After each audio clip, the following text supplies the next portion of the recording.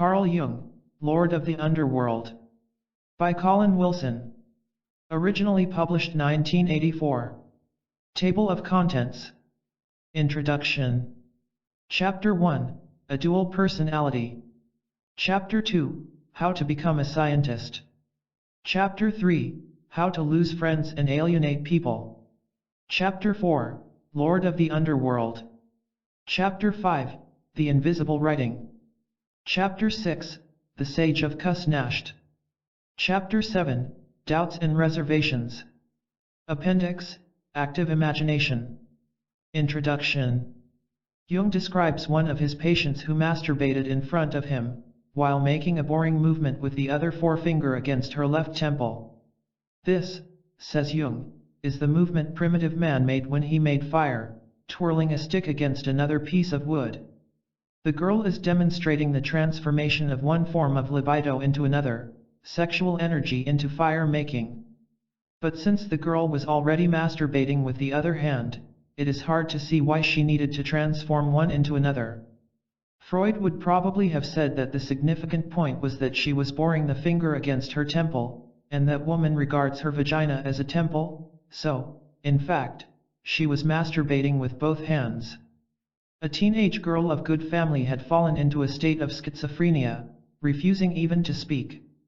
When Jung finally coaxed her into speaking, he discovered that she lived constantly in a fantasy that she was on the moon. It was her task to protect the moon people from a vampire covered in feathers, but when she tried to attack the vampire, he threw off the feathers and revealed himself as a handsome man with whom she fell in love. Jung discovered that the girl had been seduced by her brother at the age of 15, and had later been sexually assaulted by a schoolmate, presumably a lesbian. His own explanation was that incest has always been a royal prerogative, and the girl's collective unconscious knew this. So she retreated to the moon, the mythic realm, and became alienated from the real world. In 1956, his publisher Kurt Wolff persuaded him to work on his autobiography, and he began, in collaboration with Aniela Jaff, in 1957, in his 82nd year. He had always been curiously reticent about his private life, perhaps anxious that not too much should be known about his relations with women. It also made clear something he had so far been determined to keep hidden, that the scientific psychologist was a public image and, to some extent, a deliberate deception. For many readers, it was almost as startling as discovering, let us say, that an eminent moralist and family man was actually a homosexual or pedophile. Neurosis is a damaged will to live. Psychosis is the mind's attempt to compensate for the damaged will to live by providing an alternative reality. The method, of lying totally relaxed, but in a state of wide-awake vigilance, could be regarded as the simplest and most effective of all mental therapies. Jung was 68 years old when, taking his daily walk, he slipped on an icy road and broke his ankle. A few days later he suffered a severe heart attack. In hospital, he was kept alive with oxygen and camphor injections. His nurse told him later that he had been surrounded by a kind of glow that she had noticed around the dying. In this state, Jung seems to have experienced the sort of visions that have often been described by people who have hovered between life and death. The first was of the Earth seen from about 1,000 miles up in space, with the sea and the continents bathed in a blue light. He could make out the reddish-yellow desert of Arabia, and the snow-covered Himalayas. Then, nearby, he saw an immense block of stone, like a meteorite, but it had been hollowed out, like certain temples he had seen in India. Near the entrance, a Hindu sat in the lotus position. As he approached, Jung says, I had the feeling that everything was being sloughed away, everything I aimed at or wished for or thought, the whole phantasmagoria of earthly existence, fell away or was stripped from me, an extremely painful process.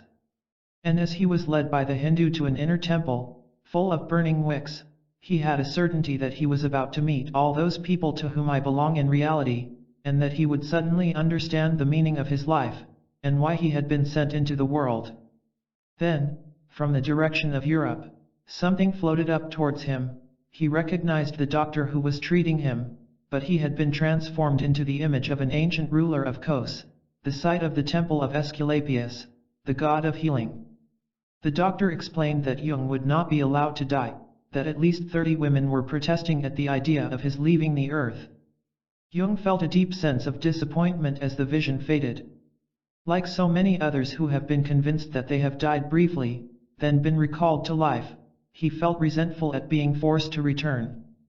Because the doctor had appeared to him in the form of an ancient king, Jung was convinced that he was going to die, in fact, that the doctor's death would be a substitute for his own. On April 4, 1944, the first day Jung was allowed to sit up in bed, the doctor took to his own bed with a fever and died shortly afterwards of septicemia. Jung was his last patient. It was a time of visions. Night after night I floated in a state of purest bliss. As morning approached he would feel, now grey morning is coming again, now comes the grey world with its boxes. And, as he became physically stronger, the visions ceased. Jung did not regard them as some form of dream or hallucination, but as insights into the basic reality. It was not a product of imagination. The visions and experiences were utterly real, there was nothing subjective about them, they all had a quality of absolute objectivity.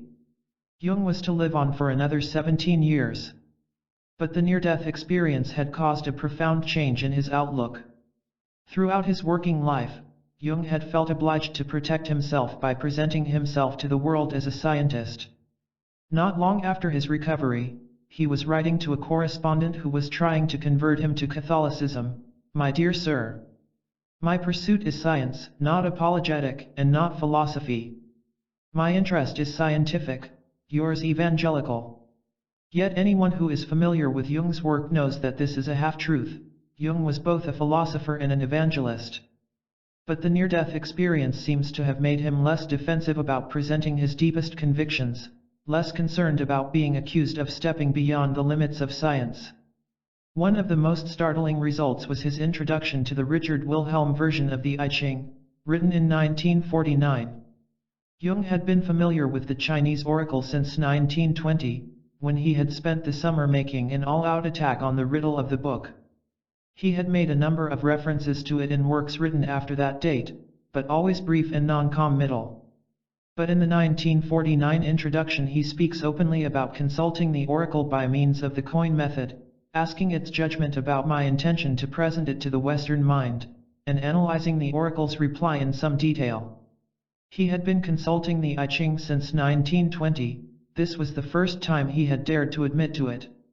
He also admits that there is no possible scientific defense for taking it seriously. Nevertheless, he is prepared to do so, and dismisses criticism with the comment, "The less one thinks about the theory of the I Ching, the more soundly one sleeps." In 1950, one of Jung's most baffling and difficult works, Ion, included chapters on the prophecies of Nostradamus and sections on Gnostic and Kabbalistic ideas that sometimes read as if they came from some 16th century treatise on magic. In the following year, at the Uranos conference, Jung delivered his paper on synchronicity, justifying astrology and the I Ching by appealing to the concept of meaningful coincidence. In an expanded version of the paper, he begins by admitting that he has now made good a promise which for many years I lacked the courage to fulfill. In 1954 came Jung's most deeply personal book, Answer to Job, his own highly controversial attempt to justify the ways of God to man. The scientist had at last ceased to pretend that he was neither a philosopher nor an evangelist. And yet the result was not denunciation by colleagues or the accusation that he was becoming senile. It was the kind of acclaim that he had never experienced in the years when he felt he was doing his most important work. Jung suddenly became the guru of the Western world, a universal oracle who was bracketed with Gandhi and Albert Schweitzer. He was probably more responsible than anyone for the surge of interest in occultism, in the paranormal and Eastern religious disciplines, that began soon after his death in 1961. The title of one of the most popular encyclopedias of this period, Man, Myth, and Magic, might have been taken from one of Jung's own works. Now, in retrospect, we can see that Jung was never the scientist he wanted to be taken for, and that this makes no difference to his greatness. One of his biographers, the psychologist Anthony Storr, writes, "It is easy to lose patience with Jung. More especially, I find it difficult to sympathize with his preoccupation with the occult, with his views on synchronicity, and with the ghosts and poltergeists which throng his autobiography. Storr wants to see Jung purely as a scientist, as Freud's greatest successor. But it is a hopeless task. For we have to recognize that, from the very beginning, Jung was obsessed with the occult.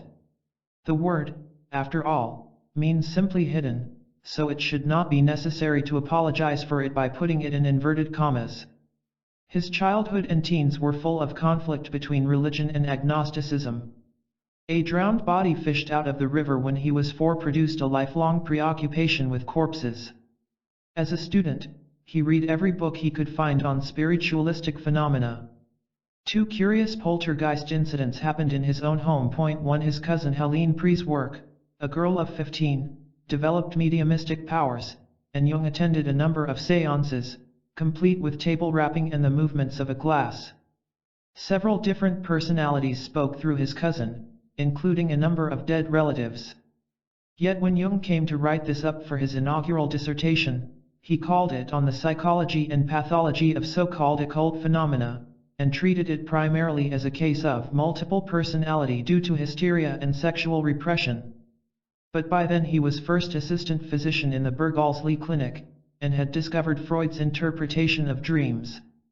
What emerges very clearly from the early chapters of Jung's autobiography, Memories, Dreams, Reflections, is that he was an introverted romantic who dreamed of beautiful girls and heroic actions, and that his interest in spiritualism was an attempt to find a mode of intensity that could displace the boredom and triviality of everyday life. It arouses echoes of the young W.B. Yeats, who also attended séances and became a member of the Magical Order of the Golden Dawn and a disciple of Madame Blavatsky. And the parallel with Yeats makes us aware of the more general problem of the romantic in a world apparently designed for realists. Yeats turned to a dream world of ancient Ireland, of fairies, heroes, and supernatural beings. But in a poem of old age, The Circus Animal's Desertion, he is cynical about this substitute reality. He asks where these masterful images had their origin, and replies, in a mound of refuse or the sweepings of the street. He sees his imagination as a kind of ladder that he climbs to escape reality, and concludes, now that my ladder's gone, I must lie down where all the ladders start, in the foul rag and bone shop of the heart. These are perhaps the most profoundly pessimistic lines ever written by a major poet.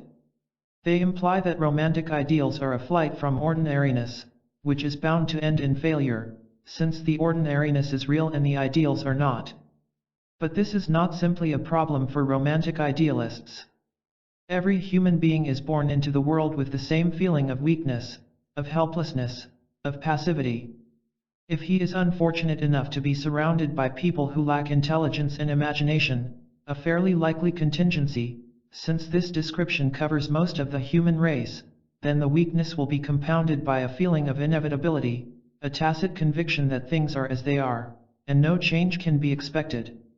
Yeats's reaction to this situation was to turn inward, into a world of fantasy. Like all poets, he wanted to shatter the world to pieces and rebuild it nearer to the heart's desire. Since this was impossible, he concentrated on creating his own vision of a land of heart's desire in poetry and drama. But he saw this vision as a mere escape from a world he detested, hence the comment about the foul rag and bone shop of the heart. Jung, starting from a very similar background, was luckier than Yeats. He also looked for an alternative to ordinariness in the world of the occult and paranormal. But at this point he became fascinated by the equally strange, Gothic world of mental illness. He explains in his autobiography that this happened quite suddenly when he opened Krafft Ebing's textbook of psychiatry, with its introductory comment that it is probably due to the peculiarity of the subject and its incomplete state of development that psychiatric textbooks are stamped with a more or less subjective character, and when he read, a few lines further on, that psychoses are diseases of the personality, his heart began to pound, and he had to stand up to draw a deep breath.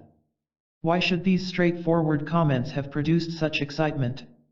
First of all, the admission that psychiatry is subjective because it is undeveloped, an indication that it would have the room for the subjective approach of a romantic idealist, and that therefore he could take his place among its pioneers.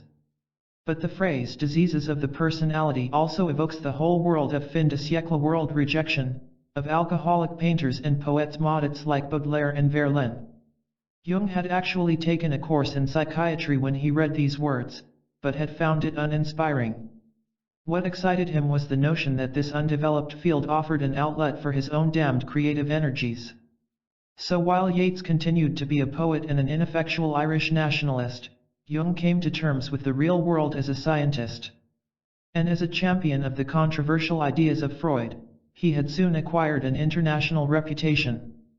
This might be regarded as a volte-face, the poacher turning gamekeeper because it provides more security.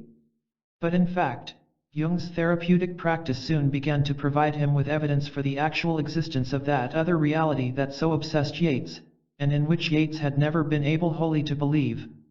When a patient committed suicide by blowing out his brains, Jung awoke in the middle of the night with a dull pain as if a bullet had entered his forehead. During an argument with Freud about occultism, Jung produced poltergeist effects, loud explosions in a bookcase. A Dream of 1909 convinced Jung of the existence of the collective unconscious, some common foundation of all human psychic experience. In 1910, he began to accumulate evidence that this collective unconscious contains certain basic magical and religious symbols, and that there are archaic psychic components which have entered the individual psyche. The break with Freud was followed by a period of mental upheaval in which he found he could descend, while wide awake, into his own unconscious mind, and converse with beings he met there as if they were real people. One day when he asked himself, "Is this really science I am doing?" a woman's voice from inside himself answered, "No, it is art." As a result, Jung became convinced of the existence of the alternative sub-personality, the anima, or, in women, animus. For the rest of his life he continued to have experiences, like the vision of the earth, followed by the death of his doctor, that convinced him that there is another level of reality beyond the merely physical. In the final chapter of his autobiography he writes, "The validity of such terms as mana, daimon, or God can be neither disproved nor affirmed. We can, however, establish that the sense of strangeness connected with the experience of something objective, apparently outside the psyche, is indeed authentic." In that sense, he was luckier than Yeats, who could never quite bring himself to believe that man's visions and dreams are more than an attempt to escape the dreariness of physical reality. Yet for most of his life, Jung preferred to remain silent about these convictions. Was this cowardice? He himself would have said it was simply a determination to maintain a healthy scientific skepticism. Nevertheless, the results of this skepticism could at times look very like dishonesty. In 1919, he published in the Proceedings of the Society for Psychical Research a paper entitled "The Psychological Foundation of Belief in Spirits," in which spirits are explained as projections of the unconscious mind. In the summer of the following year, Jung rented a weekend cottage near London that proved to be haunted. There were knockings, dripping noises, and unpleasant smells. A large animal seemed to be rushing around the bedroom. One night, as a storm of blows rained on the walls, Jung opened his eyes to see half a head, of an old woman, on the pillow beside him. A colleague who had rented the cottage was skeptical about the haunting, but left hurriedly after spending a sleepless night with footsteps walking around him. The cottage finally had to be pulled down as unsaleable. So by 1920, Jung knew that ghosts cannot be explained as manifestations of the unconscious. In 1948, he wrote a postscript to his article on belief in spirits, admitting that his earlier views were inadequate, yet stating that he could not answer the question of whether spirits really exist as independent entities because I am not in a position to adduce experiences that would prove it one way or the other. And it was 2 more years before he finally told the story about the haunted cottage in a contribution to a book by Fanny Moser called Ghosts, Reality or Delusion. Jung found it very difficult to relax the stance of the hard-headed scientist and state his convictions openly. But at least he decided to do so at precisely the right moment. By the 1950s, the new generation felt a need to break away from the obsessive political preoccupations of the past 2 decades. In America, the Beat generation talked about freedom and Zen and the need to drop out. In England, angry young men expressed the same spirit of individual protest. Aldous Huxley's Doors of Perception advocated the use of psychedelic drugs to expand consciousness.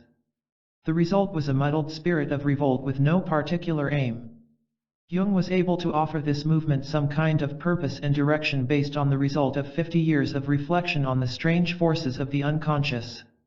Although he himself strenuously denied that he should be regarded as a prophet or a preacher, he was, in fact, providing something very like a system of religious beliefs. While fashionable theologians talked about the death of God, Jung was asserting that the collective unconscious provides us with evidence of another order of reality. Bertrand Russell had written in 1918, "I must, before I die, find some way to say the essential thing that is in me, that I have never said yet, a thing that is not love or hate or pity or scorn, but the very breath of life, fierce and coming from far away, bringing into human life the vastness and fearful passionless force of non-human things." This is a statement of the essence of religious belief, the conviction that there is something far bigger than human beings, and that man is capable of opening himself to this greater force. But Russell said this in a private letter, and kept it out of his books on philosophy and education. Jung stated a similar conviction again and again in the last years of his life. We know that something unknown, alien, does come our way, just as we know that we do not ourselves make a dream or an inspiration. It was this powerful conviction of the strangeness of the universe, and the immense complexity of the collective unconscious, that lent his work the inspirational force that turned him, in the last decade of his life, into the sage of Kusnacht. Jung had a lifelong admiration for Goethe, of whom he believed himself a descendant, and in his creative development he seems to have been as fortunate as Goethe, the early acclaim, the slow leisurely development under propitious circumstances, the final rich harvest of insights in old age. Yet there is another aspect of Jung that can be traced throughout his life, a curious passion for obscurity, for ambiguity. He was known as a brilliant conversationalist and a fine spontaneous lecturer. This can be seen in lectures like the Vision Seminars. Yet the style of his books is Germanic and obscure, as if he is afraid to submit his meaning to easy scrutiny. When, shortly before his death, he was approached by a British publisher with a suggestion for a book on his ideas for the general reader, Jung refused flatly, explaining that he had always been distrustful of this idea of popularization. A dream changed his mind, and the result was Man and His Symbols, but the reluctance seems to have sprung from the same source as his unwillingness to talk about his occultism before the late 1940s. The explanation may be that, while Jung's life work was an attempt to establish the existence of another order of reality, his scientific training made him long for a concrete foundation on which to base his convictions. And he was never quite satisfied with the foundation. The near-death experience convinced him that it had to be now or never, but he never seems to have been quite happy with his new exposed position. He became subject to a kind of depression, writing to Lawrence van der Post, "I am an increasingly lonely old man writing for other lonely men." And in the last paragraph of his autobiography he states, "It seems to me that the alienation which has so long separated me from the world has become transferred to my own inner world, and has revealed to me an unexpected unfamiliarity with myself." An unexpected unfamiliarity with myself. The phrase is highly revealing. Socrates' "Know thyself" could be regarded as the guiding principle of Jung's life work. As a psychoanalyst, his aim was to become familiar with the unknown corners of his being. He certainly struck other people as a man who was at peace with himself because he had achieved self-knowledge. Yet the attempt, in those later years, to crystallize his deepest convictions only seemed to crack the foundations he had taken so much trouble to reinforce. He had spent his life trying to be a scientist, the man whose role, according to T.H. Huxley, is to sit down before fact like a little child, and to follow humbly wherever she leads. When Jung expressed his belief that the I Ching should be taken seriously, he was following this precept, and stating what he saw as a fact. But one of the main difficulties of the world of the paranormal is that once an investigator has expressed cautious acceptance of any one aspect of it, he finds it almost impossible to stay within his chosen limits. New facts keep presenting themselves, and as he keeps on stretching his theory to accommodate them, he realizes that the theory is finally going to explode like an overblown balloon. Jung was in the same position once he had committed himself to the idea of synchronicity. Synchronicity is meaningful coincidence, and it either implies that powers outside us are organizing coincidences to draw our attention to new facts, or that the unconscious mind itself can somehow influence matter. Jung wrote, either there are physical processes which cause psychic happenings, or there is a pre-existent psyche which organizes matter. The same theory is implied in his earlier notion of exteriorization phenomena, like the explosions he caused in Freud's bookcase when they were arguing about occultism. But if the mind can somehow organize events, then why are we living in a world that is obviously so far from the heart's desire?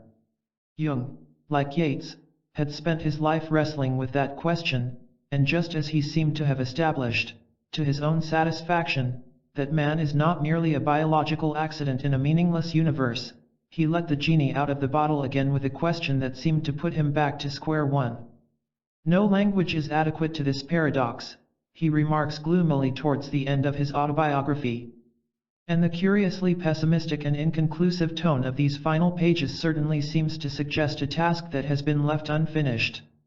But then, a man's biography may provide answers that he himself would have been incapable of formulating. Chapter 1, A Dual Personality. As a young man, Jung struck people as breezy and full of self-confidence. Others found him aggressive, tactless, and domineering. Ideas flowed from him in an endless stream, and he had a range of laughs varying from an infectious chuckle to a Homeric boom. He was undoubtedly what zoologists call an alpha, a highly dominant individual. This represented a remarkable feat of self-transformation, for as a child he was shy, nervous, and introverted. One school friend who met him at about the age of 4 remembered the meeting because I had never come across such an asocial monster before. Jung suffered from nervous eczema and was accident-prone. On one occasion he had to have several stitches in a cut on his scalp. He also fell downstairs, and almost slipped from a bridge into the Rhine Falls, being snatched back just in time by a maid. These things, he wrote, point to an unconscious suicidal urge, or, it may be, to a fatal resistance to life in this world. Carl Gustav Jung was born on July 26, 1875 at Keswil, a village on the shores of Lake Constance. Most boys tend to model themselves on their fathers, and it was Jung's misfortune that his father, the Rev. Paul Jung, was a nonentity, an undistinguished clergyman who suffered from religious doubts, quarreled with his wife, and never lived up to his early promise as a brilliant linguist. Dominance seems to have skipped a generation, for Jung's grandfather, after whom he was named, was a famous man in the city of Basel, a successful doctor, a prominent Freemason, and rector of the university. There was a family legend that he was the illegitimate grandson of Goethe. Jung never had a chance to model himself on his grandfather, who died 11 years before he was born. Jung's mother, née Emily Prieswork, seems to have been an altogether stronger character. Daughter of a professor of Hebrew, she is described by one source as fat, ugly, authoritarian, and haughty. Even her son said she was down-to-earth and commonplace. When he was 3, she seems to have had some kind of mental breakdown, probably due to marital difficulties, and was hospitalized for several months. The child felt deserted. This was the period he developed nervous eczema, and said that from then on he always felt mistrustful when the word love was uttered. Woman seemed basically unreliable. His father was reliable, but ineffectual. It was not an ideal background for the development of self-confidence. It became even worse when he was sent to school in Basel, at the age of 11. Among well-dressed boys who spent their holidays in the Alps or by the sea, he became aware of his family's poverty, and began to feel sorry for his father, hardly an attitude to increase his own self-confidence. He hated mathematics and found divinity classes unspeakably dull. At some point, he was the victim of a sexual assault by a man he worshipped, an episode he later confessed to Freud, but without adding any further details. He continued to be accident-prone, and there were attempts to bully him by the other boys. Fortunately, he was becoming big and strong. The most significant event of his early life occurred when he was 12. In the cathedral square, a boy shoved him so violently that he fell and struck his head on the pavement, becoming momentarily unconscious. He lay there longer than necessary to worry his assailant, and the thought flashed through his head, now I shan't have to go to school anymore. People picked him up and took him to a house nearby where 2 aunts lived. The accident reinforced his self-pity. He began having fainting spells, and was allowed to stay away from school for 6 months. His parents worried and consulted doctors. The boy was sent off to relatives in Winterthur, where he intensely enjoyed hanging around the railway station. It was suggested that he was suffering from epilepsy. Back home again, he was hiding behind a shrub in the garden one day when he heard a visitor ask after his health. His father replied, "It's a sad business, they think it may be epilepsy. It would be dreadful if it were incurable. I have lost what little I had, and what will become of the boy if he cannot earn his own living?" The words deeply disturbed Jung. Pity for his father, self-pity, fear of poverty, all mingled together. He had wasted 6 months. He hurried off to his father's study, took out his Latin grammar, and began to work. After a short time he had a fainting fit and fell off the chair. He refused to stop working. Soon another attack came. He refused to give up and went on studying. After an hour, he experienced a third fainting fit. Still he pressed on grimly. Then, suddenly, he felt better than he had felt since the attacks began. And then they suddenly ceased. Jung was able to go back to school. In recounting this episode in his autobiography he merely comments, "I had learned what neurosis is." But there was far more to it than that. What Jung had done, with the aid of the bang on the head, was to induce a more or less instantaneous habit. It was, in effect, a form of self-hypnosis. Just as we can induce in ourselves a prickling of the scalp when we listen to a favorite piece of music, Jung had learned to induce fainting spells when faced with stress. He had enlisted the aid of the robot that lives in the depths of the mind to help him evade the boredom and misery of school. He had chosen the route of illness and escape, the route chosen by so many of the 19th century romantics. Overhearing his father's anxious comments recalled him to a sense of responsibility. What he then did was to deliberately outface and overcome the habit. He was saying, in effect, I caused it, I can get rid of it. So at the age of 12, Jung had not merely grasped the basic mechanism of neurosis, he had recognized that it can be cured by an act of will. This could well have been the most important experience of his life. It was certainly a turning point. The experience taught Jung to have done with self-pity. I knew that the whole affair was a diabolical plot on my part. I knew, too, that it was never going to happen again. He flung himself into his studies, often working until 3 in the morning, and rising at 5. He was ashamed of what had happened, yet he could see why it had happened, because of his love of nature, his love of being alone. It had almost betrayed him into lifelong invalidism, as it had betrayed his eminent contemporary Marcel Proust. It had been a narrow escape. The reward came in the form of a semi-mystical experience.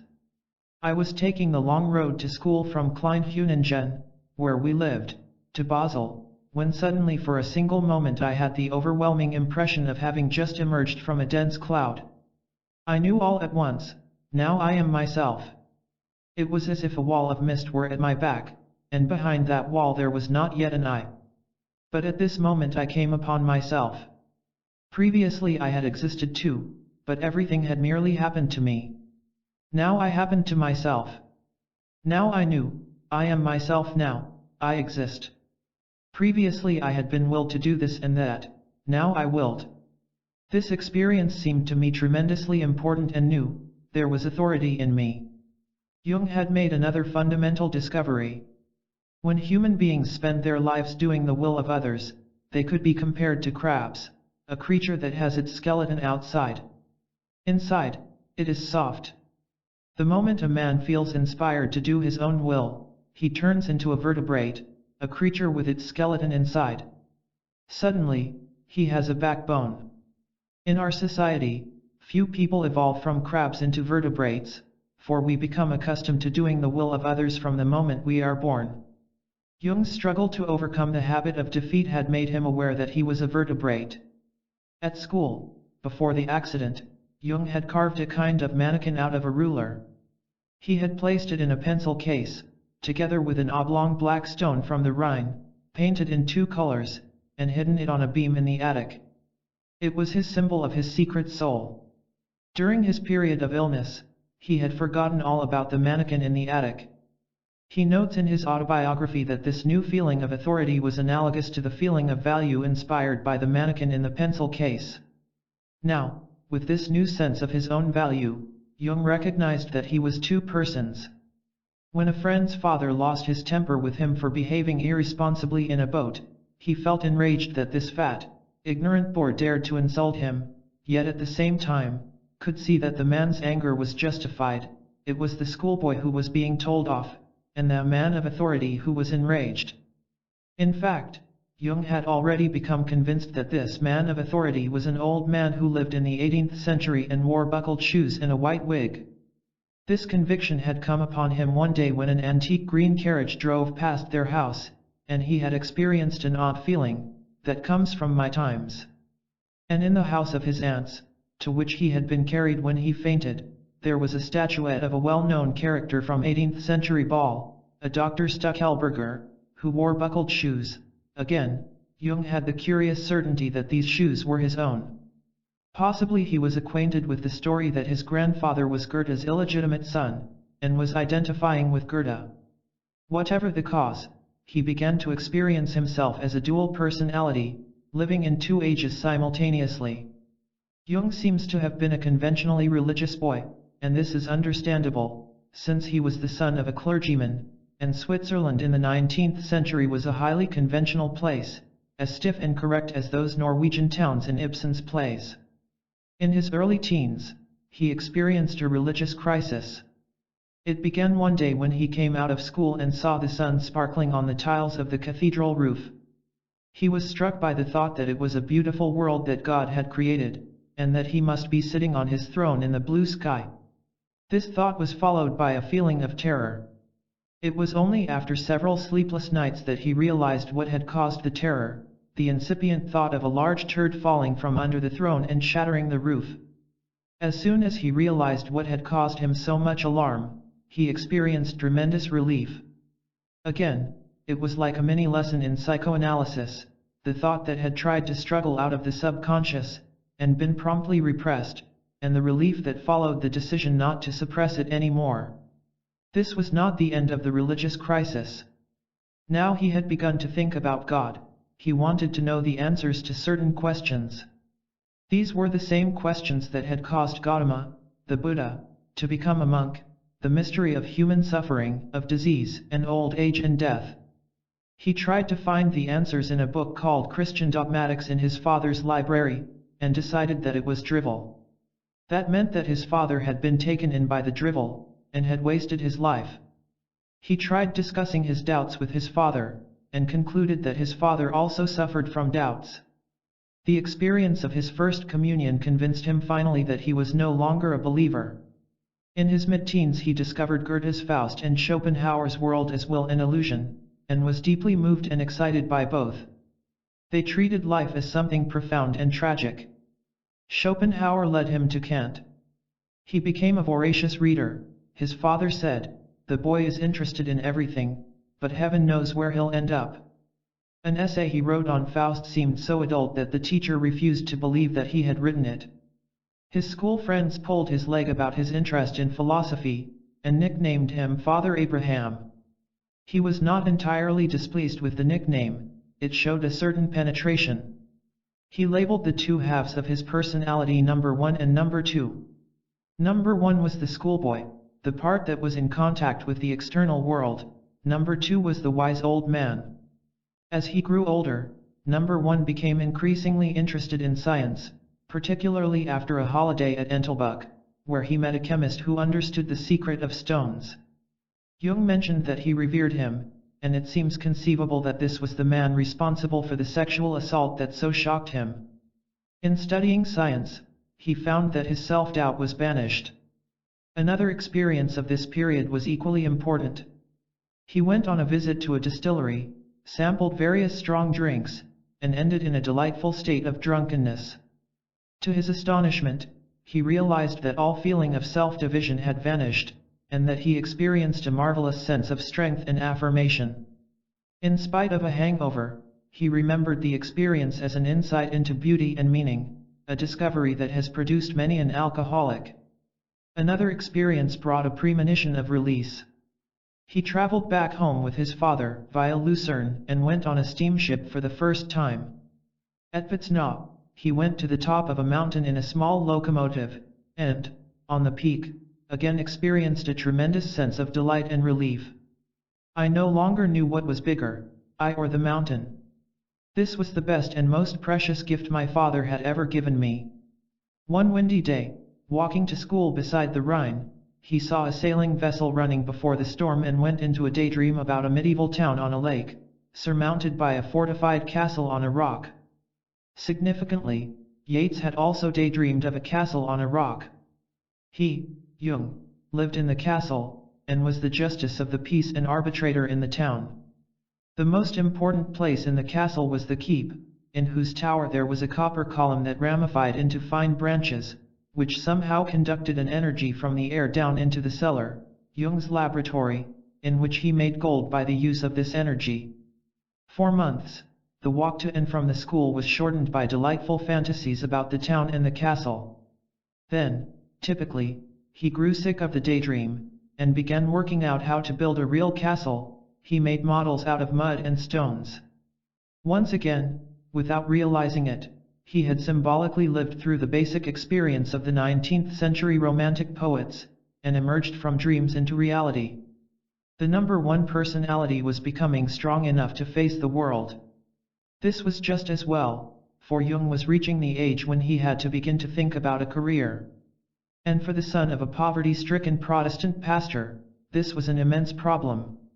He would have liked to become an archaeologist, but there was no department of archaeology in Ball.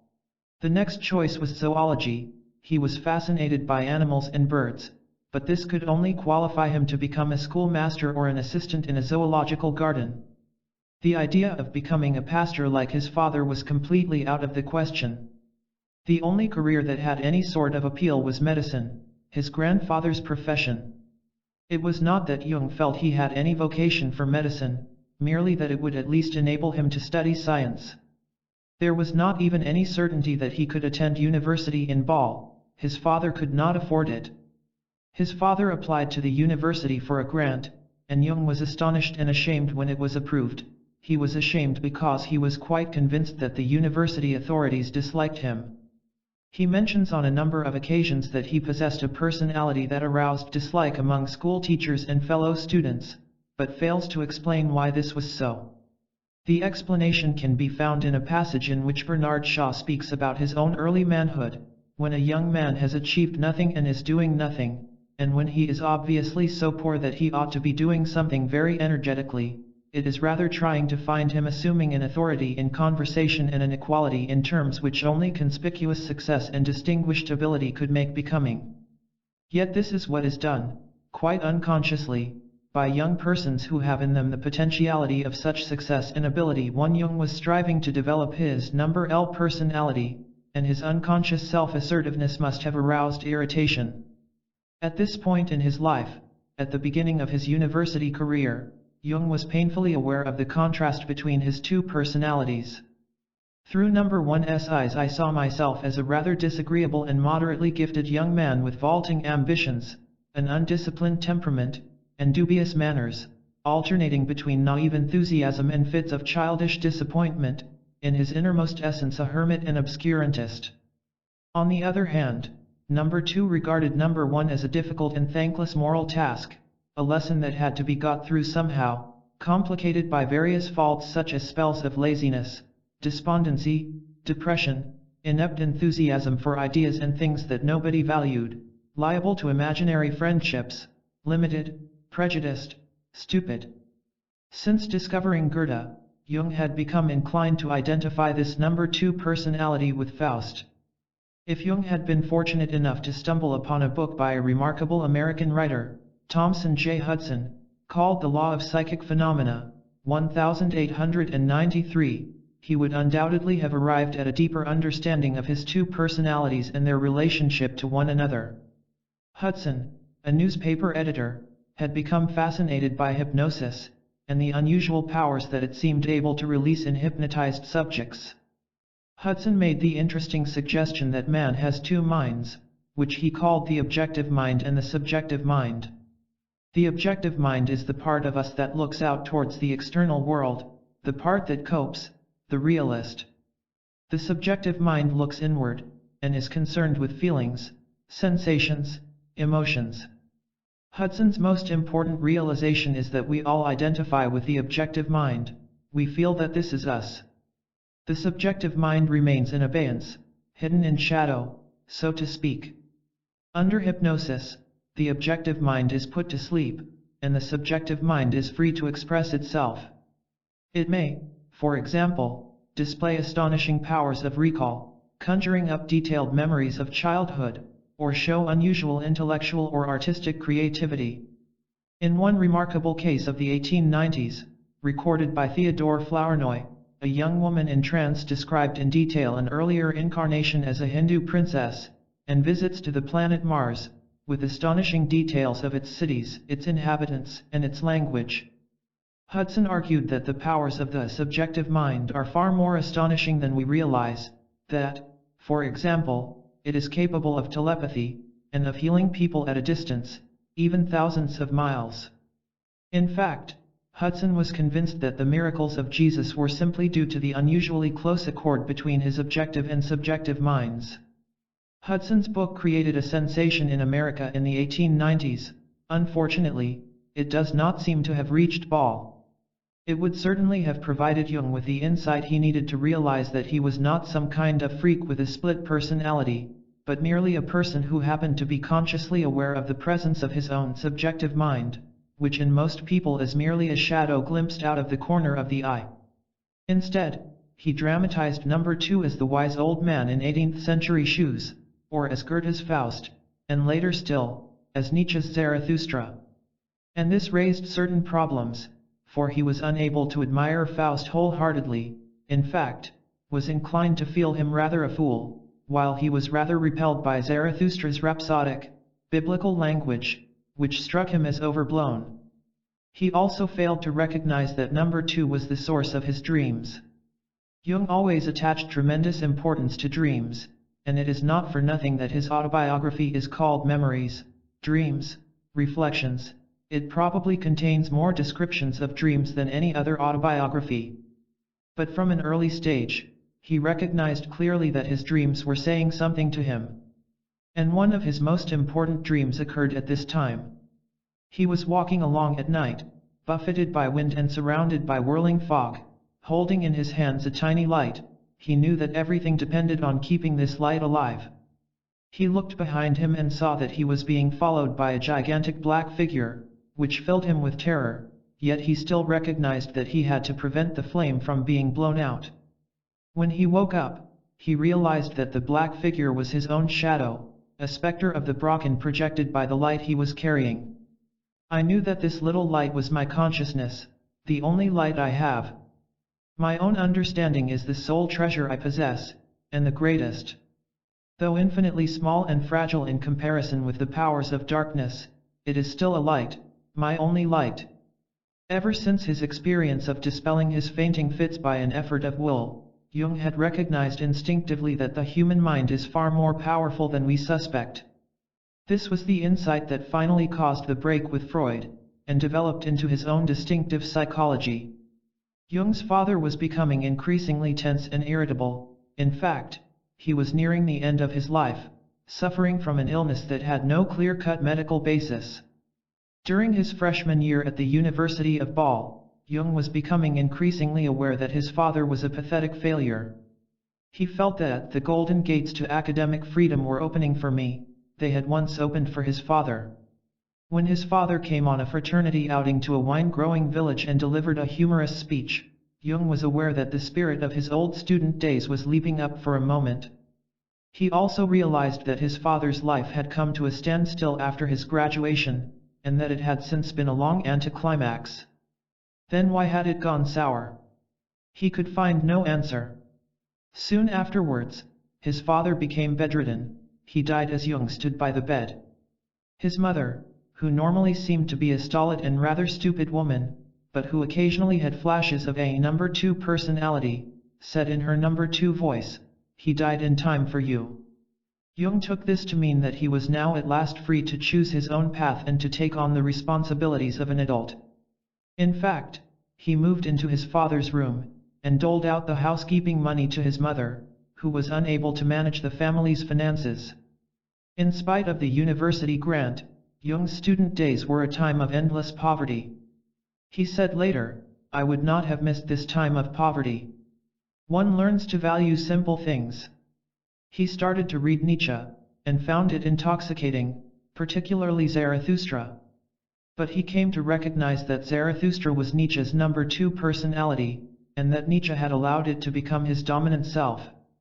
The result was the inflated language of Zarathustra, and Nietzsche's increasing manic self-assertiveness that ended in madness. Jung was apparently unaware that Nietzsche's madness was due to syphilis.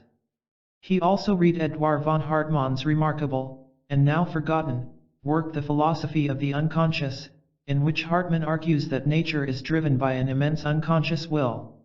Hartmann's unconscious was not the unconscious mind that was even then, in the 1890s, being discovered by Freud, but his hundreds of examples of instinctive behavior in animals and birds must have given Jung an insight into the unconscious yet purposive realm of instinct. Jung was still a typical romantic, looking for something to give his life direction and purpose. And Hartmann and Nietzsche were piling fuel on the fires of intellectual rebellion. But there was an even more important influence. In the library of the father of a classmate he came upon a small book about the beginnings of spiritualism. This had started in America in 1848, in the house of the Fox family in New York State, when strange rapping noises made them aware that the house was haunted. The 2 Fox children, Kate and Margaret, established contact with the entity through a code of raps, and were told that it was a peddler who had been murdered in the house. Human bones were later found buried in the cellar. In spite of the opposition of the church, spiritualism quickly spread across America, then to Europe. People who, like the Fox sisters, were able to go into a trance and establish contact with spirits became known as mediums. In France in the 1850s, an educationalist named Denizard Rivail discovered that 2 daughters of a friend were excellent mediums, and proceeded to address all kinds of questions to the spirits about life after death and the meaning of human existence. He published his results, under the pseudonym Allan Kardec, in a work called The Spirit's Book in 1857. It became the Bible of spiritualism, and achieved immense influence. Spiritualism quickly became a religion. In the 1880s, a group of English philosophers, led by Henry Sidgwick and Frederick Myers, decided to set up a society for the scientific investigation of ghosts, poltergeists, telepathy, and other manifestations of the paranormal. It became the Society for Psychical Research. So by the time Jung discovered spiritualism, at the age of 22, there was already a large body of serious work on psychical research, as well as innumerable volumes of unreliable anecdotes about ghosts and second sight. Jung plunged into the subject and read everything he could find. Schoolfellows to whom he spoke about it were mostly either skeptical or uninterested. But it quickly became clear to Jung that when phenomena are reported from all over the world, over thousands of years, it is absurd to dismiss them as the result of fraud or imagination. I wondered at the sureness with which they could assert that things like ghosts and table turning were impossible and therefore fraudulent, and on the other hand, at the evidently anxious nature of their defensiveness. For myself I found such possibilities extremely interesting and attractive. They added another dimension to my life.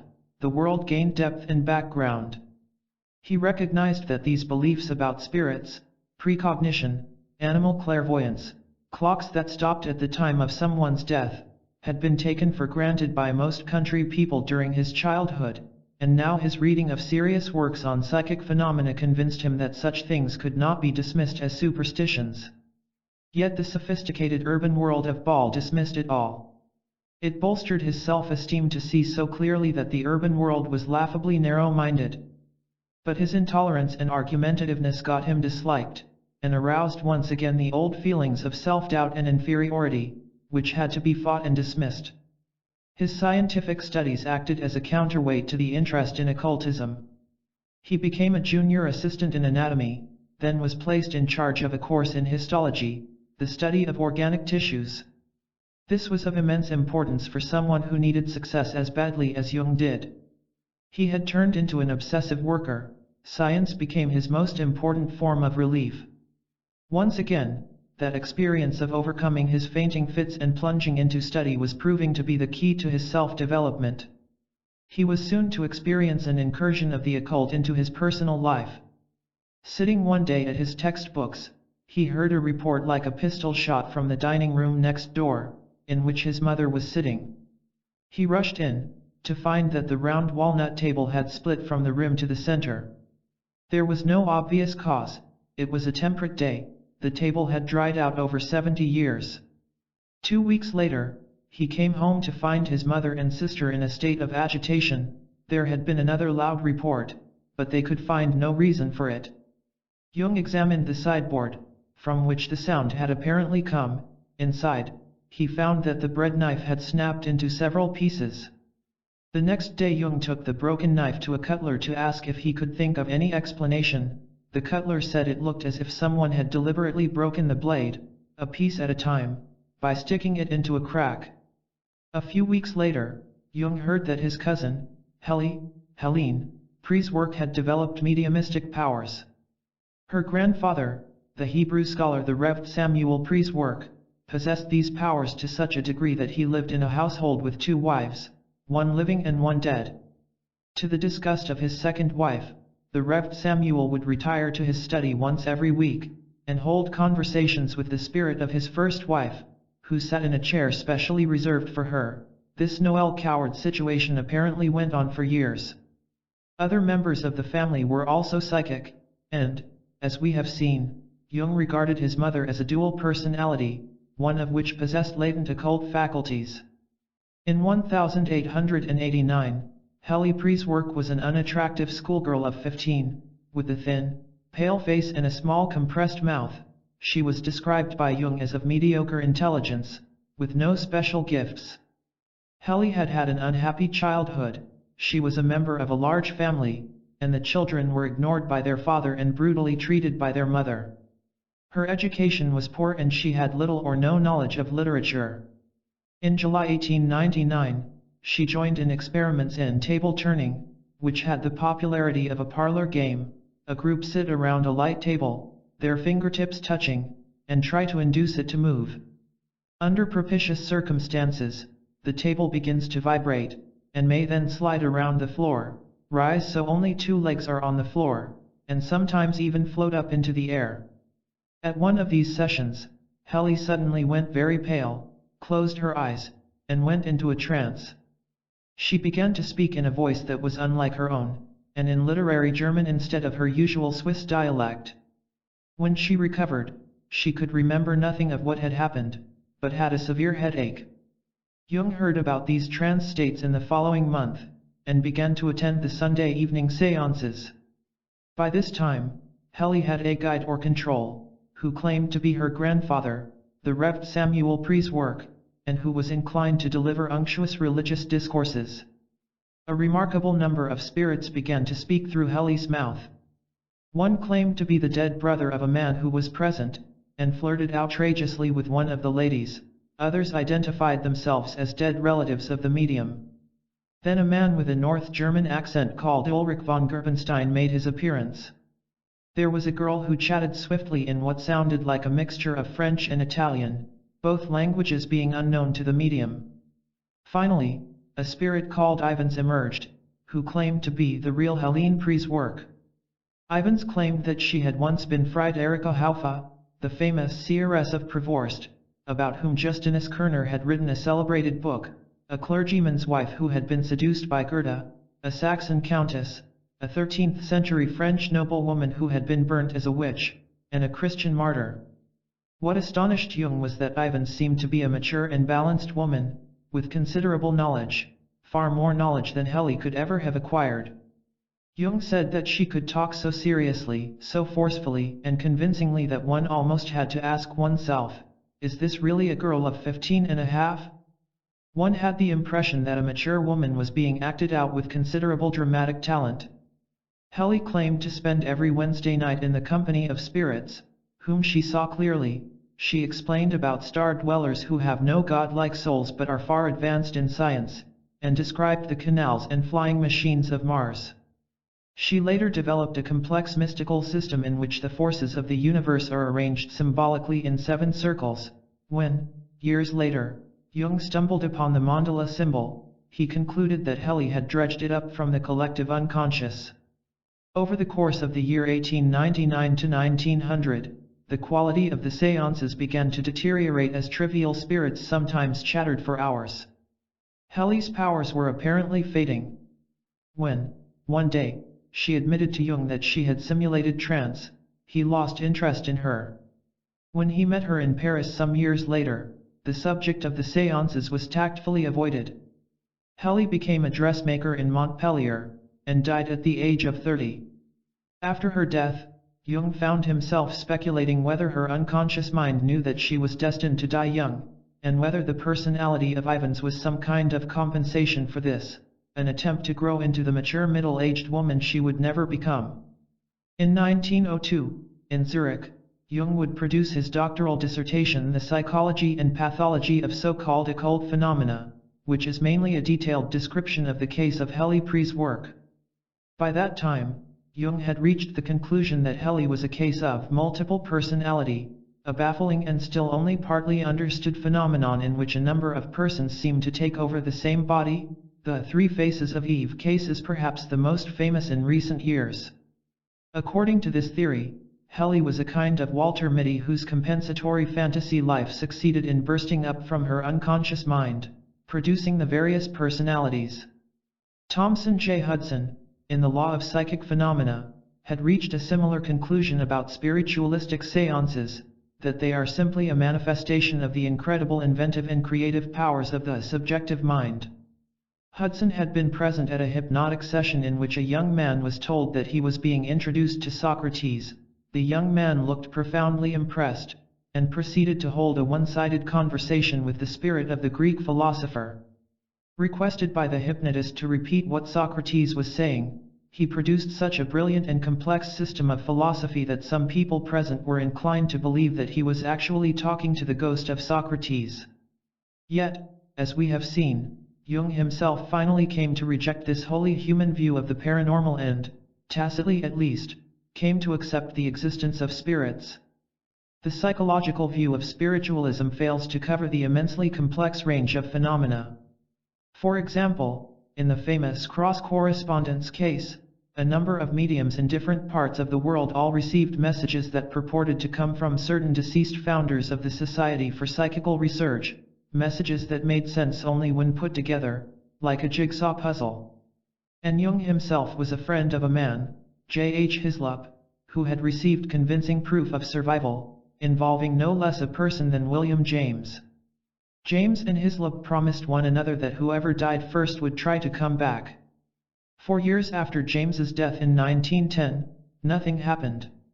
Then a letter from Ireland told Hislop that a spirit called William James had communicated by means of a planchette, and asked them to contact a certain Professor Hislop and ask him if he remembered some red pajamas. Hislop was baffled, it meant nothing to him. Then, in a flash, it came back. James and Hislop had been on a European holiday as young men, and had arrived in Paris late one night to find that their luggage had not yet arrived.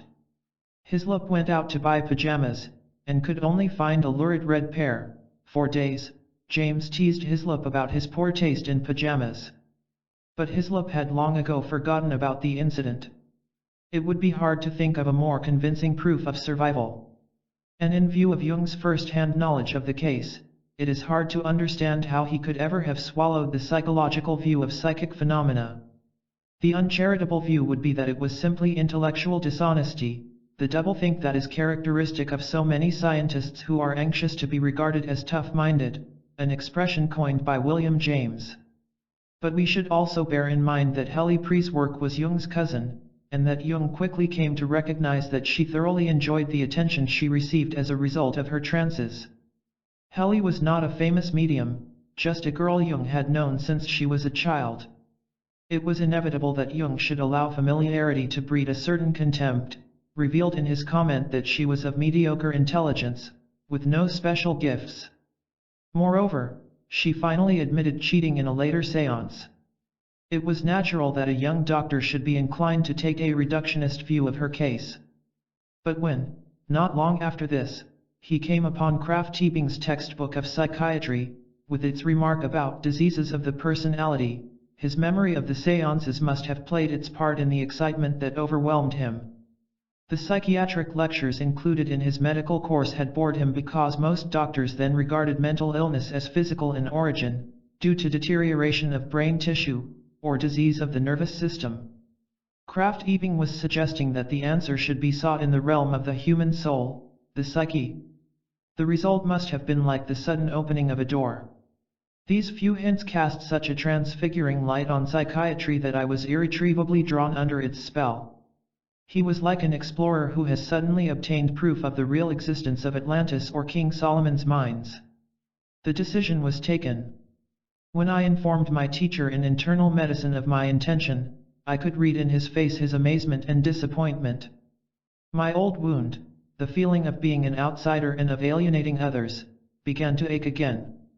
But with this path to discovery that had now opened up, he no longer cared about being an outsider. At last he had a direction. Chapter 2: How to Become a Scientist.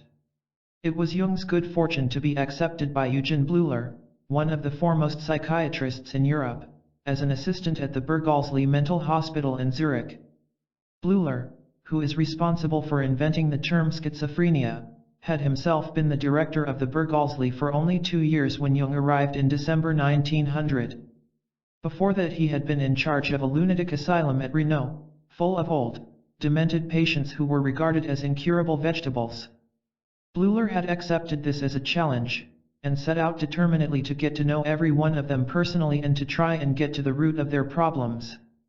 Instead of treating their delusions as incomprehensible nonsense, he tried to understand precisely how they had come about.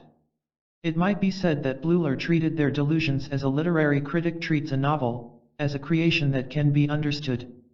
And in an age that regarded mental illness as physical in origin, a view known as organicism, this was a tremendous step forward.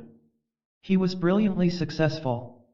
Jung described the Burghalsli as a kind of monastery. Bleuler expected from his staff the same fanatical devotion that he brought to his work. But he was no authoritarian, his attitude was more like that of a kindly elder brother. Jung was embarrassed, when he arrived, that Bleuler insisted on carrying his case up to his room. Alcohol was not permitted, food was plentiful but plain. Jung had to rise at 6:30 and make his rounds before a general staff meeting at 8:30. The hospital doors were closed at 10 p.m., and only senior residents were allowed keys. But it was precisely what Jung needed. He had at last found something that could absorb his total enthusiasm. For him, the mental world of the patients was an endless series of fascinating puzzles. His dedication was so much greater than that of most of his colleagues that he felt an understandable sense of superiority. After about a week he began spending most of his time alone, and within 6 months had read the 50 volumes of the Journal of Psychiatry, Allgemeine Zeitschrift für Psychiatrie, from beginning to end. Being surrounded by mental illness seems to have aroused the kind of morbid enthusiasm that a child feels for violence. I wanted to know how the human mind reacted to the sight of its own destruction, for psychiatry seemed to me an articulate expression of that biological reaction which seizes upon the so-called healthy mind in the presence of mental illness. Writing about this period later, Jung showed a curious lack of generosity towards Bleuler. He states that what dominated his interest was the question, what actually takes place inside the mentally ill, and then adds the incredible statement, nor had any of my colleagues concerned themselves with such problems.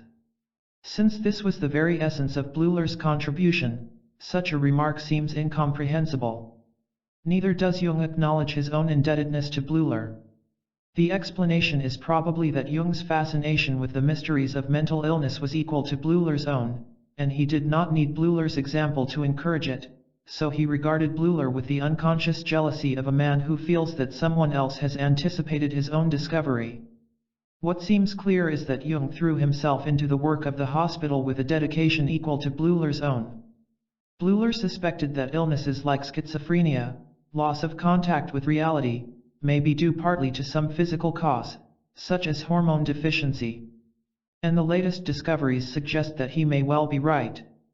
But his real contribution was to recognize that illness is basically a question of the patient's own will, or lack of it. In that case, the main problem was to stimulate the patient into using his will, instead of remaining a leaden, passive weight.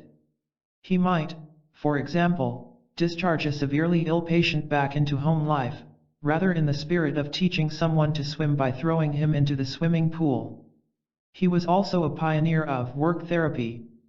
Jung gives an example of the kind of case that fascinated him. One of his female patients was suffering from acute depression.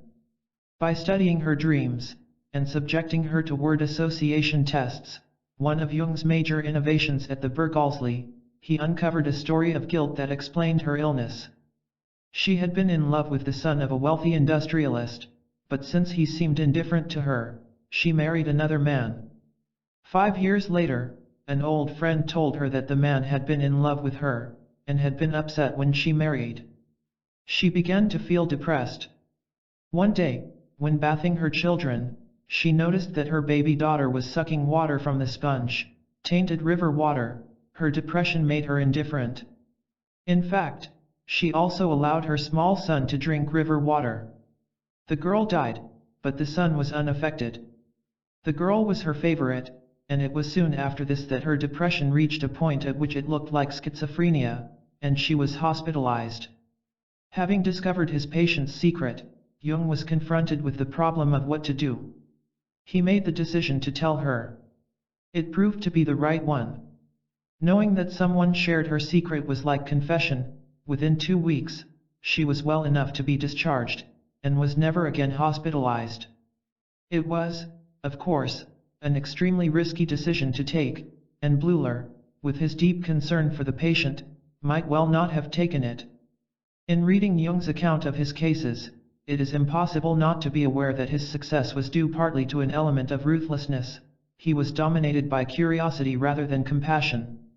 This same ruthlessness can be seen in a later case, involving the governor of the Bank of England, Sir Montague Norman, who began suffering from manic depression which, in its manic phase, amounted to delusions of grandeur.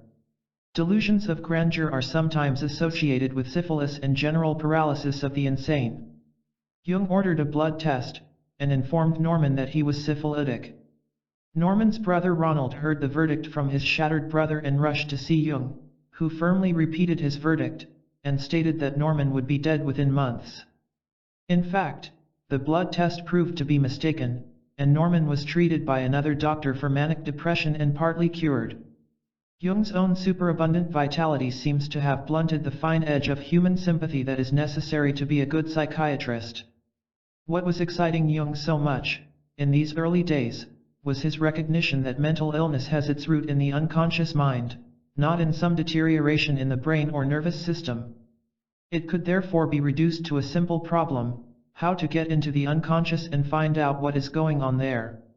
At that time, the most useful method was the word association test invented by Sir Francis Galton and refined by Wundt. When it was discovered that reaction time was longer when the word had unpleasant associations, the psychiatrist suddenly had a clue to the patient's repressions. Now, one of Bleuler's most important insights was that schizophrenia involved a loosening of the patient's mental associations. Consciousness, after all, is a matter of associations. If a cow looks at an umbrella, it means nothing to it because an umbrella has no associations for a cow. For a human being it has dozens. Our minds are a web of associations. When a person lets go, like the mother who let her child suck dirty water, it is the associations that are being let go of. So when Bleuler recognized that the word association test can provide a key to mental illness, he had taken a practical step to understanding the geography of consciousness.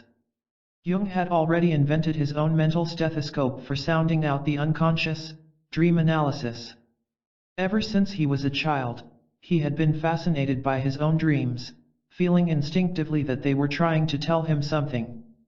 Now, using dream analysis in conjunction with the word association test, he realized that he had the key to many mysteries of the mind. He had become, so to speak, a psychiatric Sherlock Holmes. Sometimes, even his own dreams helped him to solve a case. He was consulted by a pretty young Jewess with a severe anxiety neurosis. On the previous night, he had dreamed of a young girl whose problem was a father fixation. As the young Jewess talked to him, and he had to admit that he was unable to gain any insight into her problem, he suddenly thought, "She is the girl of my dream." He could detect no sign of a father complex, but when he asked her about her grandfather, she closed her eyes for a moment, and Jung inferred that this was the root of the problem. Her grandfather had been a rabbi, a kind of saint who was also reputed to possess second sight. Her father turned his back on all this and abandoned the Jewish faith. Jung suddenly told the girl, "You have your neurosis because the fear of God has got into you." Later, he dreamed that he was kneeling, and presenting the girl with an umbrella, as if she was a goddess. When he told her this dream, her neurosis quickly vanished. A case like this makes the reader suspect that Jung was madder than his patient, and such a reaction is not entirely unwarranted. To begin with, Jung assumes that his first dream was telling him something about a patient he saw for the first time the next day. Next, he assumes that the grandfather is somehow the key to her neurosis. Finally, he concludes that the girl has the makings of a saint, but is somehow trapped in her own picture of herself as a pretty, superficial creature with nothing in her head but flirtations and clothes. What Jung is doing is to use his own completely irrational reactions to provide insight into a problem that defied his conscious intellect. It is conceivable that he may have been quite wrong about the cause of her neurosis, and his feeling that she had the making of a saint. But his instinct made him treat her as someone who deserved to be treated as a goddess, not as a silly little girl, and this had the effect of boosting her self-esteem and curing the problem. We must also take into account the analyst himself. Jung was a massively built, handsome young man with a commanding personality, and the sheer force of his presence, and his implied admiration, must have acted upon the girl's ego like a soothing balm. So whether or not Jung was correct about her, he had intuitively hit upon the right method of galvanizing her self-respect and her vital forces. The case should also make us somewhat cautious about Jung's whole approach to psychiatry. He wanted to treat it as an exact science, which meant finding scientific justifications for the things he did instinctively. His paper on so-called occult phenomena, about his cousin Heli, is an example. Heli has to be rammed into a mold that fits, in this case, multiple personality. But as we read the case, we become aware that her mediumship was far more complicated than the Walter Mitty fantasy to which Jung tries to reduce it, just as Sir Montague Norman's case was more complicated than syphilis. In those early days, Jung was obsessed with sounding like a paid-up member of the scientific establishment, and the result is a kind of rigidity in his mental categories, a lack of perceptiveness. It is tempting to regard his association with Pierre Janet in the winter of 1902-3 as another example of the lack of perceptiveness. Jung obtained leave of absence to spend the winter in Paris, studying under Janet, who was at the time 53 years old. Janet had caused a sensation in 1885 with a paper about a patient called Leonie, an exceptionally good hypnotic subject, and a remarkable case of multiple personality. 1 Janet could place Leonie in a state of hypnosis when she was on the other side of Le Havre, and summon her to come to his house. Such a discovery should have revolutionized psychology, but it was a little too startling to be absorbed, even by Jung. In 1902, when Jung came to Paris, Janet had developed a simple and comprehensive theory of the cause of mental illness. Like Bleuler, Janet recognized that an illness like schizophrenia is a scattering of attention, a loss of concentration. We express it precisely when we say that someone is not all there. All where? All there, where the mind should be focused. Focusing, concentration, is a mental act, and it is a function of the will just as breathing is a function of the lungs or digestion of the stomach. The definition of a healthy person is a person who is focusing and concentrating with a sense of vital purpose. Janet described this act of focusing as psychological tension. Psychological tension is the deliberate ordering of our psychological force, our energies.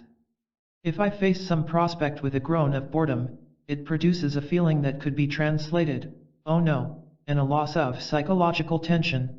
My energy seems to spread out, like a glass of water knocked over a tabletop. Conversely, the moment I become deeply interested in something, I increase my psychological tension, and the result is a sudden feeling of increased energy and vitality, psychological force. So in an important sense, I am in charge of my own vitality. I merely have to think to myself how fascinating, and concentrate, to experience an instant rise in my vital tension. But if I can command my own vitality, then what causes neurosis? It is a simple mechanism. When I have allowed the loss of psychological tension to develop, out of laziness or boredom or a sense of defeat, molehills turn into mountains, and suddenly the real enemy is not the world out there, but my own negative forces, mistrust, self-pity, self-doubt. I am like the Balinese dancer in the Danny Kaye film who manages to tie himself in knots. It is the vicious circle effect. What can rescue us from this vicious circle of defeat and weakness? Any sudden challenge or stimulus that touches our sense of reality. Neurosis is essentially a loss of contact with reality. We all possess a reality function, the ability to reach out and make contact with reality. It is obviously weaker in children than adults, because the child has had less experience of reality, and therefore finds it harder to evoke reality inside his own head, so to speak. For this is what is at issue, the ability to summon reality, like summoning the genie from the lamp, and to make it present itself inside one's own head. This explains why we all hunger for experience, and hate inactivity. We want to strengthen our reality function. So what Janet is saying is that we can strengthen our reality function, and pull ourselves out of that sticky swamp of subjectivity. When that happens, the process is reversed. Mountains turn into molehills as I realize that all problems can be solved provided I increase my psychological tension, a kind of optimistic determination. Neurosis could be compared to a sleeper who is tangled in the blankets and has a nightmare that he is in the grip of a boa constrictor. The moment he wakes up, he sighs with relief to realize that the situation was not nearly as serious as he thought. He only felt helpless because he was asleep. Now he is awake, his free will can operate. And as he summons psychological tension, that sense of optimistic determination, he realizes that he is also summoning the energy necessary to put his purposes into operation, psychological force. In short, Janet's psychology is fundamentally optimistic and non-mechanistic. And since Jung himself was full of optimism and enthusiasm in that winter of 1902, it might seem reasonable to expect that he would recognize Janet as a kindred spirit. Why did he not do so? Perhaps because Janet's ideas are so sane and optimistic. Jung was only just emerging from the dark world of German Romanticism, of Faust and Schopenhauer and Nietzsche, and he was busy counterbalancing this aspect of his personality with precise experiment that deepened his own reality function. Temperamentally speaking, he was out of sympathy with Janet's Gallic logic and clarity. Besides, during that first Paris trip, Jung's head was filled with other things besides the psychology of neurosis. He was in love with an attractive girl who was 7 years his junior, and who had just agreed to marry him. Jung says that he first saw Emma Rauschenbach, the daughter of a wealthy industrialist, when he was 21 and she was 14. She was standing at the top of a flight of stairs in a Zurich hotel, and Jung turned to his companion and said, "That girl will be my wife." Jung's love letters are still unpublished, so we lack details of the progress of the romance, but we know he accompanied her on picnics, and took her for walks by the lake. The first time he proposed to her, she turned him down, which must have been a shock to his own healthily developed ego. But by the time he left for Paris, she had accepted him, and it was probably this that was partly responsible for the mild state of intoxication that he experienced all winter. He does not seem to have been a particularly assiduous student. Janet, in any case, only lectured once a week, and spent a great deal of time wandering around and looking at the sights. Money was still short and he often dined off a bag of roast chestnuts. Then, back in Zurich, a new life began. In February 1903 he married Emma. They went on honeymoon to Lake Como. A flat was provided for the couple in the Berghalslee, immediately above Bleuler's flat. Suddenly, life was delightful, meals in his own home, enough money to entertain friends, shopping expeditions with Emma. Everyone liked her and thought Jung had made an excellent choice. To Jung, accustomed to poverty, the marriage must have seemed a foretaste of success. Jung was obsessed with work. There were more word association tests, and tests with a galvanometer attached to the skin, constituting a kind of lie detector. His papers on these subjects form a large volume of the collected works. But luck was also on his side. One day, a 58-year-old woman came on crutches to one of Jung's lectures. She was suffering from paralysis of the left leg. She began to talk about her symptoms, and Jung prepared to use her to demonstrate hypnosis to his students. To his astonishment, she went into a trance as soon as he said, "I am going to hypnotize you." And as Jung stood there, feeling rather uncomfortable, she talked volubly about her dreams. After half an hour, he tried to wake her. He only succeeded after 10 minutes. As she looked around in confusion, Jung said, "I am the doctor and everything is all right." "But I am cured," cried the woman, and threw away her crutches. Jung turned to his students and said triumphantly, "Now you see what can be done with hypnosis."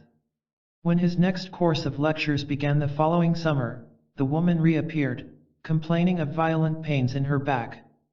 Questioning elicited the fact that the pains had started immediately after she read about Jung's lecture in a newspaper. The same story repeated itself. She fell into a trance spontaneously, and woke up cured. The woman went around Zurich talking about Jung's miracle cure, and it was because of this that he began to receive his first private patients. Further investigation of the woman's life uncovered the reasons behind the miraculous cure. She had a feeble-minded son who had a minor job in Jung's department in the hospital. She had dreamed about the future success of her only child. His mental illness was a terrible blow.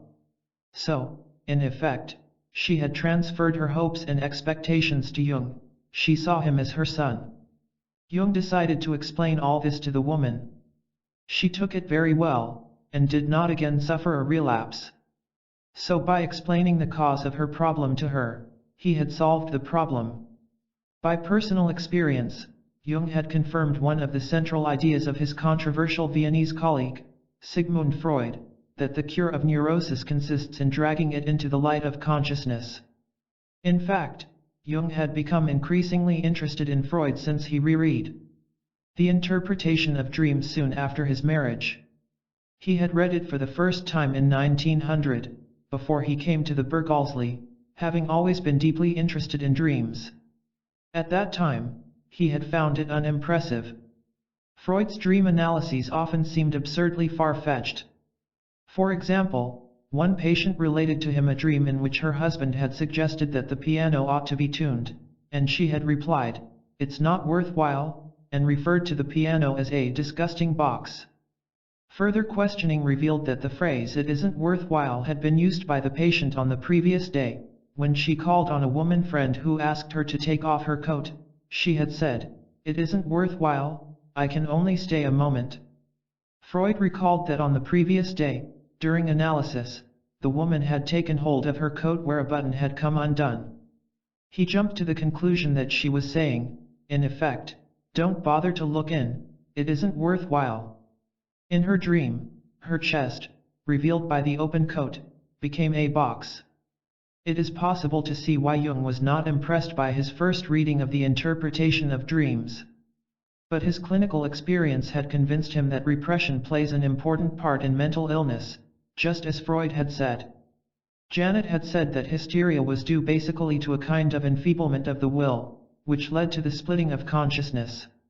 Freud had contradicted Janet, arguing that hysteria was due to the repression of some unpleasant experience or idea, as in the case of Jung's patient who had unconsciously poisoned her daughter with polluted water. Moreover, Jung had had his own early experience of the effect of repression. When, as a schoolboy, he had repressed the thought of a turd falling from God's throne onto the cathedral roof. So a second reading of the interpretation of dreams filled him with admiration for Freud's clinical insights. His chief misgiving lay in Freud's insistence that all repressions are associated with sex. This was clearly untrue. The falling turd had nothing to do with sex, it was a question of blasphemy, and the woman's poisoning of her daughter was a social rather than a sexual matter. From my practice, I was familiar with numerous cases of neurosis in which the question of sexuality played a subordinate part. But this small area of disagreement seemed trivial compared to the increasingly large areas of agreement. Jung was at the time unaware of how passionately Freud felt about his sexual theory of neurosis. Jung was now putting together his second major publication, The Psychology of Dementia Praecox. The first was his studies in word association, which appeared in 1906. And Freudian notions were playing an increasingly important part in his outlook. Dementia praecox, for which, in 1909, Bleuler invented the term schizophrenia, meant dissociation from reality, as in catatonia, where the patient stares blankly into space. It was originally thought to be a purely organic disorder, due to brain deterioration. In any case, it tended to be dismissed simply as madness, in which the patient's delusions were arbitrary and unexplainable. Jung's word association tests convinced him that this was not so, that, like hysteria, schizophrenia was due to repressions. He reached another interesting conclusion, that in schizophrenia, the ego has split up into several sub-egos, or complexes. Jung was responsible for introducing the term complex in this sense. In effect, the patient became several people, an insight that Jung had originally developed in his paper on his cousin Helle. It could be said that there was no genuine disagreement between Jung and Janet. Janet had said that schizophrenia is dissociation, a certain spreading apart of consciousness, like a raft whose ropes have begun to break, so it drifts apart. Jung himself accepted this view. But his own experience of fainting fits at the age of 12 had made him aware that there is more to it than this. The insight aided him in treating a female patient in 1906. The woman suffered from a constant feeling of exhaustion, and from hysterical hallucinations. Jung wrote, the twitching in the arm conveniently began, which then ultimately served the purpose of making it completely impossible to go to school. The patient now also admits that she could have suppressed the twitching then if she had tried. But it suited her to be ill. So Jung had added an important insight to Janet's concept of mental illness, an element that Janet himself, when Jung spoke to him about it in 1907, was inclined to underestimate. So in 1906, Jung could have been said to be poised between Freudianism and Janetism. He was cautious about being too open in his support of Freud, for Freud's insistence that all neurosis is sexual aroused a mixture of fury and derision among professional psychologists, and Jung had no desire to be tarred with the same brush. Besides, Jung felt, quite rightly, that he had discovered the repressive element in neurosis for himself, through his word association tests, without any help from Freud. And at this point, Jung's Protestant morality intervened. In writing up his association experiments, he was tempted to leave out all mention of Freud. In the case of the patient with the twitching arm, it was clear to Jung at a fairly early stage that she is trying to gratify her desire for love by falling in love with the doctor, what Freud called the transference phenomenon. He also concluded that her problem was basically due to sexual repression. But it was he, Jung, who had seen this, without help from Freud. Once, while I was in my laboratory and reflecting again upon these questions, the devil whispered to me that I would be justified in publishing the results of my experiments and my conclusions without mentioning Freud. But then I heard the voice of my second personality, if you do a thing like that it would be a piece of trickery. You cannot build your life upon a lie. And from then on, says Jung, I became an open partisan of Freud's, and fought for him. The result was that Jung wrote to Freud, sending him a copy of his Diagnostic Association Studies, the Word Association book. He must have been flattered to receive, on April 11, 1906, a letter from Freud declaring that he had already hurried out and bought the book before he heard from Jung. The letter finished, I am confident that you will often be in a position to back me up, but I shall also gladly accept correction. That sounded promising. It would be some time before Jung discovered that the one point on which Freud would never accept correction would be the one on which Jung most passionately disagreed with him. Jung's letter was a great event in Freud's life. What Jung had probably not realized when he wrote to Freud was that Freud felt himself to be totally alone and without support. At the age of 50, Freud still felt that he might succumb to ridicule and hostility, and vanish into obscurity. This support from a respectable academic psychologist arrived like manna from heaven.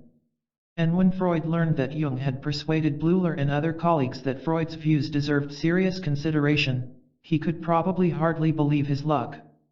It looked like a sudden and complete breakthrough. A few weeks later, at a conference at Baden-Baden, Jung had a chance to display his public adherence to Freudianism.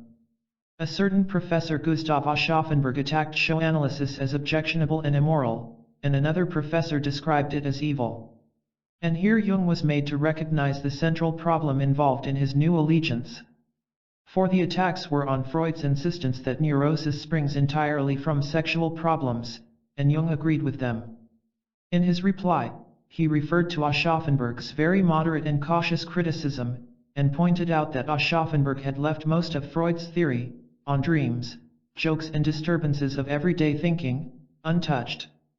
Ernest Jones, Freud's biographer, felt that Jung's reply was ineffective, but it was probably as effective as Jung wanted it to be.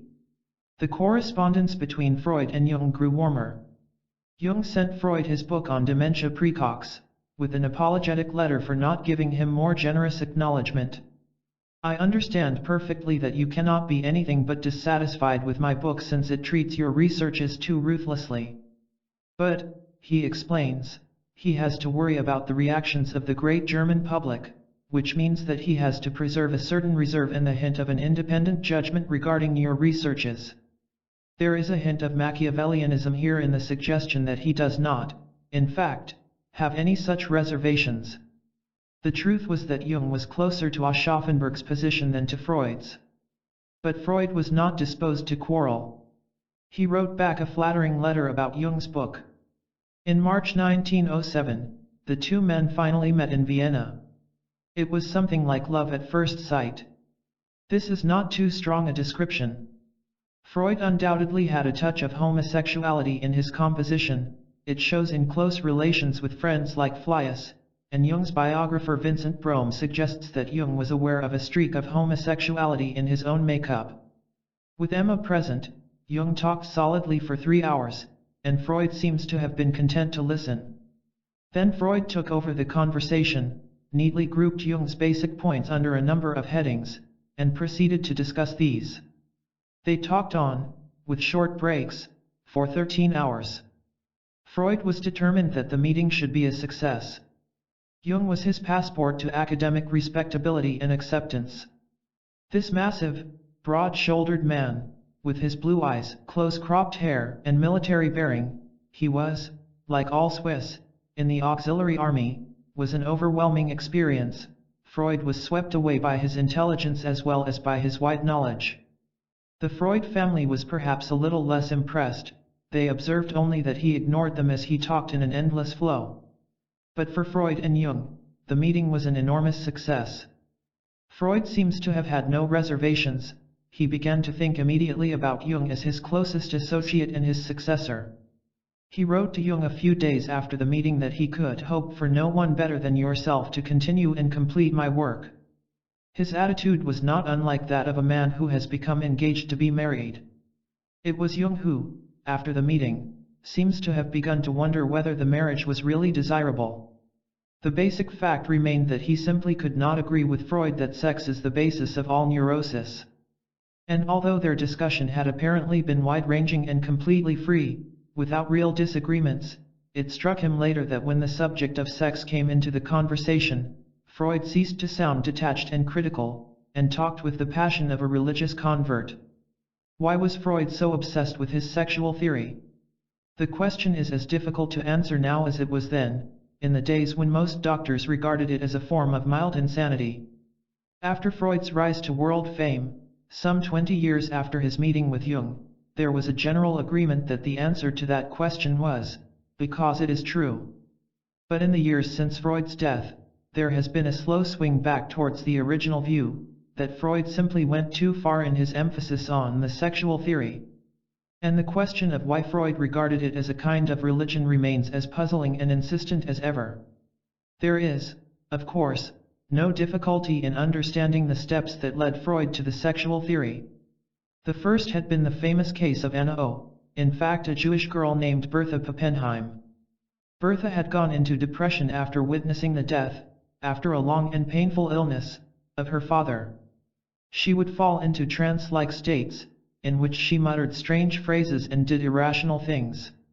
She was being treated by Freud's close colleague and mentor, Joseph Breuer, and seems to have fallen in love with him. One day, she fell into a state of hysteria and Breuer was called to see her. He was shocked to observe her lying on the bed and jerking her hips up and down as if having sexual intercourse.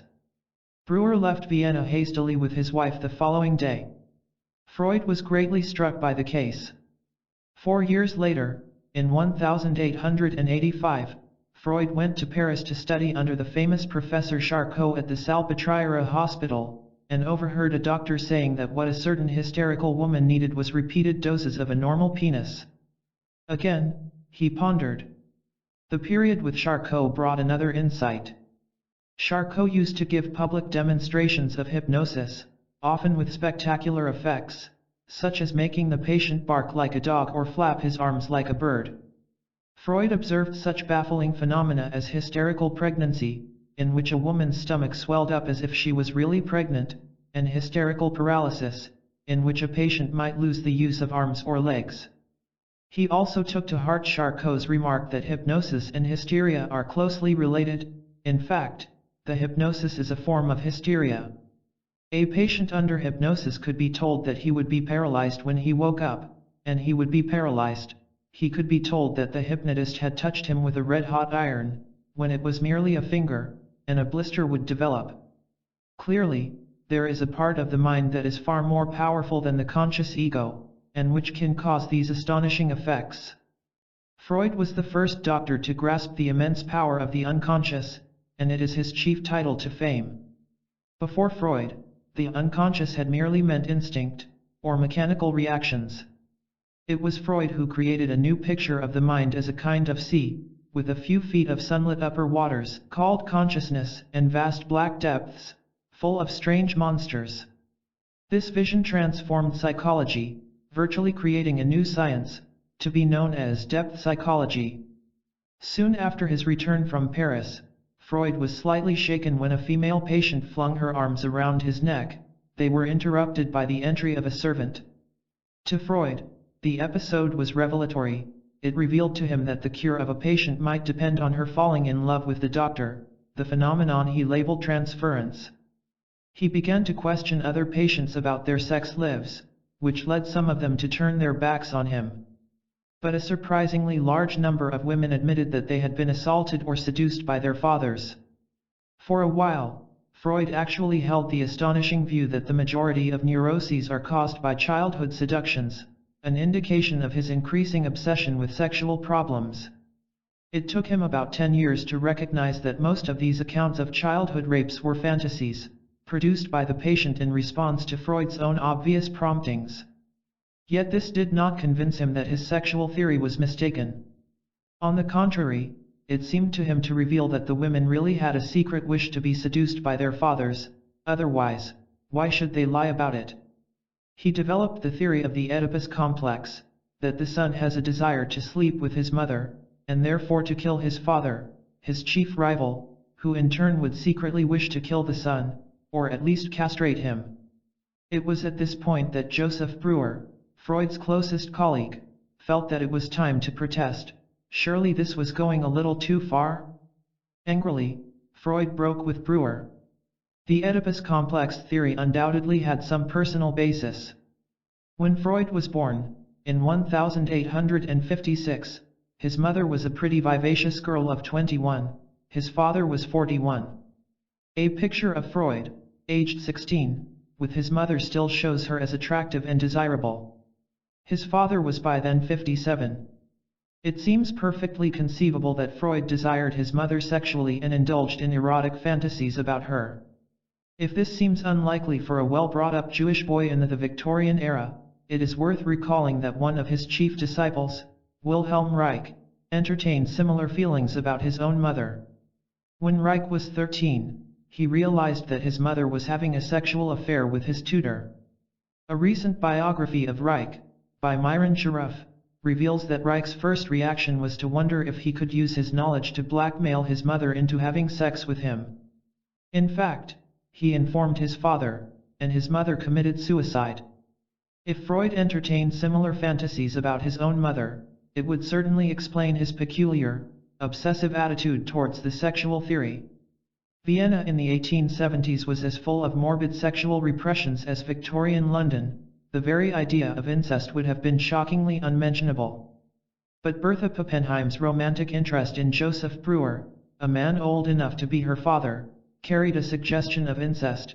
So did a dream that she had when sitting by her dying father's bedside, of a black snake wriggling onto the bed. Freud, of course, saw the snake as a penis symbol. Freud was obviously both shocked and fascinated by the confessions of his female patients that they had been seduced by their fathers, so much so that he leapt to the preposterous conclusion that this was a common cause of neurosis. This suggests a man in whom the incest theme touched very deep emotional springs, and it is hard to see why this should be so unless he himself had fantasized, actively and for a long period, about having sexual intercourse with his mother. When Jung raises Freud's sexual obsession in his autobiography, he carefully steers clear of this notion. Freud never asked himself why he was compelled to talk continually of sex, why this idea had taken such possession of him. He remained unaware that his monotony of interpretation expressed a flight from himself, or from that other side of him that might perhaps be called mystical. Which is, of course, begging the question, for the problem is why Freud should want to flee from himself. But where Freud's father is concerned, Jung is willing to be more open. He describes how, when he and Freud were on their way to America in 1909, Freud suddenly fainted as Jung talked about the peat bog corpses found in northern Germany. Afterwards, Freud accused Jung of talking about corpses because he had death wishes towards him. Jung says that he was alarmed by the intensity of Freud's fantasies.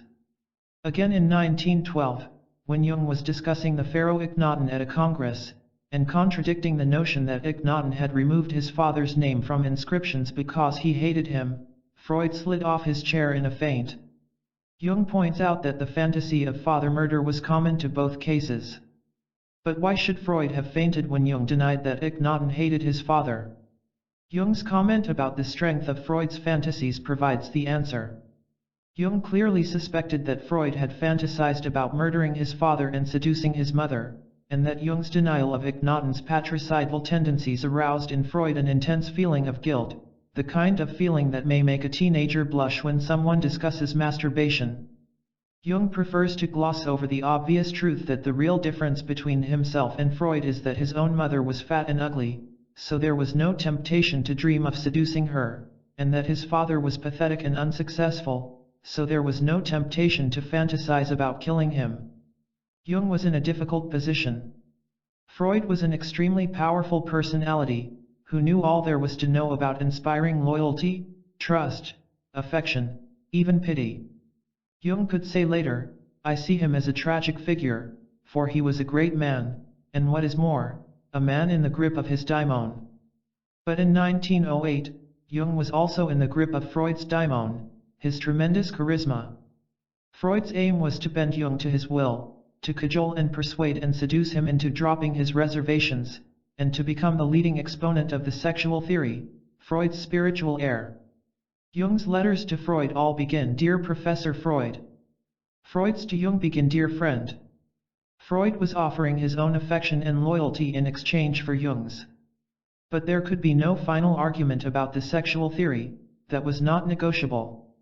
What Freud failed to realize was that Jung found the sexual theory, in the last analysis, slightly repellent.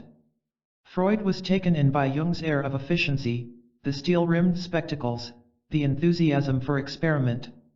But Jung was not fundamentally a scientist, he was a romantic, a man whose deepest feelings had been aroused in the past by Goethe and Schopenhauer and Nietzsche, not by Galton and Wundt and Krafft-Ebing. Jung had turned to science to strengthen his reality function, to create a personality capable of meeting the world on its own terms. But there was still a part of him that longed for the horns of Elfland. Freud's sexual obsession was an affront to the poet in him. His real feelings emerged in two dreams. In one he saw a sour-looking old customs official who was, in fact, a ghost. It was a customs official's job to examine suitcases for contraband ideas as well as goods. I could not refuse to see the analogy with Freud. In the other dream he was in a modern city when he saw a knight in full armor, wearing a white tunic with a red cross, a crusader. No one else seemed to notice him. Jung associated the knight with his own quest for the Grail, for some deeper meaning in existence. It was a symbol of his own essential self. It was therefore impossible that Jung should finally capitulate to the sexual theory. It would have been spiritual suicide. As it was, he was profoundly repelled by Freud's dogmatic materialism. Whenever, in a person or in a work of art, an expression of spirituality, in the intellectual, not the supernatural sense, came to light, he suspected it, and insinuated that it was repressed sexuality. Anything that could not be interpreted as sexuality he referred to as psychosexuality. I protested that this hypothesis, carried to its logical conclusion, would lead to an annihilating judgment upon culture.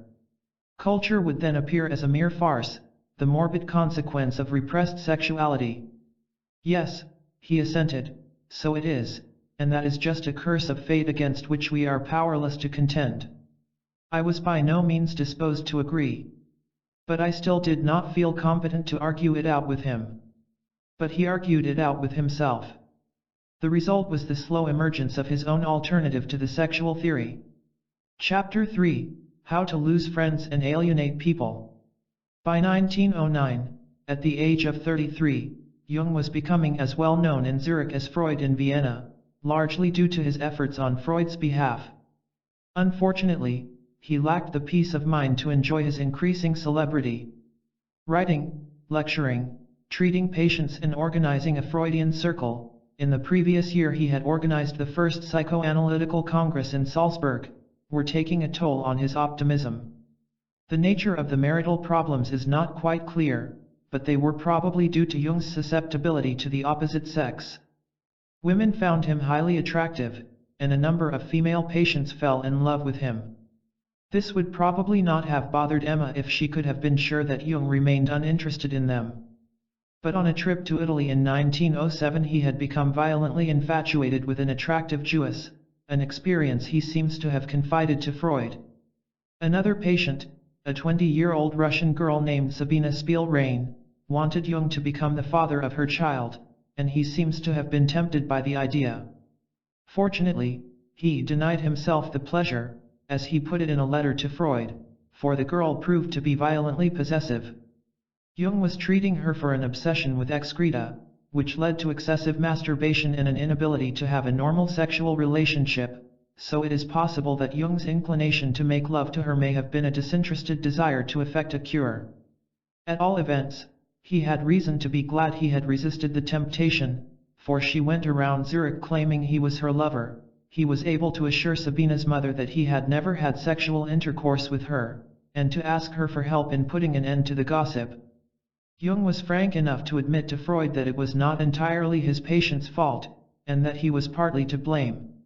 In March 1909, Jung and Emma visited Freud in Vienna, and there occurred the famous incident of the poltergeist in the bookcase, where occult phenomena were concerned. Freud was a total skeptic.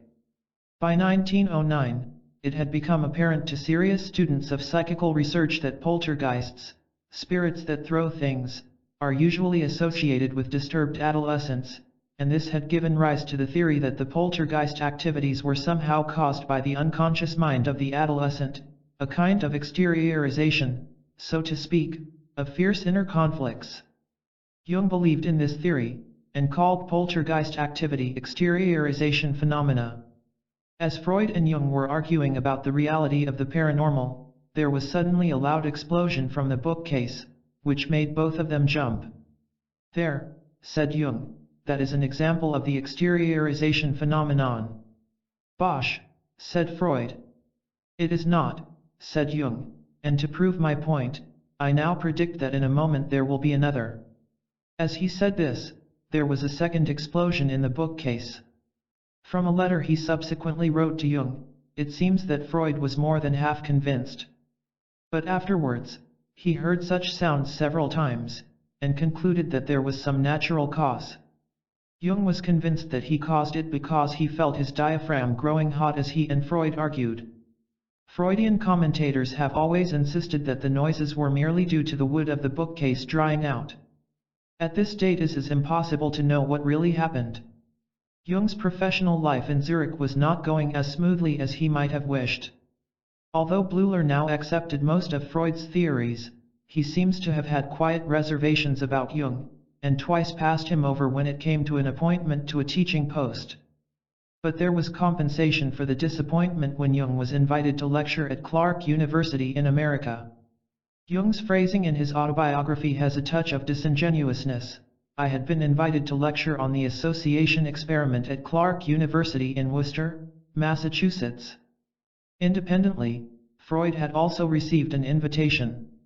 In fact, Freud was asked first, and Jung was almost certainly asked because he was known as a Freudian, not for his independent researches. In Bremen there occurred the event already referred to, Freud's fainting fit as Jung discussed the peat bog corpses. Freud's suggestion that Jung had a death wish towards him was always indignantly denied by Jung, who pointed out that he had exposed himself to ridicule and anger from his colleagues by openly supporting Freud. Yet it is impossible to read Jung's account of their relationship without feeling that Freud was not entirely mistaken. He had come to represent for Jung a shallow positivism and materialism that was profoundly antipathetic to Jung's temperament, so it would have been surprising if Jung had not harbored a deep-down conviction that the world would be a better place without Freud. This journey to America was to be a watershed in their relationship, and corresponded with Jung's discovery of his true independence, that is, of the foundations of his own depth psychology. It began with a dream. Jung found himself in a strange house, whose upper story was furnished in Rococo style. He went down to the ground floor, and discovered that it was much older, with medieval furnishings and red brick floors. He found a heavy door that led into the cellar. There he found himself in a vaulted room that dated from Roman times. In a stone slab in the floor, he discovered a ring. When he pulled on it, the slab rose, revealing narrow stairs. Descending these, Jung found himself in a low cave cut in the rock. The floor was covered with dust, bones, and broken pottery. There were 2 ancient human skulls. At this point, he woke up. Freud and Jung were passing the time on the boat analyzing one another's dreams. Freud was intrigued by the 2 skulls which, he insisted, indicated that Jung wanted 2 people dead. Jung felt this was nonsense, but finally, to satisfy Freud, he said that he thought the skulls were those of his wife and sister-in-law. The fact that Jung decided he had to lie to Freud indicated a profound change in his attitude. It meant that he had decided that Freud was a fool whose stupidity had to be humored. This change, according to Jung, came about shortly before the dream episode, when Freud was relating one of his own dreams to Jung. Jung asked for further personal details to enable him to interpret it. Freud gave him an odd look and replied, "But I cannot risk my authority." At that moment, says Jung, he lost it altogether. For Jung, the interpretation of his own dream had nothing to do with a death wish. He saw it as a structural diagram of the human psyche. It postulated something of an impersonal nature underlying the psyche. Now if we reconsider the dream, we can see that this interpretation was hardly justified. The simple and obvious interpretation is that it represented Jung's own central aim in life, to penetrate deeper and deeper into the mind. Some highly ambitious people have dreams of climbing mountains or skyscrapers. Jung was a typical romantic. He wanted to descend into some deep underworld of the spirit, away from the trivialities and confusions of the surface. Alice's dream of falling down a rabbit hole seems to symbolize the same thing. But why should a basement full of pottery and bones symbolize an altogether impersonal nature underlying that psyche? Why is a basement more impersonal than a Roman cellar or a Rococo drawing room? It is not. But it was important to Jung to believe that it was, for his deepest need was to escape this Freudian trap into which he had fallen. He had become a disciple of Freud because Freud's psychology struck him as deeper than that of Bleuler or Janet. Now he, in turn, needed to go deeper than Freud. Dreams were always of immense importance to Jung. It had been the memory of a childhood dream that had played a central part in his conversion to Freudianism. At the age of 4, Jung had dreamed of being in a meadow and discovering a stone-lined hole in the ground. He had descended a stone stairway, pushed aside a curtain, and found himself in a room with flagstones and a golden throne in the center. On this throne was a huge object which he first thought to be a tree trunk, 15 feet high. But it was covered with skin, and at the top was a rounded head, with a single eye gazing upward. He woke in a panic. It was years later, he claims, that he realized it was a huge penis. And now again, another dream of descending into the depths seemed to contain a different message, that the ultimate basement of the human mind had some connection with man's remote past. This, says Jung, was his first inkling of the collective a priori beneath the personal psyche, what he later called the collective unconscious. But this concept would not begin to develop until the following year. And this was basically Jung's problem in 1909. He was becoming increasingly irritable about Freud. He wanted to make it clear that he was his own man, not merely another Freud hanger-on, like Sander Ferenczi, who began his lecture in Worcester with a tribute to the master. In his own lectures on word association tests, Jung made no reference to Freud. Yet he had nothing to say that differed profoundly from Freud. It was an irritating and unsatisfying situation, and it can hardly have improved things to see Freud in a seventh heaven, reveling in the acclaim. Jung admitted to his wife that his own libido was gulping it down in vast enjoyment. He and Freud were, he said, the men of the hour. But it was not true. Freud was the man of the hour. Jung was just, in the eyes of his hosts, merely Freud's chief acolyte. Jung's friend Ernest Jones, whom he had been responsible for introducing to Freud, was disconcerted when Jung told him that he preferred not to probe too deeply into the sex lives of his patients because he might meet them later at the dinner table. For Jones, this was an admission that Jung was more interested in social life than in pursuing the truth. For Jung, it was an expression of his increasing disgust with Freud's single-minded preoccupation with sex.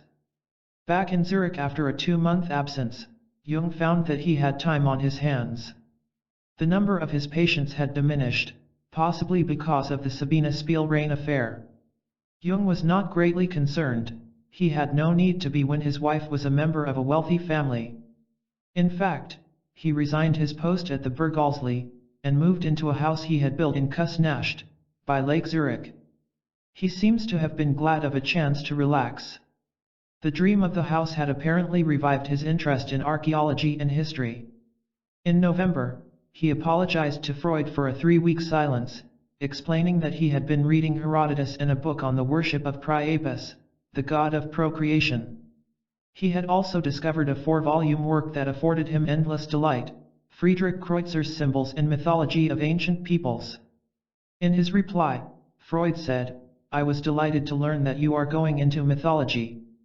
I can't wait to hear of your discoveries."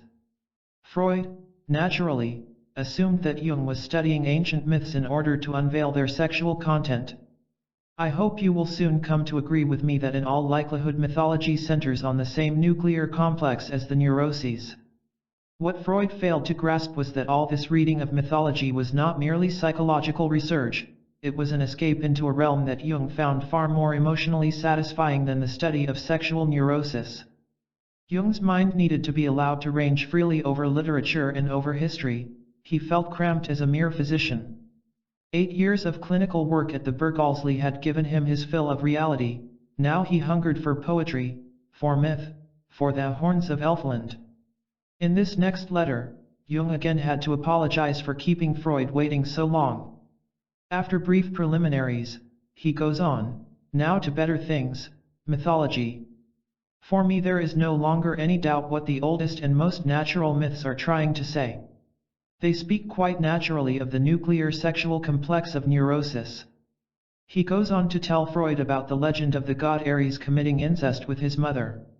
Freud replied, "Your letters delight me because they suggest a frenzy of satisfying work." If Freud had guessed what was emerging from this frenzy of reading, he would have been less delighted.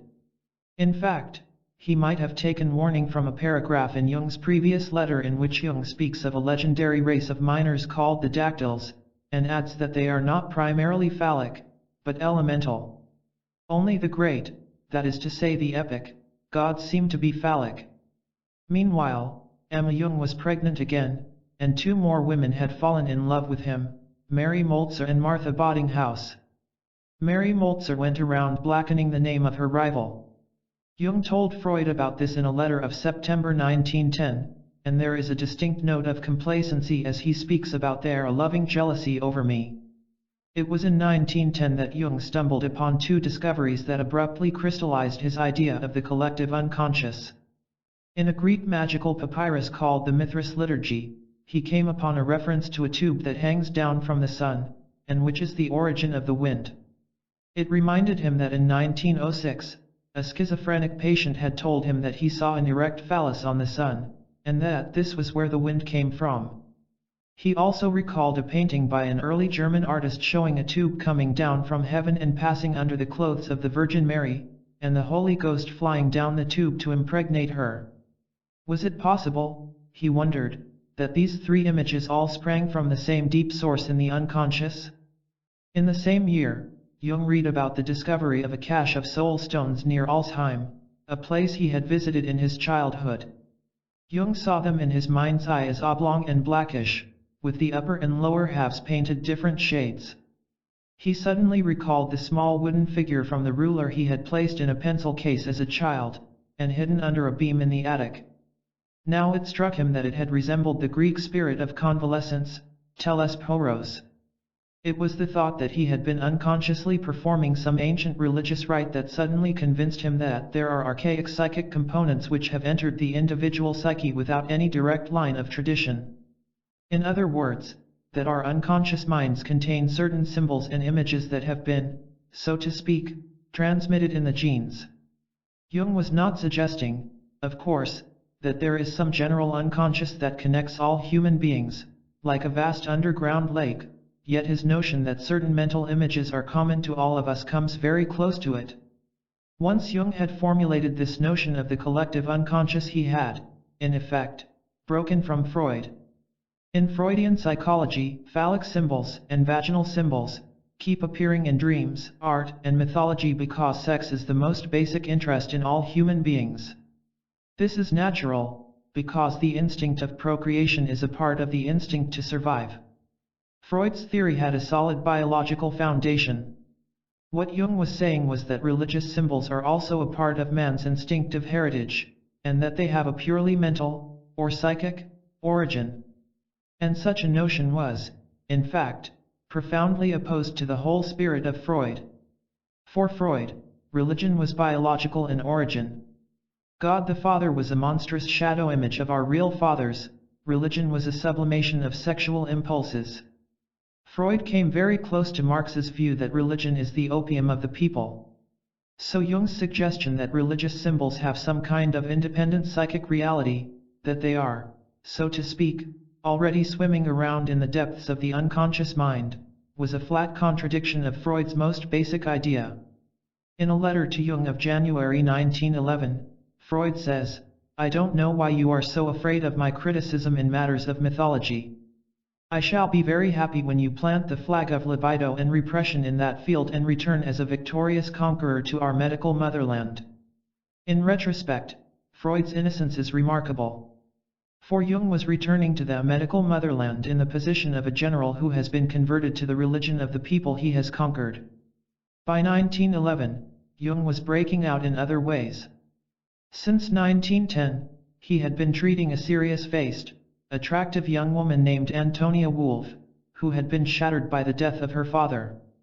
Like so many of Jung's female patients, she fell in love with him. We have no way of knowing whether Jung ever took any sexual advantage of women who transferred their adoration to him in his early years as a psychoanalyst. But with Toni Wolff, he seems to have decided to take the plunge and acquire himself a mistress. The result was domestic chaos. Emma seems to have found out at a fairly early stage, possibly informed by another of the women who loved her husband. Jung, never one to do things covertly, invited Toni to his house as a regular guest, and apparently expected Emma to make the best of the situation. The result was a great deal of bitterness. Emma Jung began a secret correspondence with Freud in which she revealed some of her anguish. Jung, like his contemporary H. G. Wells, obviously felt that a man of genius ought to be permitted infidelities in the name of self-development. Emma, like Wells's wife Catherine, seems to have allowed herself to be reluctantly convinced, but all her instincts revolted. The result, as Jung told Freud in a letter, was that things became very turbulent at home. Emma wrote miserably to Freud, "The women are naturally all in love with him. Carl says I should no longer concentrate as before only on him and the children, but what on earth am I to do?" In spite of these upheavals, which were entirely his own fault, Jung pressed on with the book which he hoped would establish his reputation as an independent thinker, Metamorphoses and Symbols of the Libido. This began as a commentary on an article that Jung found in the Archives of Psychology, in which a young American girl, who used the pseudonym Miss Frank Miller, described some instances of subconscious creative imagination. On board a ship from Naples to Pisa, she dreamed 3 stanzas of a kind of hymn about God's creation of sound, light and love, in that order. She dreamed another poem, an address of a moth to the sun, soon after. Finally, she dreamed the outline of a drama about an Aztec hero who is stung to death by a green snake. Freud would have found nothing but sexual symbols in these dream writings, but Jung was looking for something else. Symbols of Transformation, as the later English edition is called, is certainly among Jung's most important works. In fact, since it represents his break from Freud, and the first formulation of his own psychology of symbols and archetypes, it could be regarded as the key work of his career. For this reason it deserves careful consideration. The original title, Metamorphoses and Symbols of the Libido, offers a better summary of its aims. Although he is careful to pay lip service to Freud throughout the first half, there is already one major departure from Freudianism. Jung rejects the notion that the libido is a purely sexual energy, pointing out that the craving for food and the need to escape danger are just as basic as the sexual urge. He redefines libido simply as vital energy. But if other urges are equally instinctive, then surely we should find symbols of these urges in our dreams and fantasies? Now, one of the most puzzling things about man is that as far back in history as we can trace, he seems to have been a religious animal. Why should this be so? Presumably because religion is an attempt to come to terms with the riddle of the universe, with birth and death, hunger and pain, natural catastrophes, the mysteries of nature. Sex is, of course, an integral part of religion, from the fertility ceremonies of Aborigines to the virgin birth. Jung describes a primitive ceremony in which a hole is dug in the ground and surrounded by small bushes, to look like a vagina. Then the men dance around it, thrusting their spears into it, shouting "not a pit but a cunt." So perhaps when we encounter sex in ancient myths and primitive rituals, it is not because sex is the most important impulse in our lives, but because it is a part of an even deeper impulse, religion. When libido, vital energy, is blocked, says Jung, it tries to transform itself into other shapes. Sex is the most obvious. Primitive people are often lazy and depressed, a ceremony like the one described above redirects their energy and gives them again a sense of purpose. It restores their reality function, Jung quotes Janet here. In spite of the obeisances towards Freud, Jung is obviously contradicting one of Freud's most basic assumptions. What he is saying is that man's needs are far wider and deeper than sex. Happiness is a release of the libido, and the libido has many possible channels, the blockage of any one of which may produce neurosis or send the libido into other channels. Jung's prize exhibit is Miss Miller. She describes how she had written a sea shanty after watching an Italian officer singing on his night watch. She only mentions this officer casually in passing, but Jung sees this as the heart of the matter. Miss Miller may have considerably underestimated the scope of the erotic impressions she had received. She suppresses her aroused sexual instinct even before it can enter the realm of conscious awareness. In her dream it is sublimated as a poem about God the Father. The sexual form of the libido has simply found another of its natural outlets, religion. In this particular instance, Jung still seems to be in the grip of his admiration for Freud. Miss Miller's problem was the common human problem: how am I to be creative? Nature knows only one answer to that: through a child. But how does one get a child? Here arises the problem which, as experience has shown, is connected with the father, so that it cannot be tackled properly because too much preoccupation with the father at once brings up the incest barrier. This is Jung's explanation of why Miss Miller had to suppress her sexual impulse, and it is hardly convincing. After all, if all girls encountered the incest barrier as soon as they thought about children, the earth would remain unpopulated. But it is when he comes to the lengthy drama about the Aztec hero that Jung can finally turn his back on Freud and move into the mythical realm that he made his own. In 5 long chapters, occupying nearly 300 pages, he analyzes Miss Miller's 3-page drama at enormous length, with excursions into the origin of the hero, symbols of the mother and deliverance from the mother, rebirth and sacrifice. What he is attempting to do, of course, is to convince us that Miss Miller's fantasies are full of unconscious religious and mythical symbols, to which parallels can be found all over the world.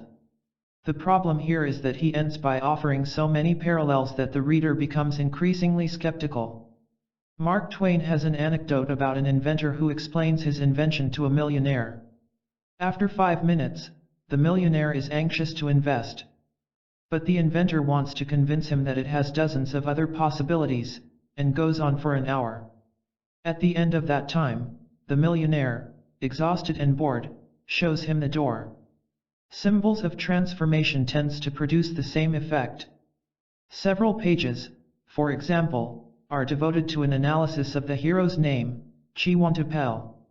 Jung notes its similarity to Popocatépetl, points out that in German popo means posterior, and that poop means to fart. So the hero's name really means I produce him from myself, as excrement is produced from the bowels. The problem here is that anyone who feels that Freud's sexual interpretations are often far-fetched is bound to feel that Jung's interpretations are twice as improbable. They usually seem as arbitrary as the reading of tea leaves. In quoting a line from Paradise Lost about God creating sound, Miss Miller also quotes the opening of Man's First Disobedience. Why, Jung asks, does she mention man's disobedience? Because what she really has on her mind is sex and sin, in fact, incest. Anticipating the objection that there is no deep significance in quoting the first line of a poem as well as a later one, Jung replies, the law of psychic causality is never taken seriously enough, there are no accidents. It is so, and there is very good reason why it is so. But when it becomes clear that he intends this admonition to apply to every argument in the book, the reader tends to become increasingly restive. Jung describes one of his patients who masturbated in front of him, while making a boring movement with the other forefinger against her left temple. This, says Jung, is the movement primitive man made when he made fire, twirling a stick against another piece of wood. The girl is demonstrating the transformation of one form of libido into another, sexual energy into fire-making. But since the girl was already masturbating with the other hand, it is hard to see why she needed to transform one into another. Freud would probably have said that the significant point was that she was boring the finger against her temple, and that woman regards her vagina as a temple, so, in fact, she was masturbating with both hands. Unfortunately, there is little to choose between this interpretation and Jung's. As an attempt to formulate a convincing alternative to Freud, Symbols of Transformation cannot be regarded as a success. With its long footnotes, its quotations in Greek and Latin, its discussions of Babylonian and Egyptian and Hindu mythology, it produces the impression that Jung is trying to bludgeon the reader into submission by sheer intellectual exhibitionism. Yet if Jung fails to convince as a scientist, he is altogether more successful as an artist. Symbols of Transformation is more than a psychological study, it is also a deeply personal statement of conviction. The first thing the reader notices is the bewildering profusion of quotations from various poems, dramas, historical memoirs, and works of fiction. It is virtually an anthology of his favorite literature. The method is the same as that used a few years later by T.S. Eliot in The Waste Land, to try to place the present in perspective by evoking the background of the past, of other times and other places, of wider horizons and deeper issues. The point emerges particularly clearly when Jung quotes a long passage from St. Augustine on the corruption and wickedness of Carthage. Eliot was to quote the same passage in The Waste Land. Eliot was concerned with the narrow materialism, the short-sightedness, and mediocrity of the 20th century. For Jung, this narrowness was symbolized by the sexual theory of Freud. So in spite of the lip service paid to Freud, it is obvious from the beginning that Jung finds the sexual theory of neurosis not only narrow and short-sighted but stifling and suffocating. Symbols of Transformation is a determined attempt to throw open some windows, or, if necessary, to break them. It is in the same spirit as Blake's protest about Newton, or Yeats's about T.H. Huxley. What emerges very clearly from all the quotations from Goethe and Nietzsche and Hölderlin and Marek is that Jung's sympathy is with the great poets and visionaries, not with Freud and his mediocre disciples. In the early chapters of the book, Jung confines his criticisms of Freud to murmurs of disagreement about the libido. In a later chapter called The Sacrifice, which, significantly, quotes more poems than any other, he finally comes out into the open. Quoting Freud's dictum, to begin with, we know only sexual objects, Jung comments, this statement is not much more than a sexual allegory, as when one speaks of male and female electrical connections, screws, etc. All it does is to read the partial truths of the adult into infantile conditions which are totally different. Freud's view is incorrect if we take it literally. According to Jung, the incest taboo is connected to the notion of the hero's return into his mother's body, for without such a return he cannot be reborn. Ernest Jones records that when Freud read the book, he wrote to Jones about the precise passage where Jung went wrong. This is almost certainly the passage quoted above. In his autobiography, Jung records that, as he wrote the chapter The Sacrifice, he knew it would cost him his friendship with Freud. The result was that he could not touch his pen for 2 months. At last I resolved to go ahead with the writing, and it did indeed cost me Freud's friendship. This is not entirely true. Freud read the book in September 1912, and a certain coolness had already developed, partly as a result of a previous misunderstanding, when Freud had hoped Jung would join him for a weekend at Kreuzlingen. In fact, Jung was away and received the letter too late.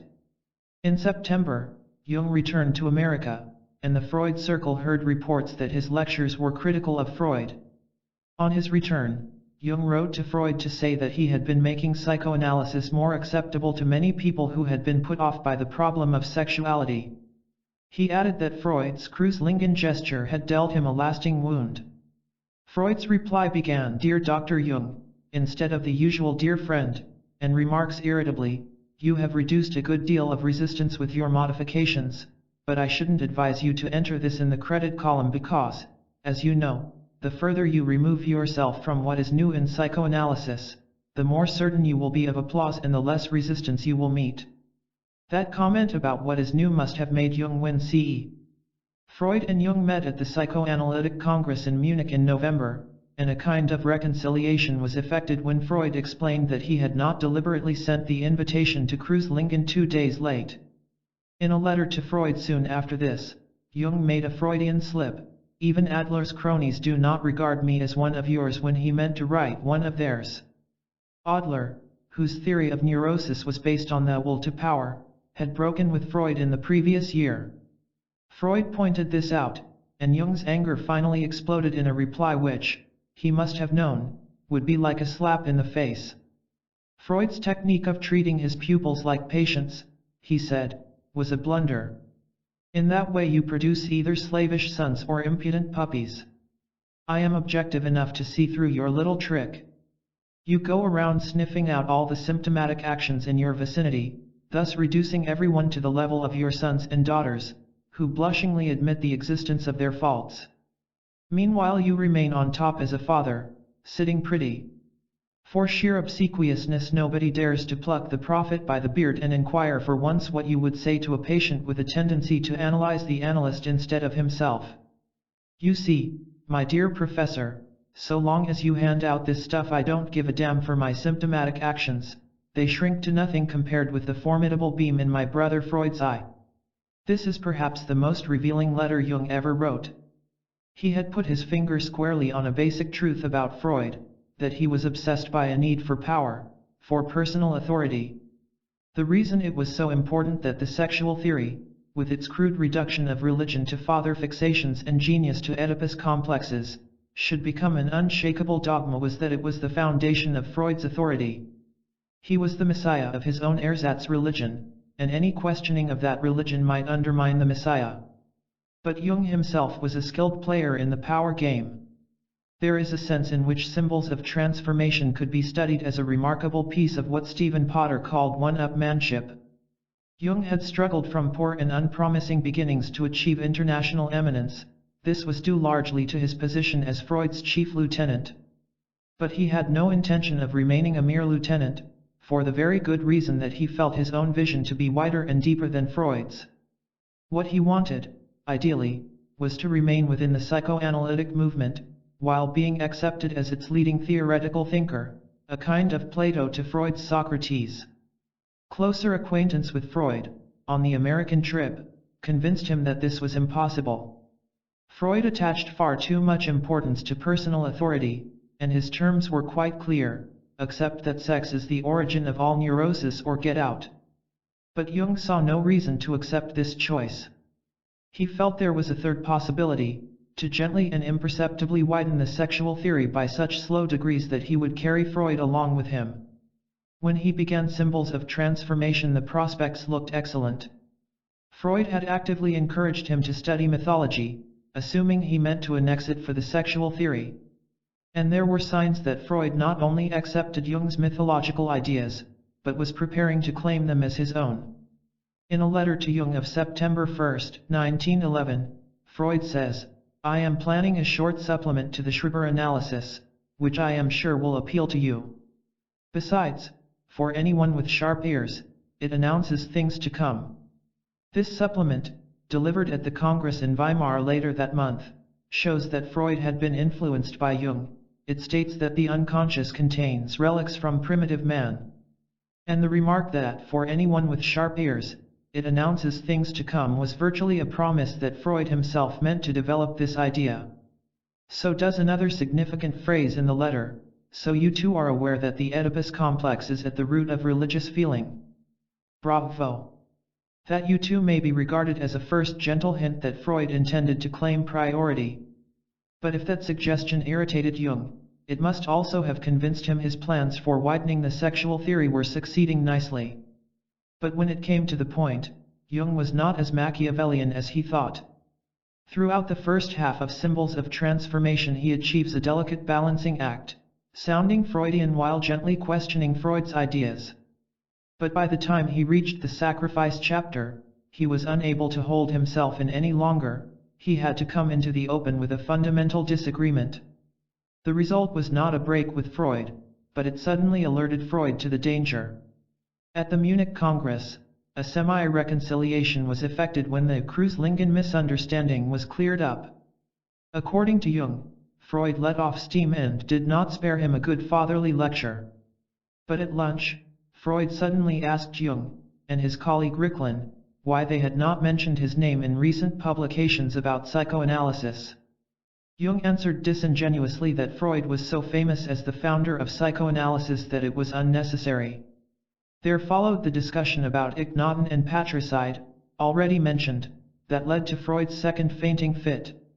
As Jung carried Freud into the other room, he says that Freud gave him a look of deep reproach, and murmured how sweet it must be to die. So now it was war, undeclared, but war nevertheless. In a letter to Jung, Freud said that the attack was due to migraine, but admitted that it was not without a psychic factor. He added, a bit of a neurosis that I ought really to look into. For Jung, such an admission was like the smell of blood. His next letter begins, "My very best thanks for one passage in your letter, where you speak about a bit of a neurosis you haven't got rid of. This bit should, in my opinion, be taken very seriously indeed. I have suffered from this bit in my dealings with you, though you haven't seen it." Jung was playing Freud at his own game. Freud's chief weapon was precisely this tendency to psychoanalyze other people and ascribe their actions to hidden neurosis. A paragraph later, Jung makes no bones about his resentment at this trick. "I am afflicted with the purely human desire to be understood intellectually and not be measured by the yardstick of neurosis." The swords were out. As for this bit of neurosis, may I draw your attention to the fact that you open the interpretation of dreams with the mournful admission of your own neurosis, the dream of Irma's injection, identification with the neurotic in need of treatment. Very significant. He goes on to remind Freud of how he had once declined to give further information about a dream, protesting that he would lose his authority. "One thing I beg of you," he goes on, "take these statements as an effort to be honest and do not apply the depreciatory Viennese criterion of egoistic striving for power or heaven knows whatever other insinuations from the world of the father complex. This is just what I have been hearing on all sides these days, with the result that I am forced to the painful conclusion that the majority of psychoanalysts misuse psychoanalysis for the purpose of devaluing others." But it was not psychoanalysts he was getting at, it was Freud. A particularly preposterous bit of nonsense now going the rounds is that my libido theory is the product of anal eroticism. When I consider who cooked up this theory, I fear for the future of analysis. Freud began his lengthy reply by assuring Jung that he was not offended by his bluntness, but he devotes most of the letter to discussing the psychoanalytical magazine and yearbook, and ends, "I am sorry not to be able to discuss your remark on the neuroses of psychoanalysts at greater length, but this should not be interpreted as a dismissal. In one point, however, I venture to disagree most emphatically. You have not, as you suppose, been injured by my neurosis." So far, Freud was winning hands down. It was Jung who was losing his temper, while Freud remained cool and patronizing. It was soon after this that Jung sent the devastating letter, already quoted, about pulling the prophet's beard. The result was not the break Jung had expected. Neither of them were yet ready for that. Both had inflicted wounds, both were hoping to inflict more. Adler would have smiled ironically if he could have seen their correspondence. It was the perfect illustration of his own theory of the will to power. But there was to be no more open sparring. Both were like boxers who are too cautious to lower their guard. The correspondence about purely practical matters is formally polite. In June 1913, Freud wrote, "Jung is crazy, but I have no desire for a separation and should like to let him wreck himself first." This seems a curious sentiment for someone who has no desire for a separation. What it really meant was that Freud had no desire for a separation until he had had a chance to deal Jung a mortal blow. In the Congress at Munich that year, 1913, Jung was chairman. But most members present were partisans of either Freud or Jung. Jung used his position to cut short papers by Freud's supporters, and generally caused much indignation by his arbitrary manner. Nevertheless, he was re-elected president of the association. Freud's reaction was to suggest that the association should be dissolved, and reformed without the Swiss group headed by Jung. Jung made things easier by resigning his editorship of the yearbook. In April 1914, he also resigned his presidency of the association. But these were merely ritual acts. With the beard of the prophet letter of 16 months earlier, Jung had already resigned his most precious possession, his friendship with Freud. Chapter 4, Lord of the Underworld. Jung was a man with an extremely healthy ego, but these conflicts had shaken him to his foundations. It was not simply that Freud was a father figure, a man for whom he felt respect and affection. It was that Freud was the most famous psychologist in Europe, and therefore considerably outranked Jung. George Meredith once remarked, in a dissension between man and wife, the one who has most friends is in the right. The same is true of psychologists. Freud had far more friends and supporters than Jung. Therefore his criticism smarted, and Jung felt in the wrong even though he was sure he was in the right. He felt that the psychoanalysts used unfair weapons, like the suggestion that his libido theory was due to anal eroticism. Yet he had to admit that Freud's Oedipus theory, about the son wanting to kill the father, fitted his case. After the break, Freud described Jung as brutal and sanctimonious. Jung fiercely resented the implication that he was a hypocritical, self-seeking Judas, a rat. Yet there was just enough truth in it to strike home. He was undoubtedly a man who liked his own way, no matter what the cost to others.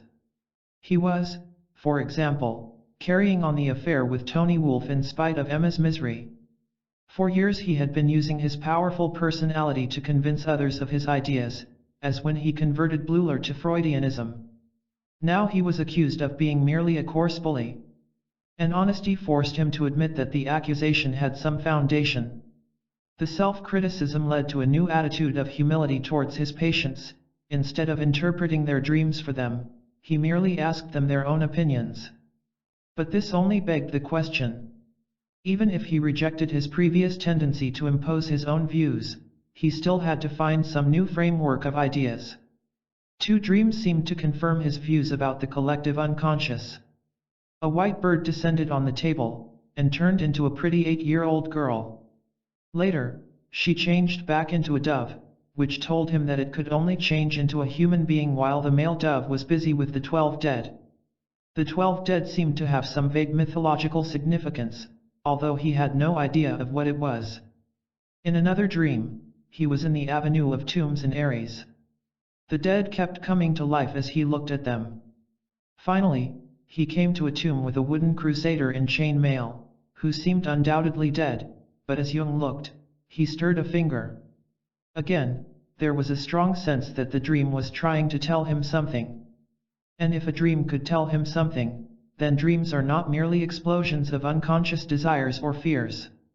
They must in some sense be wiser than the conscious self. And this was what Jung badly needed to believe. He urgently needed support against his self-doubt and self-criticism. He began collecting stones from beside the lake and built a miniature village, complete with castle and church.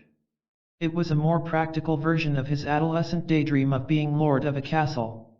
He was instinctively strengthening another aspect of his personality, the practical man, the builder, as he came to doubt the intellectual. He was, he realized, struggling against mental illness, induced by the undermining of his self-esteem. The evidence was that his dreams were bursting through into his waking life. On a train journey in October 1913, he had a vision of a flood covering all Europe from the North Sea to the Alps, with floating rubble and drowned bodies. Then the sea turned to blood. This was not a momentary hallucination, it lasted a whole hour. It came back again 2 weeks later. In the summer of 1914, he dreamed 3 times of a wave of cold air descending from the Arctic and freezing all Europe. It must have been almost a relief when the war broke out in August, and he could interpret these visions as premonitions of the catastrophe. But the hallucinations persisted. I stood helpless before an alien world. I was living in a constant state of tension. Often I felt as if gigantic blocks of stone were tumbling down on me. One thunderstorm followed another. My enduring these storms was a question of brute strength. Others have been shattered by them, Nietzsche, and Hölderlin, and many others. Jung had seen enough of patients suffering from delusions to know that his own sanity was in danger. Just as a man who has been deprived of sleep for days begins to dream while awake, So a man with a continual psychological leak, an escape of energy due to misery or anxiety, finds that the clear line between rationality and the irrational begins to blur. But there was a demonic strength in me, and from the beginning there was no doubt in my mind that I must find the meaning of what I was experiencing in my fantasies. When I endured these assaults of the unconscious, I had an unswerving conviction that I was obeying a higher will, and that feeling continued to uphold me until I had mastered the task. Jung was fortunate that he was a psychiatrist, with his own patients to deal with. This must have been important in enabling him to maintain a certain detachment. Under this kind of stress, people who are unaccustomed to self-analysis are likely to destroy themselves by giving way to panic. The answer lies in refusing to give way to panic, and Jung knew this instinctively. He was, in a sense, in a fortunate position. Few psychiatrists have the experience of living through madness. It was a time when it was essential for Jung to maintain the distinction between his number one and number two, the sufferer and the onlooker.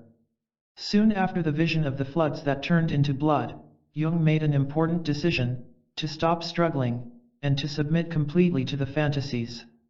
He describes how, in December 1913, he was seated at his desk, thinking about his fears, that is to say, trying to resist a rising tide of pessimism and panic. Then I let myself drop. Suddenly it was as though the ground literally gave way beneath my feet, and I plunged into dark depths. I could not fend off a feeling of panic. But then, abruptly, at not too great a depth, I landed on my feet in a soft, sticky mass. I felt great relief, although I was apparently in complete darkness. After a while my eyes grew accustomed to the gloom, which was rather like deep twilight. He found himself facing the entrance to a cave, guarded by a dwarf with a leathery skin. He splashed through icy water to the far end of the cave, where he saw a glowing red crystal. He raised this and found a hollow underneath, with a running stream.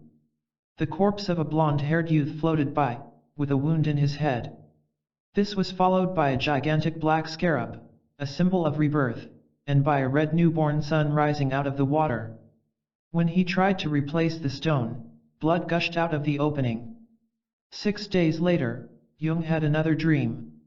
He was in mountainous country with a brown-skinned savage, and they were lying in wait, holding rifles. Siegfried appeared over the mountain top, driving in a chariot of bones. They shot him, and he plunged down, dead.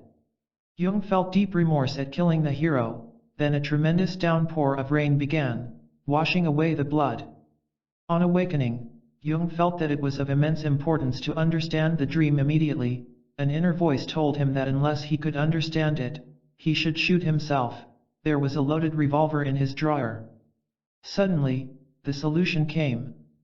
The dream was about the international situation, the Germans determined to have their own way. But he had enough penetration, and humility, to see that the dream was also about himself. Jung had struck Freud as very much the officer type.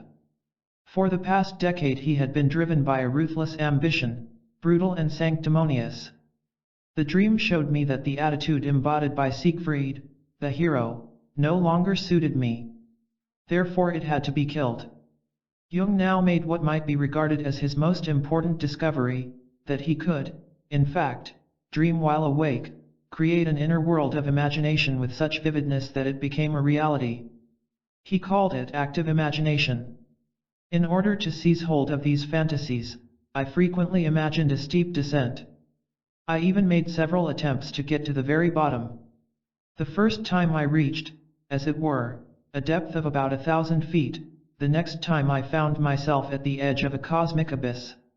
It was like a voyage to the moon, or a descent into empty space. First came the image of a crater, and I had a feeling that I was in the land of the dead. The atmosphere was that of the other world. Near the steep slope of a rock I caught sight of 2 figures, an old man with a white beard and a beautiful young girl. I summoned up my courage and approached them as I thought they were real people, and listened attentively to what they told me.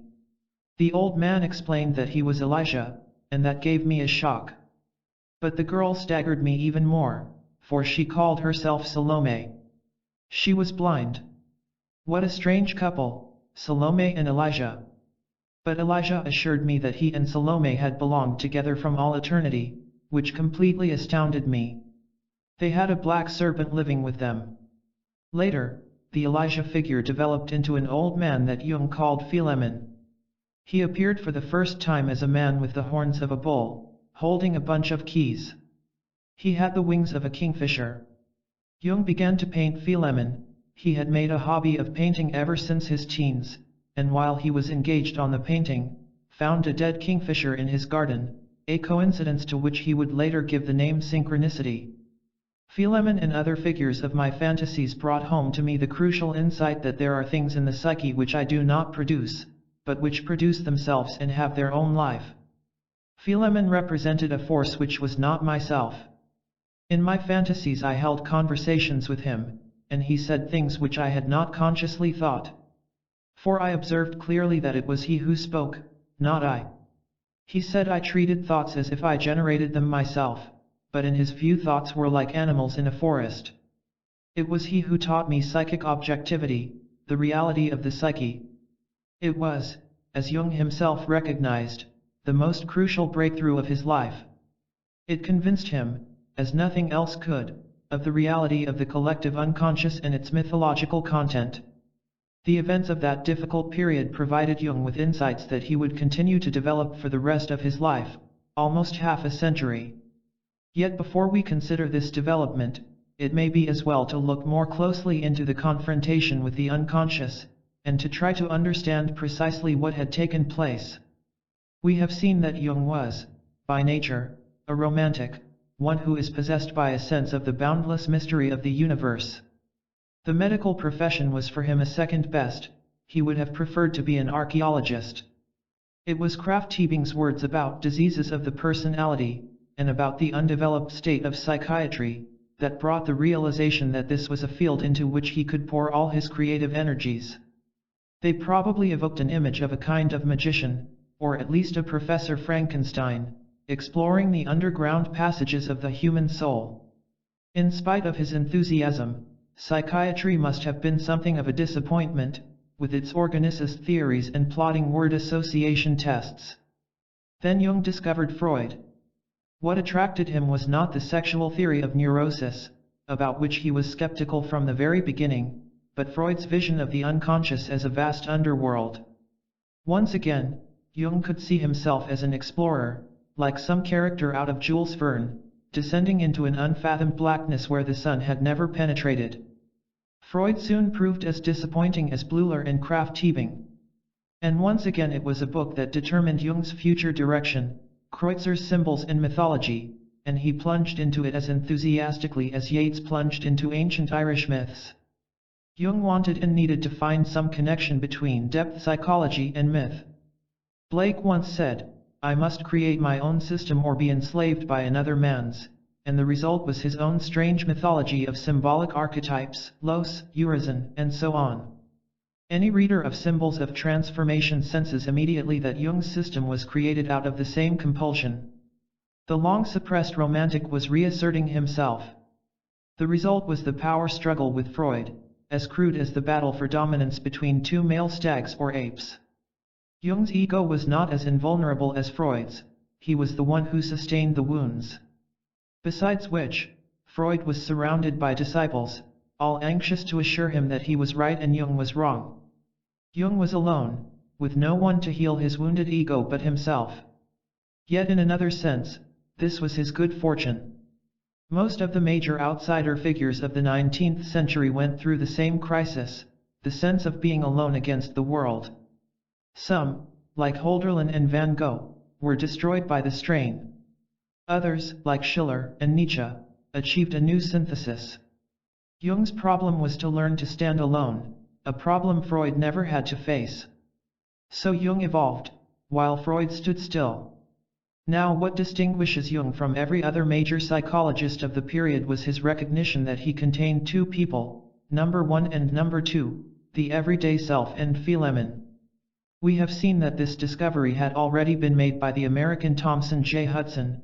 In the Law of Psychic Phenomena he referred to the two selves as the objective mind and the subjective mind. The objective mind is the everyday self, which copes with the external world. The subjective mind deals with man's inner world. In our own time, the science of split brain physiology has discovered that these two selves correspond roughly to the left and right cerebral hemispheres of the brain. When the commissure, the knot of nerves, joining the two halves of the brain is severed, to cure epilepsy, for example, the patient turns into two people. One split brain patient tried to hit his wife with one hand while the other held it back. Another tried to do up his flies with one hand while the other undid them. Moreover, it seems that the person I call I lives in the left hemisphere, which deals with language and logic. The person who lives in the right hemisphere, which deals with patterns and intuitions, is a stranger. A split brain patient who banged into a table with the left side of his body, which is connected to the right brain, did not notice the collision. If a split brain patient is shown some object with the left eye, or, more precisely, the left visual field, connected to the right brain, he cannot state in words what he has just seen. But he can write it down with his left hand. It has been suggested that the right brain is, in fact, the unconscious mind. Other brain specialists have disputed this. But what does seem to be certain is that the right brain is the gateway to the world of the unconscious, as well as being the dwelling place of the subjective mind. It may be objected that most of us are not split brain patients. Yet in a vital sense, this is untrue. Except in moments of deep psychological awareness, perhaps of crisis, or excitement, or inspiration, we do not have much contact with that other self. Mozart once said that lengthy tunes were always popping into his head. He obviously meant that they came from the realm of the right brain, which is man's artistic half, into the left brain, the personal ego. If Mozart, with his intuitive genius, was a split brain patient, then the rest of us certainly are. But although Jung was aware of the presence of two selves inside his head, he never worked out clearly their separate functions. For example, the opening chapter of Symbols of Transformation is called Two Kinds of Thinking. The first type is directed thinking, thinking in language. This is obviously left brain thinking. But according to Jung, the second type of thinking, undirected thinking, is fantasy, free association, the kind we indulge in as we lie awake in the middle of the night. He equates this with dreaming, and argues that the thinking of primitive man is of this type. This he sees as the origin of myths. In fact, right brain thinking is intuitive thinking, not free fantasy. It is the kind of thinking that enables the artist to balance his composition or the musician to shape his symphony. But it is also the kind of thinking that brings the sudden flash of insight to the scientist and the mathematician. So the two types of thinking cannot be sharply separated. In the light of this insight, Jung's attempt to argue that mythological thinking is the counterpart of directed thinking sounds altogether less convincing. He seems to be trying to create a distinction that does not really exist, at least, not in the sharp, clear form he suggests. And this in turn undermines his central assertion: what, with us, is a subterranean fantasy was once open to the light of day. What, with us, crops up only in dreams and fantasies was once either a conscious custom or a general belief, an assertion which is the very foundation of his belief in the archetypes of the collective unconscious. Jung's mythological unconscious seems to be less an intuitive insight into the nature of the psyche than a calculated counterblast against Freud's sexual unconscious. Yet Jung's own intuitive vision of the unconscious is another matter. Like Hudson, he recognizes that it is essentially an independent realm, a second self. He also recognizes that it is a realm of tremendous vital forces. Hudson was amazed when a fairly ordinary young man, under hypnosis, proceeded to hold imaginary conversations with philosophers and to create the most brilliant intellectual systems.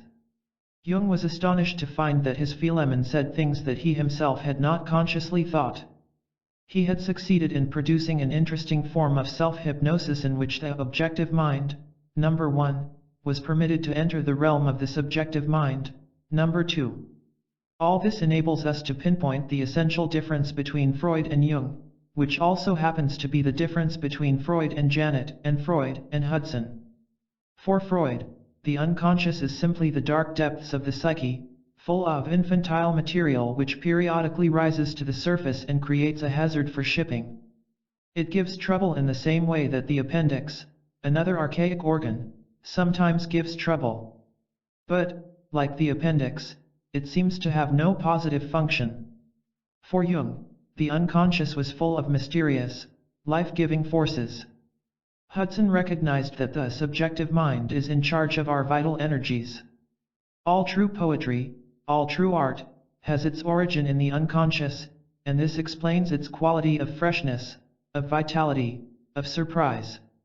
According to Hudson, neurosis is due to loss of contact between the subjective and objective minds. The objective mind, entangled in its own egotistical little purposes, forgets that it has an invisible partner, an immense source of power, and begins to find life dull, arduous, and repetitive. The result is a kind of negative feedback, loss of desire leading to loss of motivation. Yet the resultant anguish is unnecessary. The subjective mind has not really abandoned us. It is perfectly willing to come to the rescue with an unexpected burst of vitality or sensation of comfort. As the spirit tells Faust, the spirit world shuts not its gates. Your heart is closed, your senses sleep. And it was Jung's recognition that the unconscious is what Goethe called the spirit world, die Geisterwelt, and that it is nothing less than our connection with the wellsprings of life, that distinguished his concepts so clearly from Freud's. Where the psyche is concerned, Jung is a romantic optimist and Freud is a realist pessimist. Jung's view of the unconscious is almost Chestertonian. He feels that its basic message is one of absurd good news. When Jung retreated to Kussnacht after the break with Freud, it was not merely to lick his wounds and repair his damaged ego. The task that faced him was of self-renewal, a total change of direction. The Freudians accused him of being a self-seeking, self-promoting egoist, whose mythological theory was a blatant attempt to steal Freud's ideas and dress them up with his own mythological embellishments. Jung was honest enough to recognize that there was more than a grain of truth in this. It was the old moral issue that tormented Nietzsche so much: is the thinker driven by a desire for truth, or merely a desire to be regarded as a great thinker? Jung had to be prepared to abandon the old Jung, the Jung the Freudians were attacking, and become another person. This meant that he had to be absolutely sure of the truth of what he was saying. And this was rather a tall order for someone who had once swallowed most of the Freudian dogmas. If Freud was wrong to see phalluses and vaginas and incest wishes in the simplest dream, how could Jung be sure that his own talk about heroes and rebirth was not just as absurd? And it was in this extremity of self-doubt that his unconscious, the subjective mind, came to the rescue, filling his dreams with mythological symbols that seemed to support his theory of archetypes: dead knights in armor, Siegfried, Salome, Elijah, Philemon. His Freudian opponents might have pointed out that Jung had spent years immersing himself in mythology and its symbols, and that it would hardly be surprising if they turned up in his dreams. No doubt Jung was haunted by the same debilitating suspicion. But the waking dreams must have seemed an altogether different matter. To be able to enter his own unconscious mind and hold conversations with his number two was an experience that left no room for doubt. If Freud had more friends than Jung, Jung had a single ally who was worth more than all of them. Jung wrote down his fantasies in a volume he called the Black Book. Later, he transferred them to the Red Book, and added drawings and paintings. These paintings are extremely impressive, revealing that Jung could probably have made a career as an artist. But one of the most obvious and striking things about them is that they are full of religious imagery, not simply from Christianity, but from the religions of the East.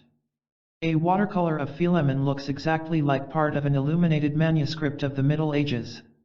A painting of the Hindu creator of the world, Prajapati, looks as if it has been taken from some Tibetan manuscript. A painting of the light at the core of the darkness shows a Chinese-looking dragon emerging from the explosion of light, but below there is a typical Swiss village. A mandala floating in the air above a beautifully painted town on the edge of a lake again combines eternal religious symbolism with the world of the 20th century. The town is full of soldiers, and tall chimneys belch industrial smoke. It is as if Jung is turning to the world's religions for aid. But perhaps the most significant of these paintings, in the light of Jung's psychological problems, is the one called Encounter with the Shadow. It shows a figure with a face like an animal, dressed in an elaborate opera cloak or Chinese robe, standing in the corner of a red-tiled room, with a mandala symbol behind him. For Jung, the shadow is the unconscious mind, not the whole unconscious, but a part of us that is waiting, so to speak, to emerge into the light of day and take his place as part of the conscious personality. What seems significant is that Jung here represents the shadow as a rather sinister-looking figure, a little like Jack the Ripper skulking in a dark corner. Yet he also recognized the brown-skinned savage who helped him to kill Siegfried as his shadow. If we regard him as an image of Hudson's subjective mind, or the right brain, we can see immediately how appropriate it is that he is a brown-skinned savage. The right brain is our intuitive part, it is simple, primitive, and childlike, and it is quite clearly distinguished from the left brain ego, with its command of language and logic. In recognizing the brown-skinned savage as his shadow, we can see that Jung had intuitively grasped the nature of the second self, the subjective mind. But his mental image of the shadow, as depicted in his painting, is altogether more sinister, in a word, more Freudian. Jung's Freudian preconceptions are still distorting his intuitions. Yet the Red Book is a proof of the success of Jung's attempt at self-renewal. He was creating another self that had more in common with a medieval monk than a modern psychiatrist. Even the building of the model village and the church reveals the same determination to turn his back on the Freudian intellectual and to conjure into existence a simpler, more primitive aspect of his personality. He was realizing the shadow. In 1916, Jung added a new strand to that new personality by writing a short book called 7 Sermons to the Dead. In Memories, Dreams, Reflections, he explains that it began with a feeling of restlessness, and the sensation that the air was filled with ghostly entities. Then it was as if my house began to be haunted. My eldest daughter saw a white figure pass through her room.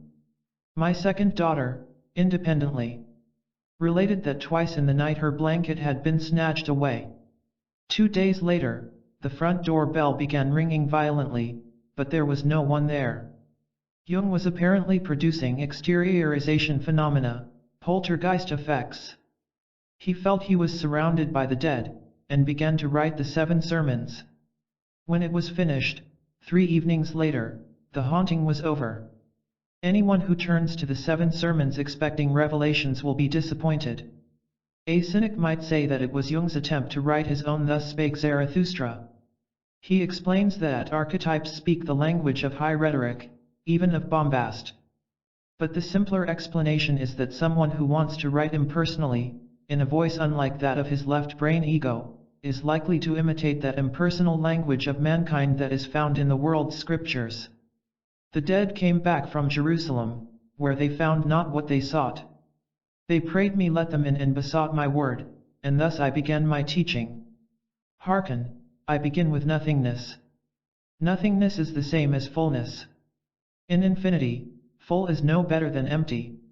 In the second sermon, the dead echo Zarathustra when they ask is God dead? Jung explains that God is creatura, the creation, and that the devil is the opposite of God, the void. But there is a third member of the Trinity, Abraxas, life itself, with a dual face of good and evil, like the Hindu deity Kali. At the end of the 6th sermon, the dead say, cease this talk of gods and demons and souls. At bottom this hath long been known to us. It seems that the previous sermons have been a waste of breath. Yet in the 7th sermon occurs one of the most significant lines of all, in this world is man Abraxas, the creator and destroyer of his own world. For a scientist, it seems an extraordinary statement. But then, as we have seen, Jung was not really a scientist by temperament, he has very little in common with Newton or Einstein. Jung was a romantic and something of a mystic. In the 7 sermons he dons the mantle of Zarathustra, although the content has more in common with the Hermetic writings than with Nietzsche. The statement that man is the creator and destroyer of his own world is, in effect, an admission that he sees himself partly as artist, partly as prophet. And the whole book suggests a man with a mission rather than a scientist. Yet it is significant that Jung did not allow the 7 sermons to be printed during his lifetime, except in a small private edition for his own use. Where the public was concerned, he wished to be regarded purely as a scientist. All this raises again the question we have discussed in the introduction. It may seem perfectly reasonable that Jung should have wished to be known solely as a scientist. After all, he had his career to think about. Yet on closer examination there seems to be rather more to it than that. Jung was something of an artist by temperament, and no scientist needs to be ashamed of having a streak of the artist in his composition. Indeed, it is interesting to note how many scientists and mathematicians are also good musicians, as if there was a need to create an internal balance between feeling and reason. And during the period of the confrontation with the unconscious, he deliberately strengthened the artist in his composition, carving stone, painting pictures, writing the sermons. By 1920, he was experimenting with the I Ching. The curious poltergeist effects of 1916 had deepened his certainty of the existence of the paranormal. He had also become increasingly fascinated by the religious symbol of the mandala, which is Sanskrit for circle, seeing it as an image of the soul. The autobiography contains the following curious passage. It was only towards the end of the First World War that I gradually began to emerge from the darkness. 2 events contributed to this. The first was that I broke with the woman who was determined to convince me that my fantasies had artistic value. The second and principal event was that I began to understand mandala drawings. This happened in 1918-19. In 1918-19 I was in Château d'Oix as Commandant de la Région Anglaise des Internes de la Guerre. While I was there I sketched every morning in a notebook a small circular drawing, a mandala, which seemed to correspond to my inner situation at the time. With the help of these drawings I could observe my psychic transformations from day to day. One day, for example, I received a letter from that aesthetic lady in which she again stubbornly maintained that the fantasies arising from my unconscious had artistic value and should be considered art.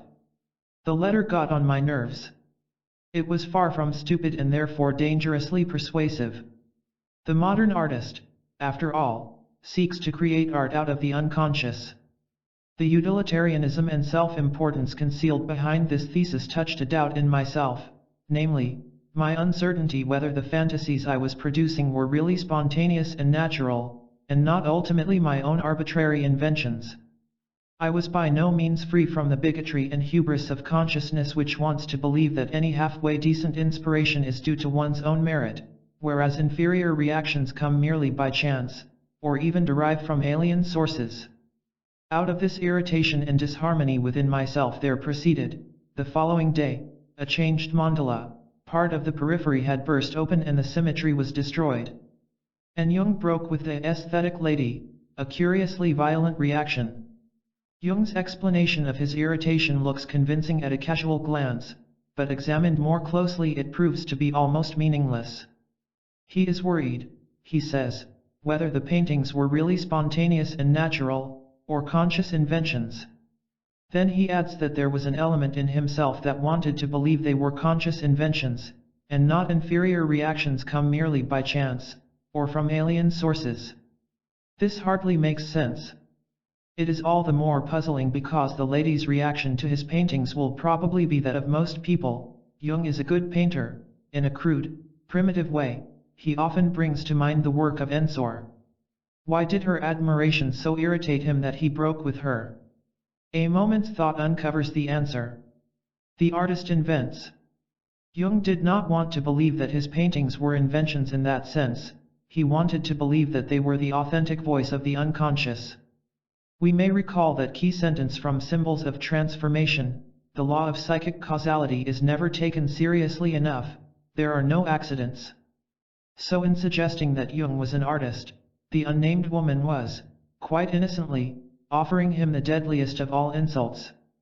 If his paintings were art, they were inventions.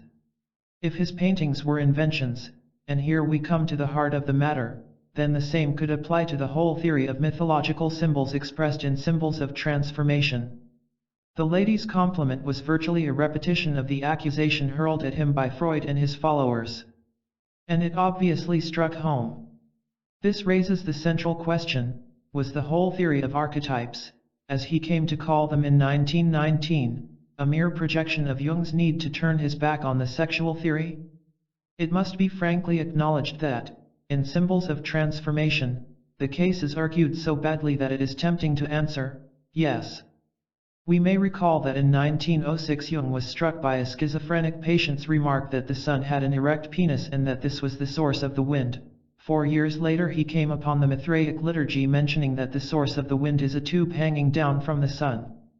On closer examination, this is hardly convincing. In a hot country, primitive people, who worshipped the sun, might well have a myth that the wind, which is hot, comes from the sun. If so, then it must either come from the sun's mouth, and the sun obviously does not possess a mouth, or from some sort of tube. There is no connection here with an erect penis. Jung's arguments for the mythological theory are also less than convincing. He states that there was a time in the ancient world when fantasy was legitimate truth. He instances a child's daydream that he is really a prince in disguise, and compares this to such ancient myths as Romulus and Remus, Semiramis, and Moses in the bulrushes. The fantasy therefore chooses a classical form which at one time had real validity. Similarly, he says, a fantasy of a burglar breaking into a house and committing rape, presumably a woman's fantasy, can be paralleled in mythology in the story of Persephone, Deianira, Europa, and so on. Our reaction to all this is understandable skepticism. Is he trying to tell us that when a child daydreams of being a prince, he is responding to some mythological archetype in his unconscious mind, and that when a woman daydreams of rape she is somehow inspired by ancient myths of seduction? This is clearly preposterous. The child can daydream of being a prince without any help from mythological archetypes. The fantasy is not choosing a classical form, it is choosing a completely natural form. And the same applies with twice as much force in the case of the rape fantasy, since sex is the most powerful of natural impulses. What we have to grasp is that the feeble argument fails to do justice to Jung's basic conception. What he is saying, in fact, is that man is a religious animal as well as a sexual animal, and that religious needs are as powerful and genuine as sexual needs, in fact, more so, since they can often suppress the sex needs. So when we plunge down into the world of the unconscious, we are likely to find religious needs reflected there as much as sexual needs. We shall also find other basic needs, ambition, for example, the driving force of the hero. So it would be more accurate to say that the story of Romulus and Remus or of Moses in the bulrushes reflects the same craving as the child's fantasy about being a prince in disguise, rather than vice versa. At this stage of his career, Jung was still struggling to express certain intuitive perceptions, and was far from doing so with the success he achieved in later life.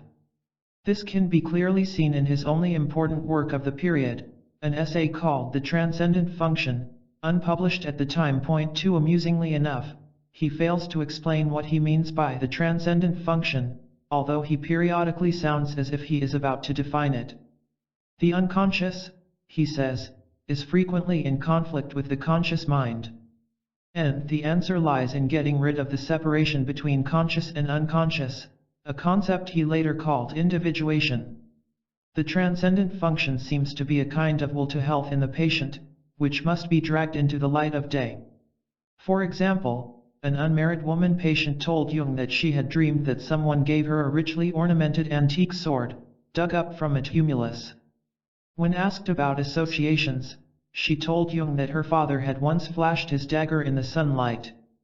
He was an energetic, strong-willed man who had many love affairs, and he died when she was young. But although she obviously had a strong father complex, with sexual fantasies about him, she was inclined to identify with her mother. So in choosing men, she was inclined to choose weak and neurotic males. Now if Freud had been analyzing this case, he would obviously have seen the sword as a phallic symbol, and assumed that the patient's illness was due to her repression of the incestuous impulse, hence her preference for weak men. Jung went an important step further. So far, the patient had herself been weak and neurotic. Through the image of the sword, her unconscious was trying to tell her that she too could be strong and healthy, like her father. In short, Jung's interpretation offered her a course of action. The sword represented her will to health, her transcendent function. In his later work, Jung is willing to recognize that the transcendent function is man's religious drive, the craving to evolve to a higher level. He can accept the Freudian notion that the unconscious is full of infantile material, for he recognizes that one of our problems is the child still inside us, sometimes spoilt, sometimes nervous, miserable, self-pitying, but always essentially passive. The transcendent function is the part of the unconscious that urges us to evolve, towards the hero, the saint, or the sage. But in 1916, Jung was still struggling towards this synthesis. The result is that the reader often has to guess what he is trying to say. Yet the main achievement of these years, as Jung himself realized, was the recognition of the importance of the mandala symbol.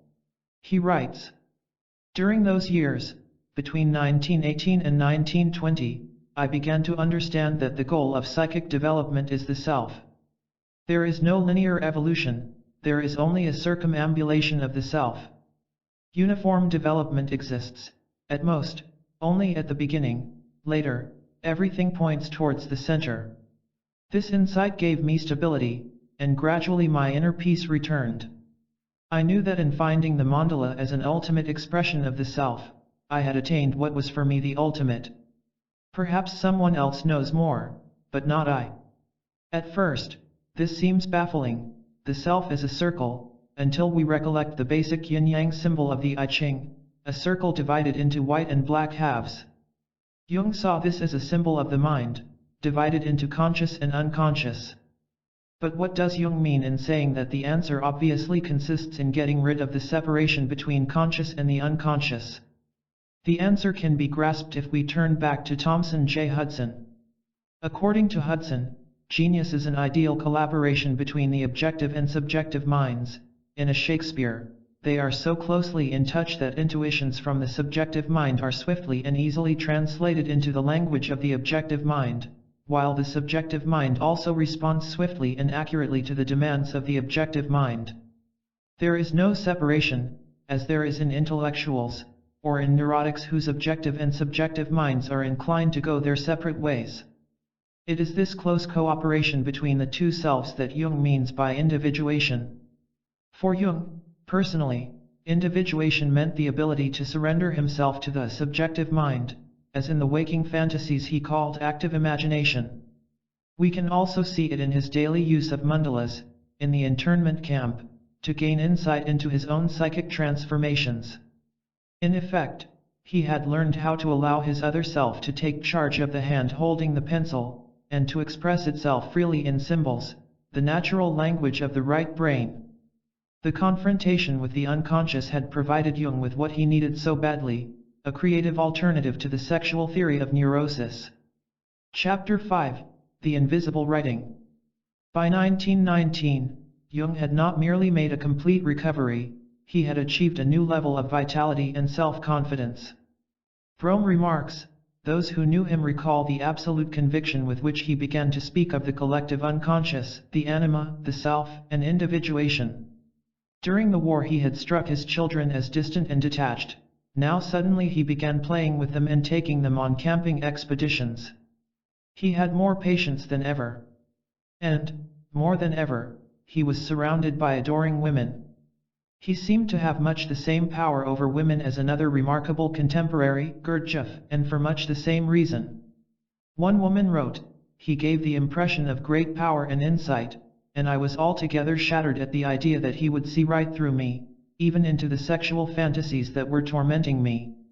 And, like Gurdjieff, Jung seems to have had no inhibitions about accepting the homage, and bestowing his favor on selected members of the harem.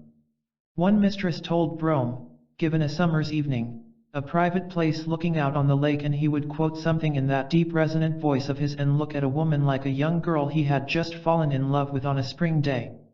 Jung firmly resisted all efforts of Toni Wolff to persuade him to divorce Emma and marry her. She would probably have been unwilling to allow him the freedom that Emma had finally been forced to concede. Besides, Emma was an admirable wife and mother, and Jung loved his home. It may have been to escape the women that Jung accepted an offer from a businessman friend to accompany him to North Africa.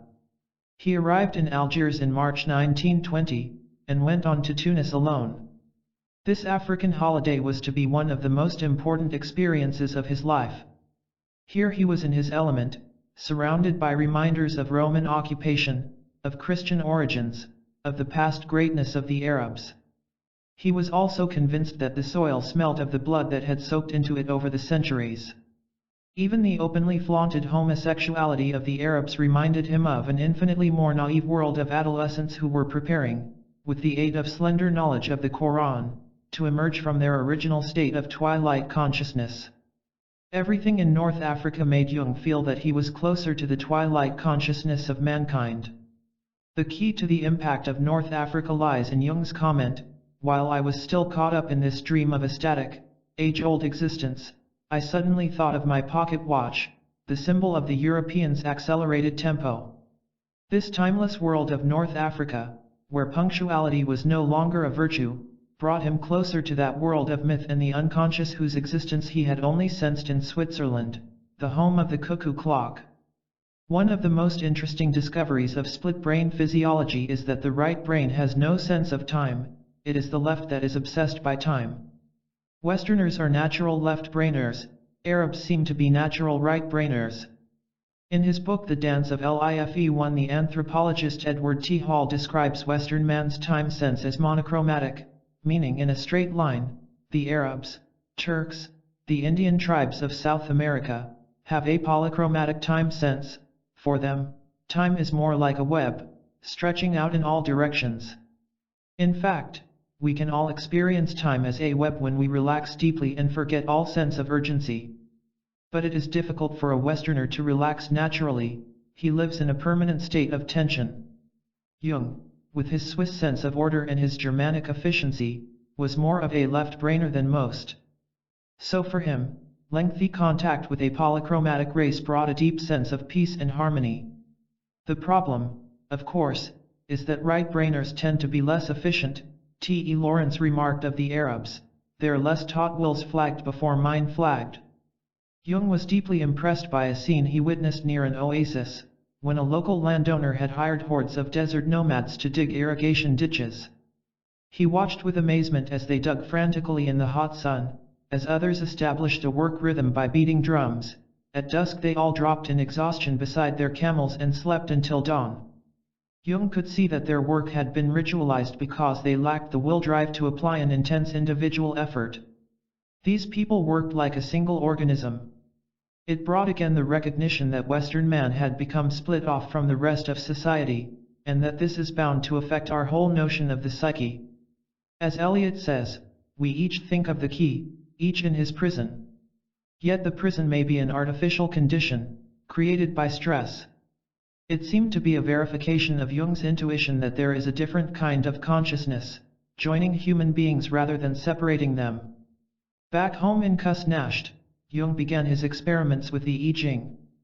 This represented the most complete change of direction that Jung had experienced since he decided to become a psychologist more than 20 years earlier. In spite of his interest in the occult, Jung had remained basically a scientific skeptic where the ancient magical tradition was concerned. Yet coincidences, like the discovery of the dead kingfisher in his garden when he was making a painting of Philemon as a kingfisher, deepened his intuitive certainty that the psyche is not governed by the laws of chance. His visions of blood in 1913 seemed to be genuine instances of precognition of the future, and by any scientific criterion, precognition is an impossibility. Jung tried the I Ching on a patient, a young man with a mother complex who was thinking of marrying a rather strong-minded girl. The I Ching answered, "The maiden is powerful. One should not marry such a maiden." He asked a Chinese philosopher what he thought of the I Ching, and the philosopher, Hu Shi, dismissed it as an old book of spells. But later he told Jung the story of a friend, involved in an unhappy love affair, who went to a Taoist temple one day to consult the oracle. "And was it correct?" asked Jung. "Of course," was the reply. To accept such things would seem to classify Jung with people who read their horoscopes in newspapers or refuse to travel on Friday the 13th. And clearly, Jung was not such a person. What was happening was that his universe was being steadily transformed by a deepening intuition that the psyche interacts in some mysterious and unknown way with the world around us. It could be compared to the feeling of primitive man that he is surrounded by spirits and gods. But in Jung, this notion took the form of the intuition that we also somehow contain the spirits and gods, and that there are forces deep inside us that can somehow be brought into harmony with the forces outside us. The motive force that had fueled Jung's search could be defined as a form of romanticism, but romanticism in its deepest sense, as defined in a remark made by Arthur Koestler, "In my youth I regarded the universe as an open book, printed in the language of physical equations, whereas now it appears to me as a text written in invisible ink, of which, in our rare moments of grace, we are able to decipher a small fragment." Every major romantic has possessed this intuition, that the secret of the universe is somehow written in invisible writing. At the same time, it is important to grasp that Jung was no expert at deciphering invisible writing. He was a deeply intuitive man, which is why he was such a good doctor, who was not particularly skilled at turning insights into words. Symbols of Transformation was a clumsy attempt to express this feeling that the secret is written in invisible writing, and it has something of the obscurity of a Gnostic text. And in book after book, we feel he is fumbling towards an insight rather than pursuing it with single-minded determination. This is nowhere more plain than in Jung's next major work, Psychological Types, which appeared in 1921. It has become Jung's best-known work, because of its introduction of the terms introvert and extrovert, yet to anyone familiar with Jung's earlier work, it must have seemed to signal a complete change of direction. Instead of mythology, symbolism, and the unconscious, we have a system of classification that seems to be a throwback to the Elizabethan notion of humors. In his autobiography, Jung is curiously reticent about the origin of the book, although he says that he was busy with preparatory work as early as 1916. The major clue lies in the book itself, the fourth chapter, in which he discusses the theories of a certain Dr. Fernand Jordan, who in 1896 published a book called Character as Seen in Body and Parentage. Jung remarks that his attention was drawn to the book by a London colleague, Dr. Constance Long. We know that he went to London to lecture in July 1919. It therefore seems possible that this was when he encountered the book. It is Jordan who was responsible for inventing the notion of extroverts and introverts. He states that there are two generic fundamental biases in character, which could be labeled the active and the reflective. Jung's chapter on Jordan is mostly devoted to criticism, and he nowhere acknowledges his basic indebtedness to Jordan. On the other hand, neither does he state anywhere that he had invented the classifications of extrovert and introvert before he read Jordan. One of the best summaries of psychological types is offered by Jung himself in his essay Approaching the Unconscious, the last thing he wrote. Here he says, "Extroversion and introversion are just two among many peculiarities of human behavior. But they are often rather obvious and easily recognizable. If one studies extrovert individuals, for instance, one soon discovers that they differ in many ways from one another, and that being extrovert is therefore a superficial and too general criterion to be really characteristic. That is why, long ago, I tried to find some further basic peculiarities that might serve the purpose of giving some order to the apparently limitless variations in human individuality. I had always been impressed by the fact that there are a surprising number of individuals who never use their minds if they can avoid it, and an equal number who do use their minds, but in an amazingly stupid way. I was also surprised to find many intelligent and wide-awake people who lived, as far as one could make out, as if they had never learned to use their sense organs.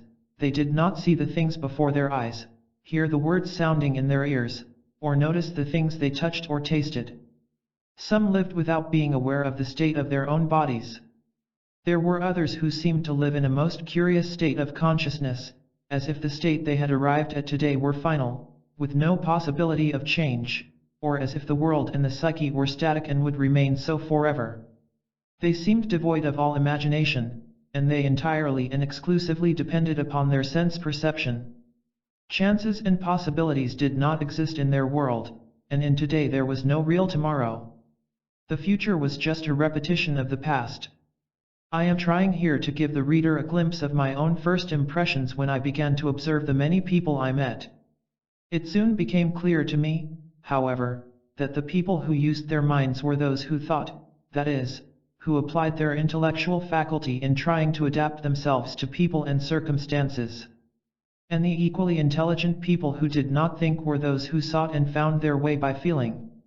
We may speculate, then, that Jung's discovery of Jordan's book produced an intellectual explosion, and that his dissatisfaction with Jordan's further attempt to subdivide the two basic types, active and reflective, led to the recognition that introvert and extrovert could also be subdivided into four further categories: thinking, feeling, sensation and intuition. Feeling means here only a non-linguistic approach to problems, such as when we say, "I feel the easiest solution would be." Psychological types is an attempt to illustrate the 8 types: introverted feeling type, extrovert feeling type, etc., with characters from history and fiction. In fact, he soon finds it necessary to create still further subdivisions, until a reader begins to suspect that he is losing his way. Yet although, in summary, psychological types sounds like a radical departure from Jung's earlier preoccupations, the book itself makes a totally different impression. It begins with a lengthy comparison between two early church fathers, Tertullian and Origen, examples of the introverted and extrovert thinking types. And we soon feel, just as in symbols of transformation, that they are far more than mere illustrations of a thesis. Jung is discussing them because he feels profoundly at home in the world of the early Christian church. When Anatole France, whom Jung once admired, talks about the early church, it is in a spirit of ironic skepticism, poking gentle fun at the ascetics who tormented their bodies instead of appreciating the delights of the senses. When Jung talks about the early church, he obviously feels that these men were concerned with important issues that the modern world has forgotten.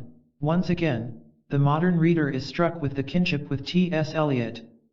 And after discussing the problem of transubstantiation, nominalism, and realism, and the controversy between Luther and Zwingli, he goes on to talk about Schiller, Goethe, Nietzsche, and Karl Spitteler's Prometheus and Epimetheus. It is as if he is saying, Freud tried to reduce life to sex and infantile repressions, but this is what is really important. In short, Jung is still making his major points indirectly rather than directly. It takes him more than 400 pages to reach his discussion of the introverted and extrovert types in chapter 10. Yet the major point emerges very clearly, for all that. What all these people have in common is that for them, as for Jung, the world is full of invisible writing. What is so interesting about psychological types is that it is written on two levels, that of an old-fashioned, pre-Freudian textbook of psychology, and of a deeply personal confession of faith. It is probably the piquancy of the contrast between the two that has made this Jung's most famous book. A patient of Jung's, Dr. Liliane Fréron, later made the interesting comment, he wrote in a crabbed small hand when he was a dry and scientific writer, expanding into a much more open work style as he gathered confidence in his theories, and later using on occasion a beautiful exact Gothic script like a medieval manuscript. In that sense, Psychological Types is still written in a small, crabbed handwriting. But even before it was published, he was extending his intuitions towards new horizons. After his early experiments with the I Ching, he read the new translation and commentary by Richard Wilhelm, a Christian missionary who had gone to China and become a total convert to the ancient Chinese culture. When Wilhelm came to Zurich in 1922, the two men met, and became close friends. They seem to have spent much of their time together experimenting with the I Ching. On one occasion, the oracle warned Jung not to take what would happen the next day too seriously. In fact, an old friend was killed in a car crash. It was also in 1922 that Jung bought a piece of land by the lakeside at Bollingen, near St. Meinrad. He had decided to build himself a primitive round house, in the style of an African hut. He thought of it as a place of retreat, a kind of monastery. When his daughter came to look at the site, she told him it was a place of corpses, a remark he dismissed until, when building began, a skeleton was uncovered, and Jung discovered that many French soldiers had died in the vicinity in 1799 when the Austrians blew up a bridge. Jung took this to indicate that his daughter had inherited some of the family's psychic powers. Shortly before building began, Jung had a dream of a gigantic wolfhound bursting out of a primeval forest. Jung knew that the wild huntsman had commanded it to carry away a human soul. The next morning, he heard that his mother had died in the night. It was another glimpse of the invisible writing. The round house at Bollingen developed into a two-story tower. It was primitive, without running water or electricity, but there was an element in Jung that craved the primitive. Over the years, the tower slowly developed into a fairly large house, complete with a meditation room for Jung. But his motives in building it were not entirely connected with asceticism. He and Toni Wolff often went there alone for weekends. Emma seems finally to have reconciled herself to the idea that her husband was a man who needed 2 wives and numerous mistresses. For Jung, this period, in the early half of the 20s, was a time of spiritual search. He had already outgrown the ideas of psychological types by the time the book was published, but the ideas that would replace them were still in a state of chaos. The only book to emerge from this period, The Psychology of the Unconscious, published in 1926, is basically a brief summary, a backward look, at ground already covered, beginning with an account of Freud and psychoanalysis, continuing with an exposition of Adler's will to power psychology, and concluding with an account of his own psychological types and the collective unconscious. On the subject of the archetypes, he is as unconvincing as he had been in 1912. He offers as an example Robert Mayer's discovery of the law of the conservation of energy, and finds various parallels in Buddhism and Polynesian religion, which lead him to assert that this idea has been stamped on the human brain for eons, to which a skeptic would retort that a similar argument could be used to prove that the bicycle and motor car are derived from the chariot of the sun in Greek mythology and the chariot of Juggernaut of the Hindus. Jung's solution to this state of intellectual suspension was to try to deepen the insights that had come to him through contact with North Africa, particularly the slowing down of time. If split-brain physiology had existed in 1924, Jung might have recognized that he was exploring the timeless awareness of the right brain. As it was, he took the opportunity of a lecture trip to America in 1924 to visit the Pueblo Indians of Mexico. The North African trip had made him aware of how far his consciousness was conditioned by European civilization. He was among the Taos Indians at about the same time as D.H. Lawrence, and seems to have reached much the same conclusions as Lawrence. He quotes the Taos chief, "See how cruel the whites look.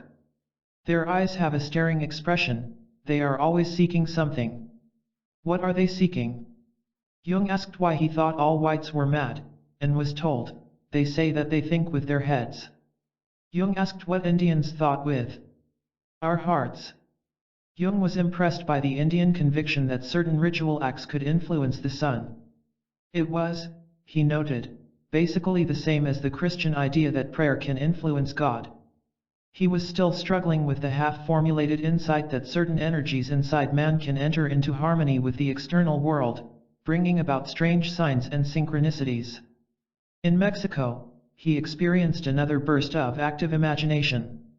He had a sensation as if a shapeless mist was rising inside him, and this solidified into fantasies of Roman legions destroying cities in Gaul, St. Augustine converting England, Charlemagne converting pagans by threat of death, crusaders burning and looting, and finally, Spanish conquistadors descending on the Aztecs with slaughter, fire, and torture. It is, of course, the kind of fantasy that any historian might dream up, but Jung's abnormally active unconscious lent it reality. Arnold Toynbee once described how his own study of history originated in a similar vision in Sparta, but for Toynbee, it was only a sudden overwhelming sense of the reality of the past. Jung's unconscious mind was showing him how to turn that reality into actual visions. This enables us to grasp the most fundamental issue of all concerning Jung's work. It makes us aware that the real problem about the human mind is not its neuroses and psychoses, but its sheer feebleness. The violence of the Roman legions, the cruelty of the Spanish conquistadors, was something that really happened. Yet it is practically impossible for the human mind to grasp that it happened. Compared to the present moment, it remains unreal, a kind of fairy story. This is what is wrong with human consciousness, that we are trapped in the present. Our minds can, potentially, conjure up other times and other places.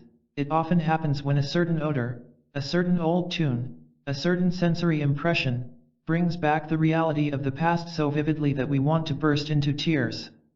Yet we cannot do it at will. Consciousness seems as feeble as a baby's grip.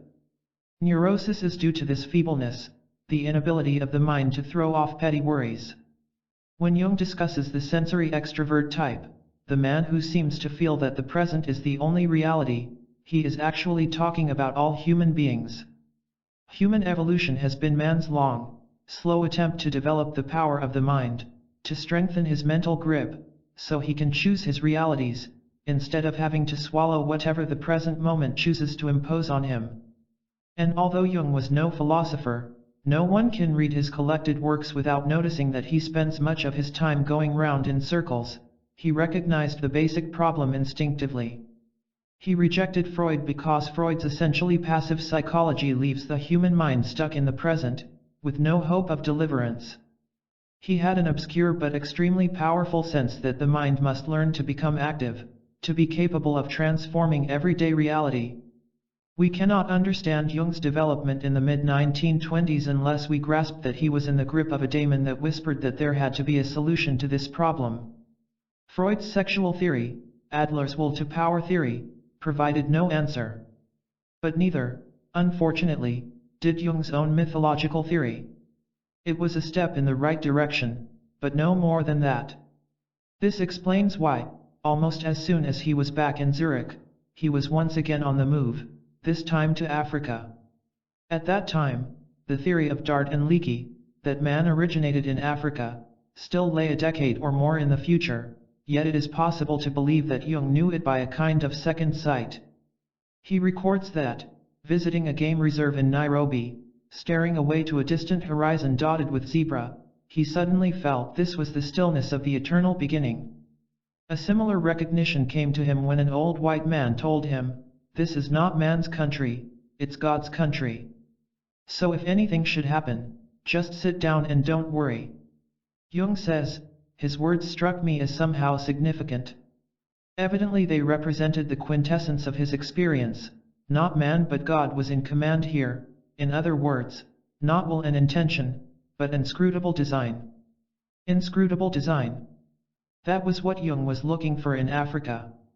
It was what he had been looking for all his life, the sense that there is meaning outside us and around us, invisible writing.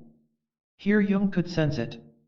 I enjoyed the divine peace of a still primeval country. Thousands of miles lay between me and Europe, mother of all demons.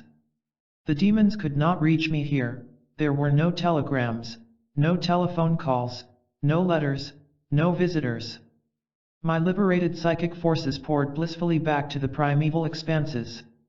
And the realization that grew from the experience of Africa was that within the soul from its primordial beginnings there has been a desire for light and an irrepressible urge to rise out of the primal darkness. His vision of Africa seems to have been very close to that which Conrad expressed in Heart of Darkness, in reality a darkness altogether different from natural night broods over the land. It is the psychic primal night which is the same today as it has been for countless millions of years. The longing for light is the longing for consciousness. Yet Africa was not the solution of his problem. The problem was that his work was marking time, as became clear when the psychology of the unconscious appeared in 1926. What he had sought in Africa was that sense of the invisible world that lies around us. The primitive feels that he is surrounded by spirits. In Europe, poltergeist activity is regarded as an unexplainable manifestation of the unconscious. In Africa, it is regarded as a visible manifestation of invisible spirits. In a sense, an African would hardly be surprised to see an object floating across a room. It would merely confirm what he knows to be true. But what Jung wanted was more than a return to this primitive view of the world. He was reaching out towards an intuition that there can be a fruitful harmony between the mind and the powers of the universe. In ancient cultures, this tradition is known as magic, and Jung's thinking was becoming increasingly magical. Yet he was not concerned with ritual or ceremonial magic, as W.B. Yeats was. He was concerned with the natural magic of the unconscious, the magic, for example, that produces synchronicities. So in a sense, the African trip was a dead end rather than a beginning. He had reached an impasse in another sense. In psychological types, it becomes very clear that Jung was deeply drawn to the early church fathers and to the Gnostics, with their strange philosophy of creation. Jung obviously felt that his psychology needed an extra dimension, and he hoped to find it in these sources. By 1926, when he returned from Africa, this hope had vanished. As far as I could see, the tradition that might have connected Gnosis with the present seemed to have been severed, and for a long time it proved impossible to find any bridge that led from Gnosticism, or Neoplatonism, to the contemporary world. But the feeling of the necessity for such a bridge remained strong. And in 1928, a fragment of the solution was provided by his friend Richard Wilhelm, who sent him a translation of a Chinese mystical work called The Secret of the Golden Flower. This is, in fact, a curious combination of Eastern mysticism and alchemy, symbolizing the goal of meditation as the elixir of life. Jung was immediately struck to find that the book contained the mandala symbol. He was even more excited to find that the soul is symbolized both as a masculine cloud demon and as an earthbound female white ghost. He saw these as symbols of the animus and anima, his own concept of the masculine soul that dwells in women and the feminine soul that dwells in men. Brome quotes H. G. Wells as saying, after a meeting with Jung, "I've always known I had a beautiful young girl trying to break out from inside me." But perhaps the most exciting notion was that the aim of this spiritual alchemy was to produce an etheric body known as the diamond body, which corresponded very closely to Jung's concept of the self. One section began, "If thou wouldst complete the diamond body with no outflowing, diligently heat the roots of consciousness and life. Kindle light in the country close at hand. And there hidden, let thy true self always dwell." That phrase "with no outflowing" was obviously of central importance, for the problem with neurotics, in fact, with human beings in general, is a kind of leakage of energy, due to fear, anxiety, general negativeness.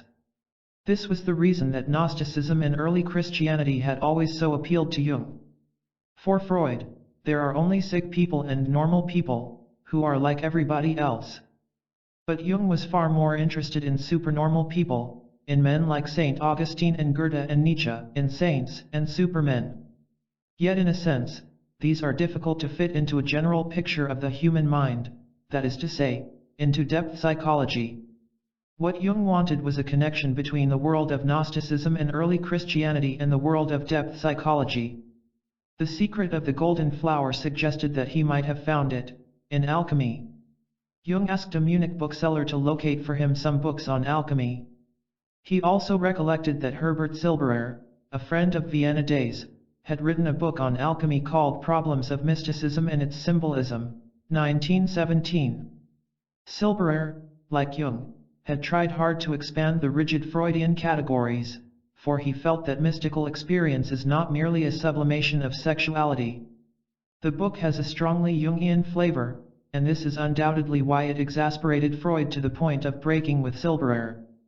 Silberer fell into depression, and in 1923 committed suicide by hanging himself from window bars, leaving a torch shining on his face so his wife would see him as she came in. Freud seemed to have some frightening power of inducing suicidal depression in heretics. In 1919, Victor Tosk, another Freudian who had dared to think for himself, committed suicide, while in early 1927, the brilliant newcomer Wilhelm Reich had a nervous breakdown after Freud broke with him. Jung had written Silberer a warmly appreciative letter after reading Problems of Mysticism, but it had failed to interest him in Western alchemy, partly because Silberer had concentrated on later alchemical texts by writers like Hollandeus and Philolaethes that were even more obscure than the earlier ones. The Munich bookseller found Jung a compilation called Artis Auriferi, 1593, containing a number of classics of alchemy, but he found it incomprehensible, and pushed it aside in disgust. 2 years later, he took it up again, and began making a glossary of basic alchemical terms. When it dawned on him that the alchemists were talking in symbols, he became increasingly fascinated. The problem began to obsess him. I worked along philological lines, as if I were trying to solve the riddle of an unknown language. In this way, the alchemical mode of expression gradually yielded up its meaning. It was a task that kept me absorbed for more than a decade. Anyone who has ever spent 5 minutes trying to read an alchemical text may find Jung's obsession baffling and rather perverse. According to the alchemists, the work begins by finding a substance called the prima materia, which some believe to be salt, some mercury, others earth, or even water. This must be pulverized, mixed with a secret fire, and heated in a sealed vessel. This prima materia contains two elements, male and female, referred to as Sol and Luna, or sulfur and mercury. In the sealed vessel, these blacken and putrefy, a process known as the nigredo. Then the mass should begin to show white flecks, and to turn white, a process known as the albedo. It becomes volatile, and recrystallizes as a white stone. In this stone, the male and female elements are united into a mysterium coniunctionis or marriage, and it is capable of healing. At the next stage of the process, the white stone is added to mercury, and an obscure process known as exaltation takes place. The stone turns green after being dissolved in acid, a stage known as the green lion, and finally turns red. This is the philosopher's stone, which can turn base metals into gold, and which is also the elixir of life. The most obvious explanation of all this is that the science of chemistry has existed for less than 200 years. Its major figures, Priestley, Cavendish, Lavoisier, Dalton, were experimenting towards the end of the 18th century. Dalton announced his atomic theory in 1803. So we can dismiss talk about making gold out of other substances as sheer ignorance. The alchemists were unaware that gold is an element, and therefore cannot be made. But this explanation has failed to satisfy many acute minds. In the 1840s, a brilliant young lady named Mary Ann South, later Mrs. Atwood, studied hypnosis, and became convinced that the Greeks had made use of hypnotic states in their mysteries. She then wrote a book on alchemy, a suggestive inquiry into the Hermetic mystery, 1850, which suggested that alchemy itself was a coded form of the mystery religion of the ancients. When her father read the book, he was so shocked at the thought that she was revealing forbidden secrets to the mob that he bought up all available copies and burned them. W. Wynne Westcott, one of the founder members of the Order of the Golden Dawn, the magical society of which Yeats was a member, wrote a little book called The Science of Alchemy, which declared that all the chemical symbolism was a blind, and that alchemy was basically a mystery religion. So Jung's discovery about alchemy was, in a sense, a rediscovery of the ideas of Mrs. Atwood and Wynne Westcott. Jung believed that alchemy is about the transmutation of the mind and the discovery of the self. Inevitably, he saw the male and female elements of the prima materia, the king and queen of alchemy, as the animus and anima. This seemed to indicate the alchemy is about psychological processes. Jung's theory, briefly, is this. The alchemist regarded the work with such intense seriousness that, quite unconsciously, he projected his own desires and obsessions into it. While working on his chemical experiments, the operator alchemist had certain psychic experiences which appeared to him as the particular behavior of the chemical process. Since it was a question of projection, he was naturally unconscious of the fact that the experience had nothing to do with the matter. In other words, the alchemist saw things in the process, rather as we might see faces in the fire. Jung cites a number of examples suggesting unconscious self-deception. One alchemist recommends taking rainwater, and allowing consecrated red wine to fall into it drop by drop. The result, he says, will be a vision of creation as described in Genesis, first a kind of fog, then the emergence of light, and so on.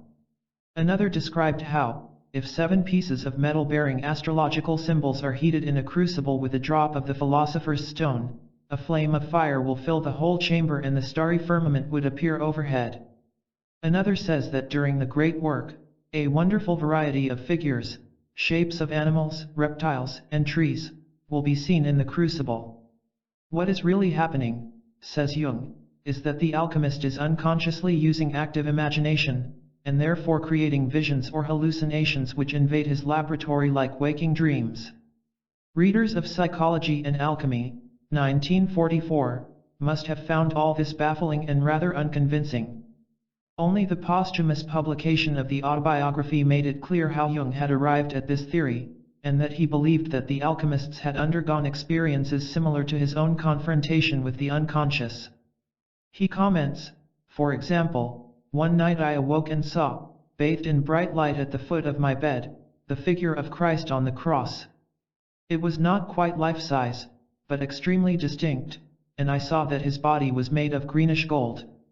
The vision was marvelously beautiful, and yet I was profoundly shaken by it. A vision as such is nothing unusual for me, for I frequently see extremely vivid hypnagogic visions." So, according to Jung, alchemical texts, with their green lions and red dragons and starry firmaments, are actually descriptions of hypnagogic visions, visions seen between sleep and waking, which the alchemist believed to be a part of the chemical process. For Jung, the next question was, what were the visions about? The answer is, religion. The soul possesses by nature a religious function, he says in Psychology and Alchemy. Western man has been spiritually starved by his materialistic, rationalistic civilization, and Christianity, with its tendency to dogmatism, has only made things worse. So the religious function of the unconscious found its expression, through symbols, of course, in alchemy. Says Aniela Jaff, alchemy thus stood in a compensatory relationship to the world of consciousness and to Christianity, just as a dream does to the conscious situation of the dreamer. Which meant, in effect, that Jung could treat alchemy as one long, complicated dream, and employ his skill in dream interpretation.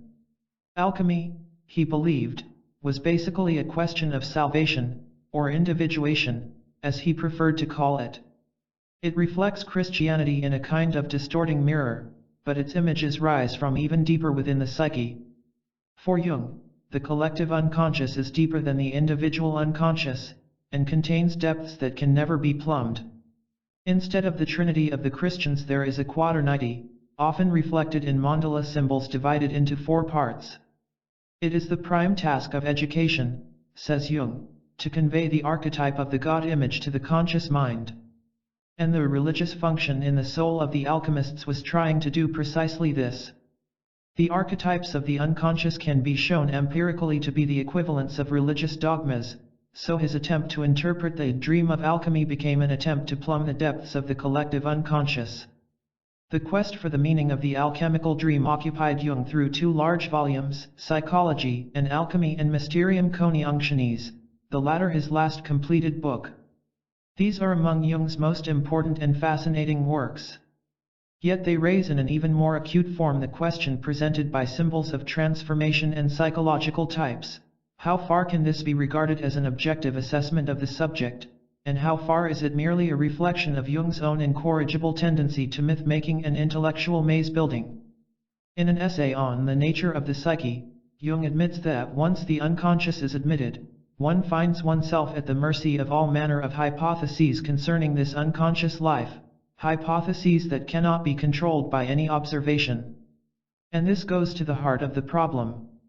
As Jung talks about the unconscious choosing a certain type of myth in preference to another type, and explains that the son type does not call up a daughter as a complementary image from the depths of the chthonic unconscious, it calls up another son. Even the most sympathetic reader feels inclined to believe that Jung could conjure up reasons for anything he wanted to prove. In a basic sense, Jung is still a Freudian, that is, he presents himself to us as the interpreter of the unconscious mind, wearing his wizard's robe and pointed hat, and the reader is expected to listen respectfully and nod in agreement. And sometimes the Freudianism is even closer to the surface, as when Jung explains that the king and queen are holding left hands because their union is incestuous, and incest symbolizes union with one's own being, it means individuation or becoming the self.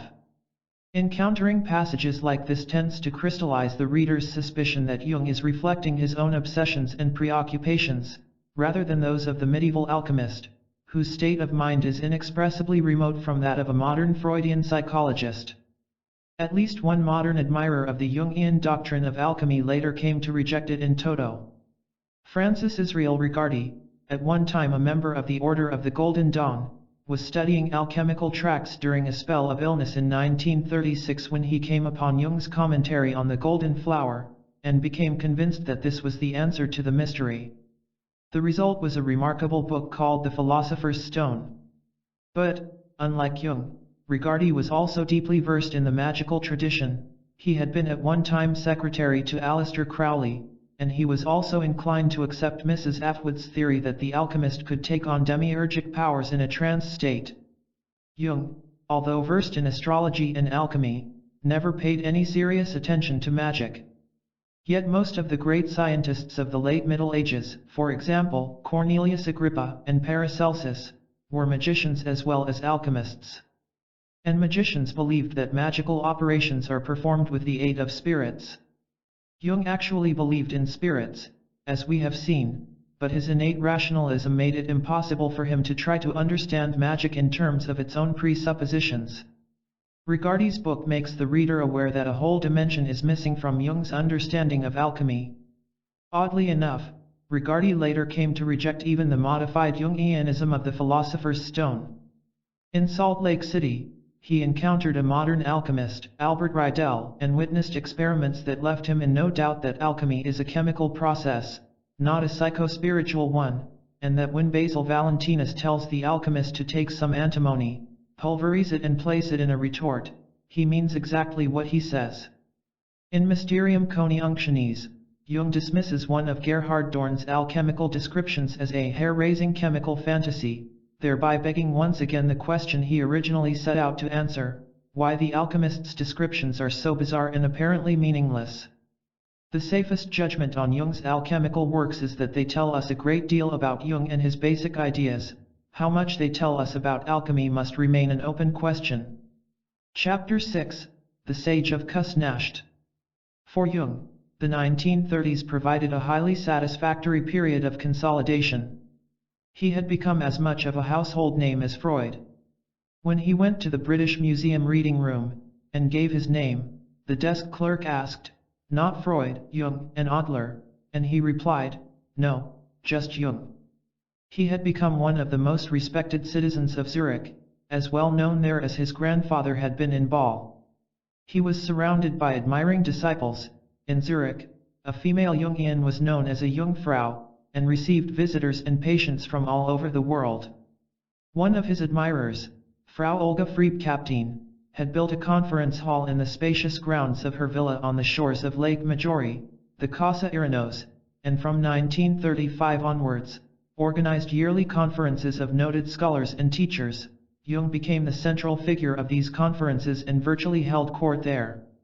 In 1933, he was appointed president of the International Medical Society for Psychotherapy. He also resumed academic lectures, and in 1935 was appointed professor. In 1935 he gave a highly successful series of lectures at the Tavistock Clinic in London. His immense vitality and informal manner made him a charismatic lecturer, and then went on to Harvard.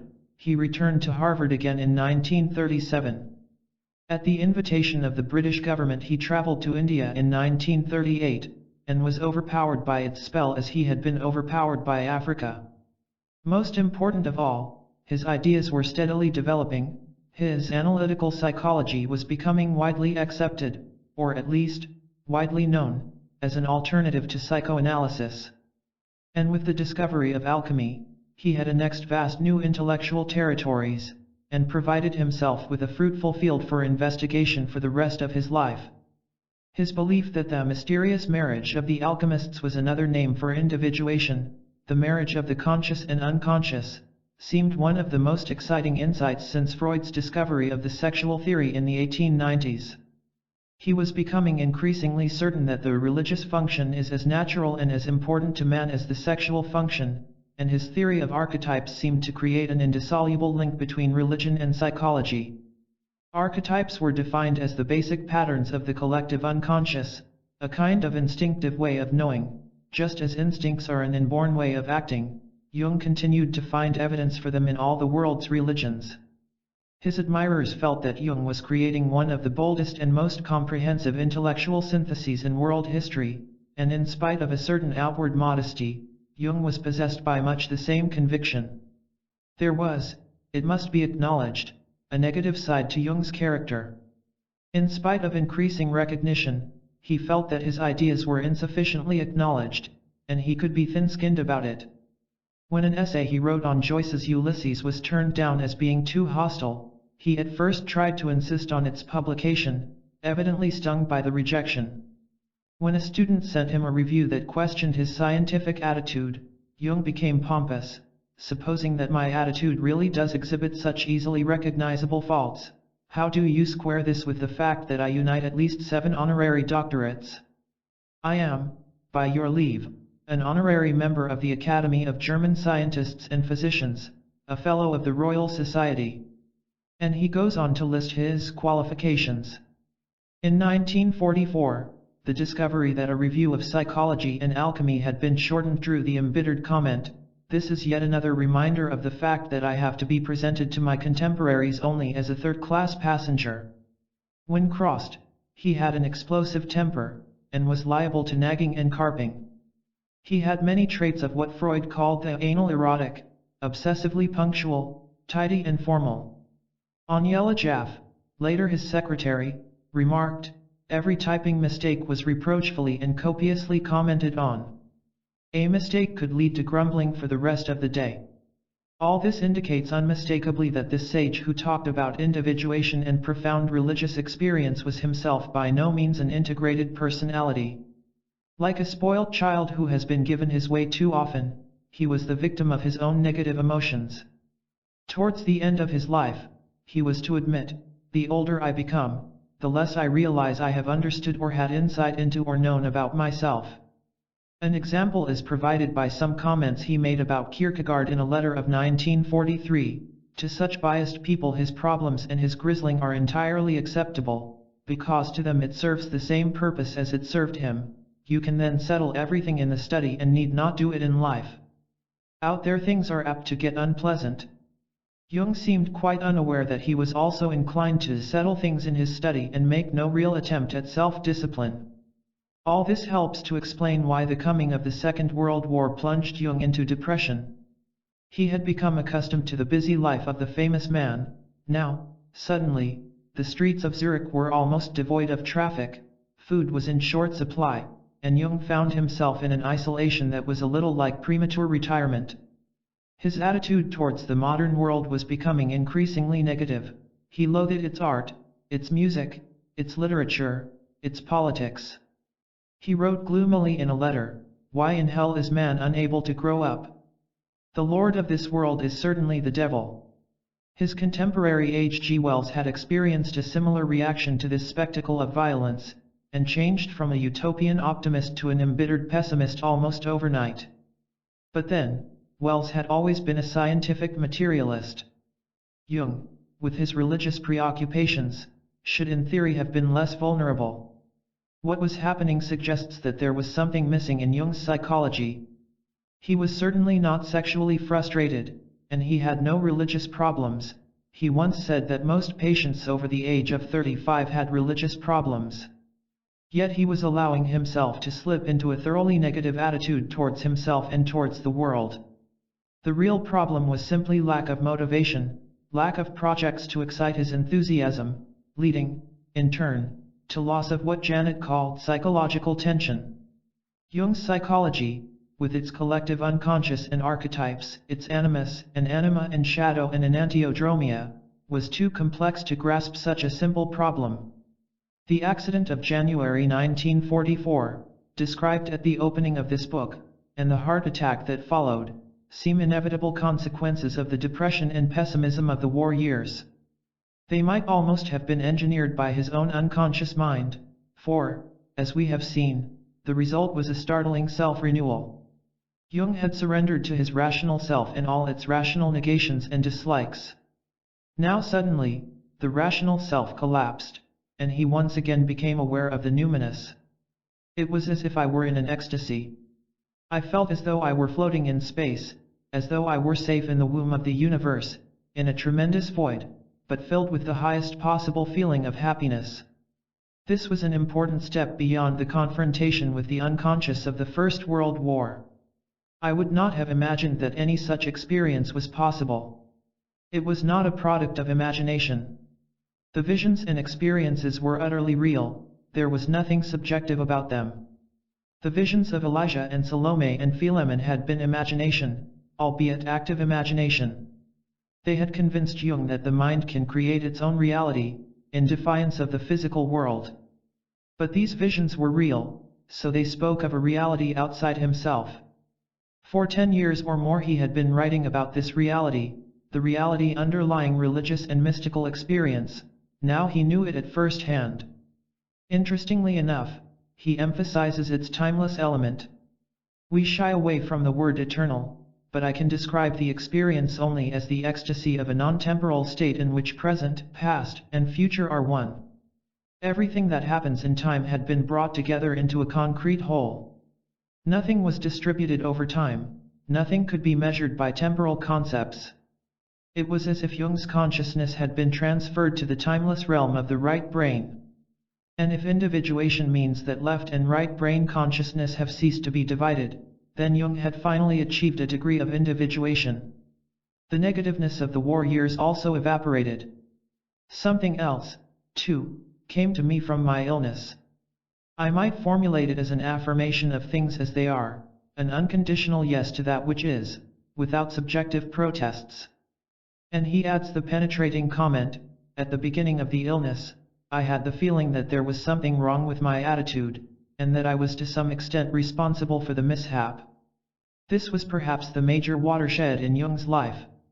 Ever since he had entered the Berghalsli, he had been battling for primacy, for success, for dominance, for fame, no doubt spurred unconsciously by the memory of his father's pathetic failure. Jung had come on the scene at an important point in European intellectual history, when various forms of scientific reductionism were becoming an unshakable dogma.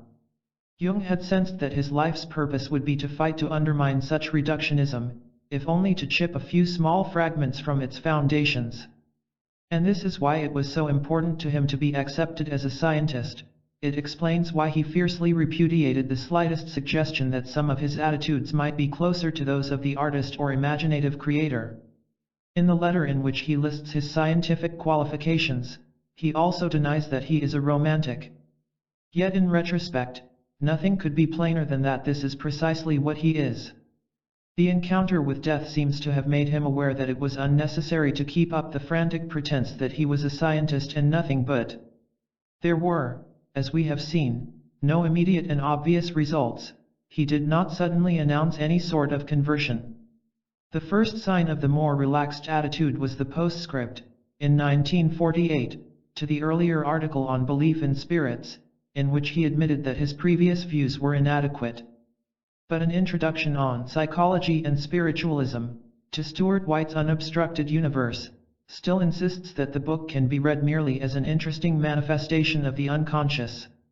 It was another 2 years before he told frankly the story of the ghost that had haunted the cottage he had stayed in after the First World War. But he still made no mention of the experiments that he and Bleuler had performed with the Austrian medium Rudi Schneider in the 1920s, experiments in which he had witnessed materializations and psychokinesis, or movement of objects. It was for Aniela Jaff to reveal these after Jung's death, in an essay in which she merely says Jung never utilized these experiments scientifically, meaning that he chose not to admit to them. In a sense, all this was relatively unimportant compared to Jung's preface to the Wilhelm translation of the I Ching, in which he finally acknowledges that he had been taking the Chinese oracle seriously for many years. In the same year, 1950, he also wrote the first short essay on synchronicity, delivered as a lecture to a sympathetic audience at Iranos the following year. The most striking thing about this lecture is not that Jung has decided to break with his lifelong rationalism by formulating an acausal connecting principle, but that he still goes to such lengths to try to disguise what he is doing. He begins by defining synchronicity as meaningful coincidence, and gives an example from his own experience, how in 1949 he had made a note of an inscription about a creature that was half man and half fish. There was fish for lunch. Someone mentioned a custom of making April fish. A former patient showed him pictures of fish. He was shown an embroidery with sea monsters and fishes.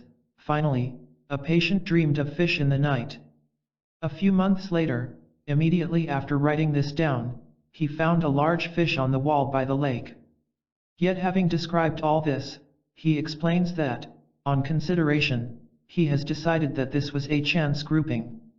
So before the discussion is properly launched, he has already offered an example of synchronicity, then taken it back.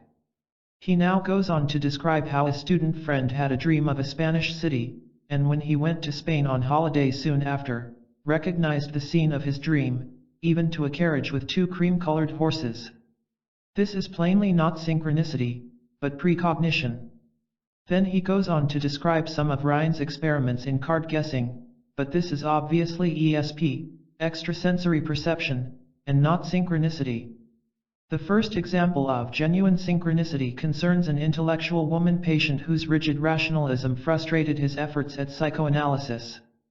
One day after she had been recounting a dream about a golden scarab, there was a knocking at the window pane. When Jung opened it, a golden-green scarab beetle flew in. The coincidence punctured the patient's rationalism and Jung was able to proceed more satisfactorily. But now, having finally committed himself to an instance of synchronicity, Jung again swiftly confuses the issue by mentioning more examples of ESP and precognition, as well as telepathy. He then turns to astrology, and describes an experiment in which he analyzed 180 marriages statistically to see whether the old astrological belief that married couples have certain conjunctions and oppositions in common has any factual foundation. The figures showed that there were many such conjunctions, and that the number was well above chance. This again, says Jung, must be synchronicity, when any astrologer would tell him that it is, on the contrary, the result of some unknown physical law that connects the magnetic forces of the Earth with those of the planets.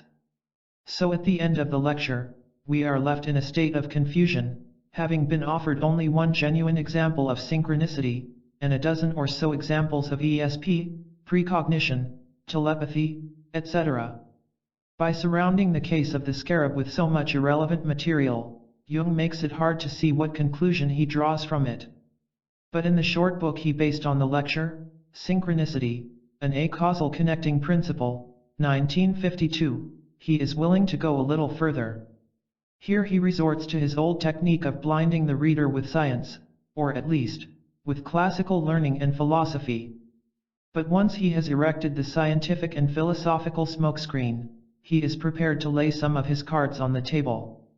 He cites, for example, Camille Flammarier's case of M4 Guibu and the plum pudding. A certain M. Deschamps was given a piece of plum pudding by M4 Guibu when he was a boy in Orleans. 10 years later, he saw some plum pudding in a Paris restaurant and asked if he could have some, only to be told that it had been ordered by the same M4 Guibu.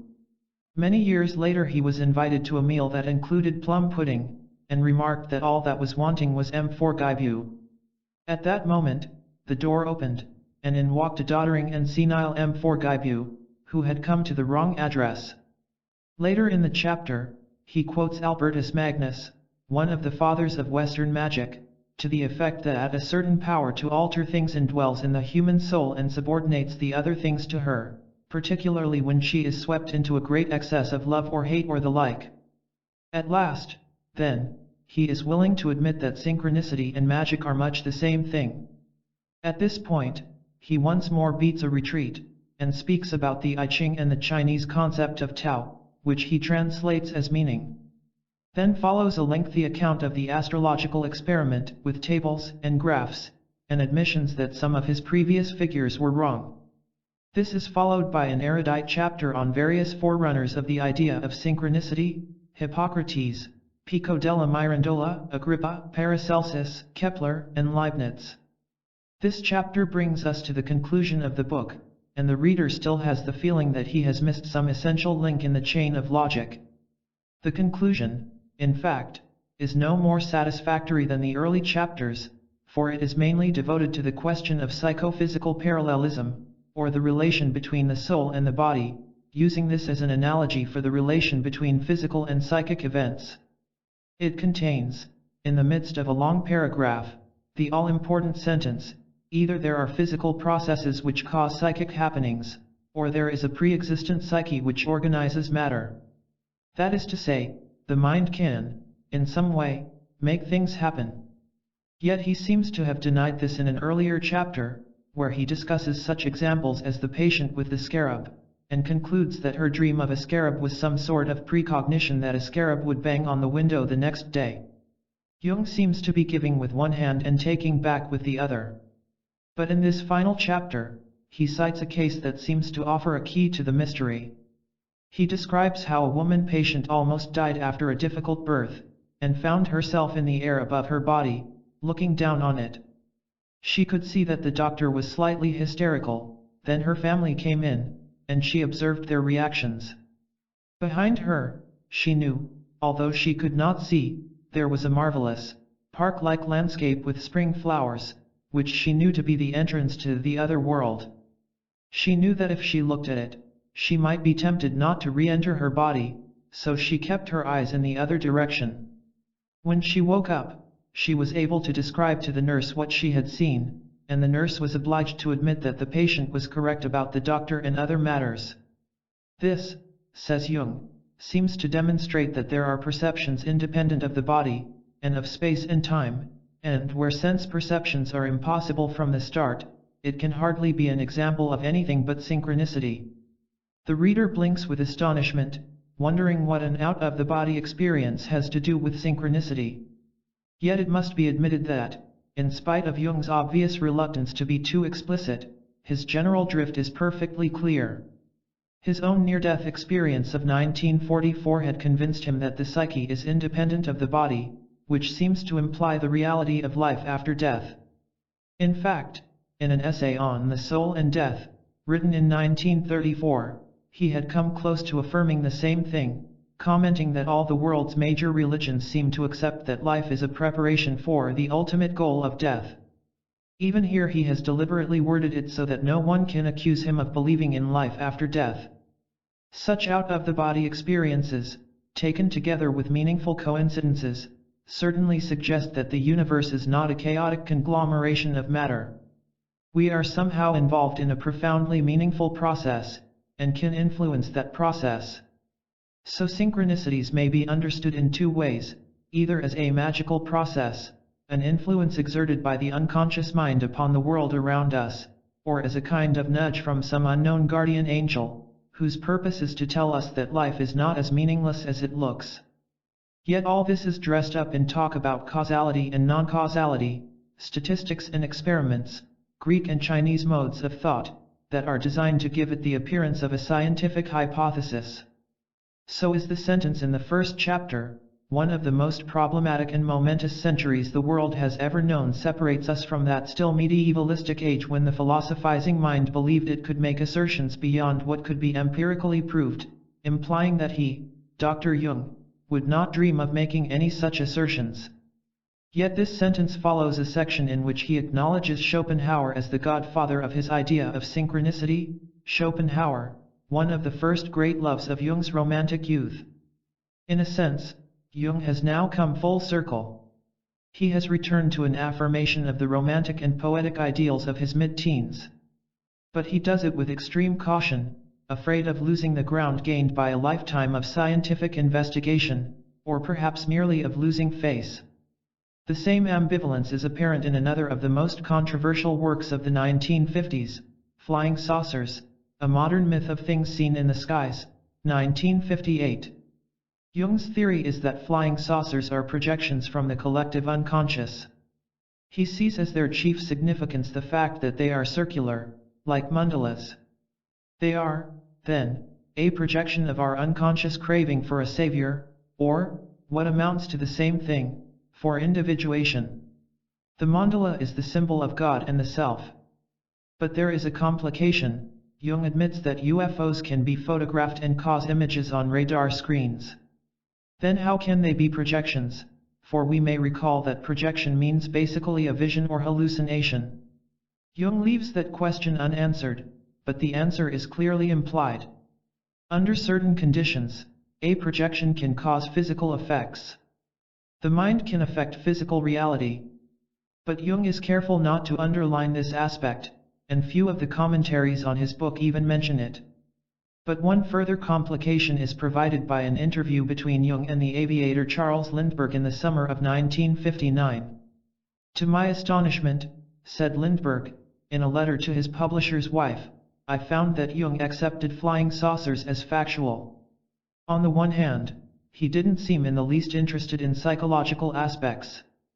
On the other, he didn't seem at all interested in factual information relating to the investigation of flying saucer reports. When Lindbergh told Jung that the U.S. Air Force had found no evidence whatever for flying saucers, it was obvious that he did not wish to pursue the subject further. Lindbergh persisted, pouring cold water on the sightings, and quoting his friend General Spaatz, of the U.S. Air Force, as saying, "Don't you suppose that if there was anything true about this flying saucer business, you and I would have heard about it by this time?" Jung's reply was, "There are a great many things going on around this earth that you and General Spaatz don't know about." One, it seems clear, then, that once again Jung was telling slightly less than he knew, or believed, when presenting his views to the public. Significantly, Lindbergh commented, "One intuitively feels the elements of mysticism and greatness about him, even though they may have been mixed, at times, with elements of charlatanism." The same caution, the determination not to sacrifice his status as a scientist, can be observed in Jung's attitude towards religion in the final decade of his life. He produced two major works on this subject, Ion, 1951, and Answer to Job, 1952, the second of which caused more controversy than any book he had ever written. Ion is a work of considerable obscurity, even by Jung's standards. It is centrally an analysis of the significance of the Christ figure. Concealed in the midst of its discussion of psychological and religious symbolism is a startling thesis. Jung believes that Christianity arose as a deep necessity of the collective unconscious. Man was sick of paganism and of Rome. Something deeper, more spiritually satisfying, had to take its place. Jung also believes that the change had to occur when it did, 2,000 years ago, at the beginning of the age of Pisces, and it is significant that the symbol of Christianity is the fish. In short, Ion is an attempt to describe human history as the unfolding of a necessary process, originating in the collective unconscious. The inner compulsion of the book is close to that of the opening sections of Psychological Types, dealing with Tertullian, Origen, and the early Church. But in trying to show the psychological necessity of Christianity, Jung was going further than in any previous work. He was, in effect, staking his claim as a philosopher of history, together with Spengler and Toynbee. It could be regarded as his final answer to Freud, his fullest analysis of the religious function of the soul. Nevertheless, he was careful to guard his flank. In an interview with Mircea Eliade at the Iranos conference in 1952, shortly after the publication of Ion, he states, "I am and remain a psychologist. I am not interested in anything that transcends the psychological content of human experience. I do not even ask myself whether such transcendence is possible." This would have rung false even in 1912, after the publication of Symbols of Transformation, in which it is obvious that Jung experiences powerful emotional involvement with St. Augustine and Christian symbolism. In Psychological Types it has become self-evident. Jung's aim had always been to widen the categories of Freudianism, to insist that religion is as important for the unconscious as sex. Ion is an assertion of man's basic craving for transcendence. So his insistence that I do not even ask myself whether such transcendence is possible must be regarded as another attempt to take back with one hand what he has given with the other. Answer to Job succeeds in being even more ambiguous. In his autobiography, Jung explains, "The many questions from the public and from patients had made me feel that I must express myself more clearly about the religious problems of modern man. For years I had hesitated to do so, because I was fully aware of the storm I would be unleashing. But at last I could not help being gripped by the problem, in all its urgency and difficulty, and I found myself compelled to give an answer." Anyone who takes this to mean that Jung intends to make an unambiguous statement of his own religious beliefs is due for a disappointment. Answer to Job is as obscure as anything Jung ever wrote. The question being posed is, of course, that of the existence of evil. Dostoevsky had dealt with this in the Grand Inquisitor chapter of the Brothers Karamazov, and Wells had made it the subject of the most powerful of all his novels, The Undying Fire, a modern version of the story of Job. Jung's controversial answer is that God cannot be wholly good, he contains a dark side. He goes on to discuss the story of Job, and concludes that Job scored a moral victory over Jehovah.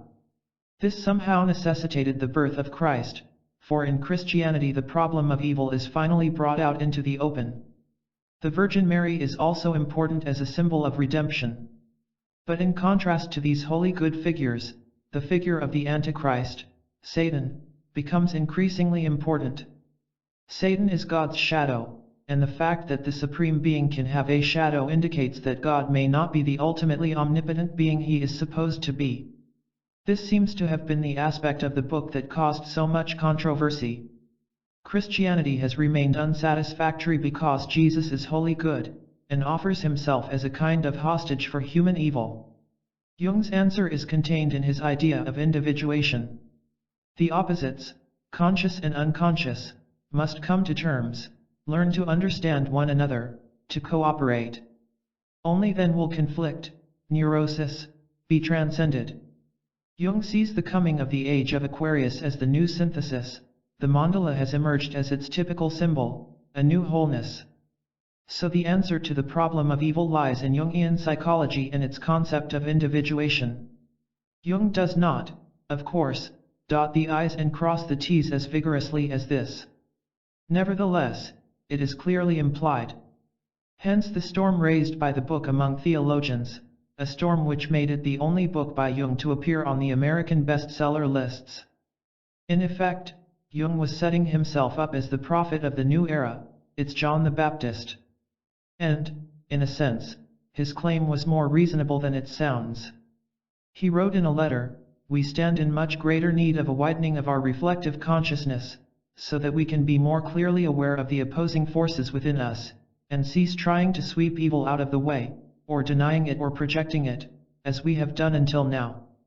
Jung is merely restating, in a more complex way, Bernard Shaw's assertion that God is himself incomplete, and that man's business is to try to complete him by attaining wider consciousness and deeper self-knowledge. But Jung went one step further than Shaw. He believed that healing tendencies are welling up from the depths of the unconscious mind, and that, therefore, man stands on the threshold of a new stage in his evolution. In that sense, the answer to Job, for all its obscurity and ambiguity, is the capstone of the structure he had been creating all his life. It is his ultimate repudiation of reductionism. In fact, in his assertion that the dogma of the Assumption of the Virgin Mary, made by the Church in 1950, is the most significant religious event since the Reformation, he seems to be echoing Goethe's view that the eternal feminine draws us upward and on. The answer to Job could be seen as his own equivalent of the second part of Faust. Answer to Job was written as a result of a period of illness. Jung's constitution had always been magnificent, but during the last 10 years of his life he was troubled constantly by minor illness. In 1952, Toni Wolff died, at the age of 63. Jung did not attend her funeral. They had drawn apart in recent years.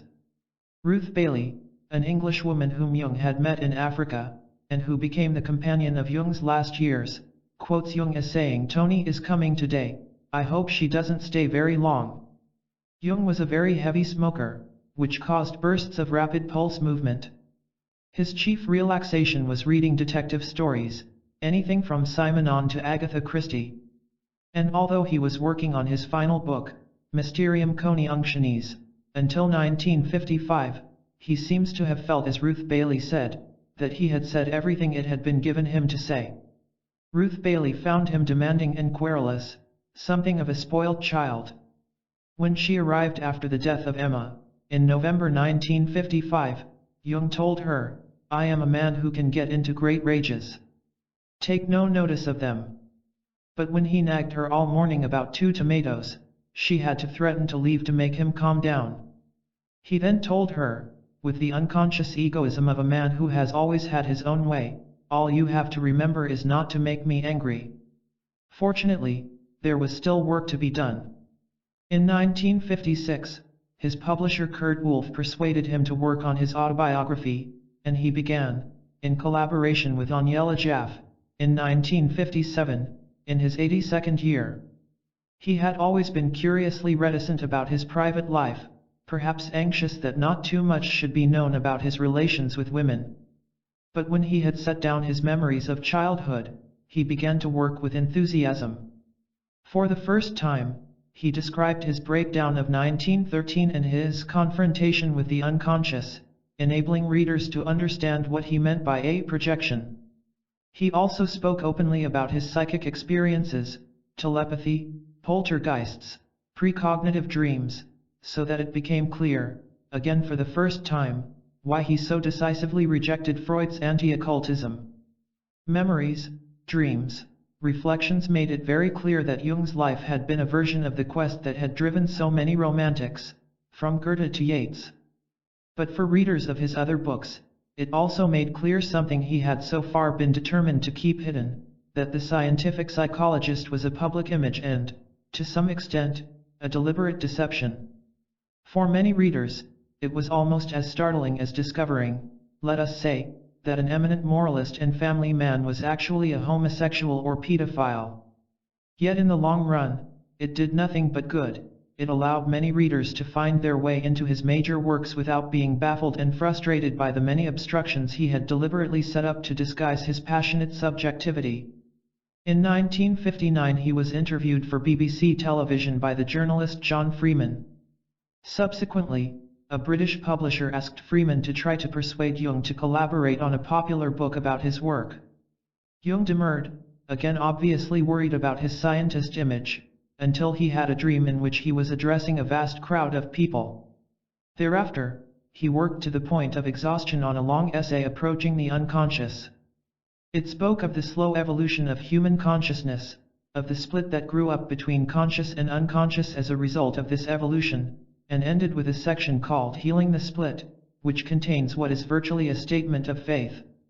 In a period of human history when all available energy is spent in the investigation of nature, very little attention is paid to the essence of man, which is his psyche, although many researches are made into its conscious functions. But the really complex and unfamiliar part of the mind, from which symbols are produced, is still virtually unexplored. It seems almost incredible that though we receive signals from it every night, deciphering these communications seems too tedious for any but a few people to be bothered with it. Man's greatest instrument, his psyche, is little thought of, and is often mistrusted and despised. Its only psychological too often means, it is nothing. This modern standpoint is surely one-sided and unjust. It does not even accord with the known facts. Our actual knowledge of the unconscious shows that it is a natural phenomenon, and that, like nature herself, it is at least neutral. It contains all aspects of human nature, light and dark, beautiful and ugly, good and evil, profound and silly. The study of individual, as well as of collective, symbolism is an enormous task, and one that has not yet been mastered. But a beginning has been made at last. The early results are encouraging, and they seem to indicate an answer to many so far unanswered questions of present-day mankind. Jung meant, of course, I have made a beginning at last, and my results indicate an answer to the unanswered questions of mankind. He had no possible doubt that his life work had thrown a searchlight beam into the innermost recesses of human nature, and answered the question of why man is alive. It was therefore fitting that, 10 days after writing these words, Jung should have taken to his bed with his final illness. The pessimism that had made him tell Lawrence van der Post, "I am an increasingly lonely old man writing for other lonely men," led him to write a querulous letter to a friend, Dr. Michael Fordham, declaring that nobody understood him and that his work had been a failure. Fordham found Jung in his dressing gown, wearing a skull cap, and his conversation was confused and distressed. After a silence he said, "You had better go." Soon after, On May 17, 1961, a brain embolism made his speech blurred. On June 6, 1961, he said to Ruth Bailey, "Let's have a really good red wine tonight," and sent her off to the cellar. Soon after, he relapsed into a coma, and died in the afternoon. In retrospect, we may feel that his last words were as appropriate as Goethe's, more light. Chapter 7, Doubts and Reservations. While I have attempted to refrain from critical comment on Jung's ideas and attitude, it has probably become plain in the course of this book that I have a number of reservations about him. Anthony Storr confesses in the postscript to his own book on Jung, "It is easy to lose patience with Jung, as I have myself at times." He goes on to find fault with Jung's preoccupation with the occult, but says that he finds a great deal in Jung's psychology profoundly valuable. I personally have no quarrel whatever with Jung's occultism, since it was all based on personal experience, but I feel extremely dubious about some of his purely psychological theories. To describe Jung as a romantic is not, of course, in itself a criticism. A romantic is basically a person who feels that the world is full of hidden meanings, that discovery and adventure lie around every corner. This seems to me a broader, and therefore truer, attitude than that of the pessimist who feels that human life is short, brutal, and pointless. The romantic recognizes that the problem lies in our own limitations, in the narrowness of our senses. So when a romantic also happens to be a realist, he is likely to devote a great deal of his life to a search for meaning, which is synonymous with self-transformation. Jung was such a person. The result is a remarkable body of work that can bear comparison with the oeuvre of any of the major figures of the 19th century. But when a romantic denies strenuously that he is a romantic, the result is likely to be certain inner contradictions. Hegel, for example, tries to present his system as if it sprang out of pure reason and logic, so he flings up a dense verbal smokescreen to make it sound academically respectable. Jung is seldom as obscure as Hegel, but the parallel holds good. Whenever he wishes to speak about something that touches his deepest convictions, he clears his throat and says, speaking purely as a psychologist.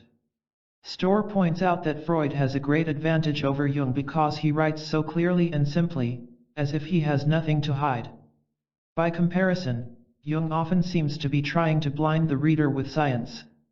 Let us look more closely at Jung's development of the idea of the unconscious. We have seen that, in the modern sense of the word, the notion was virtually invented by Freud.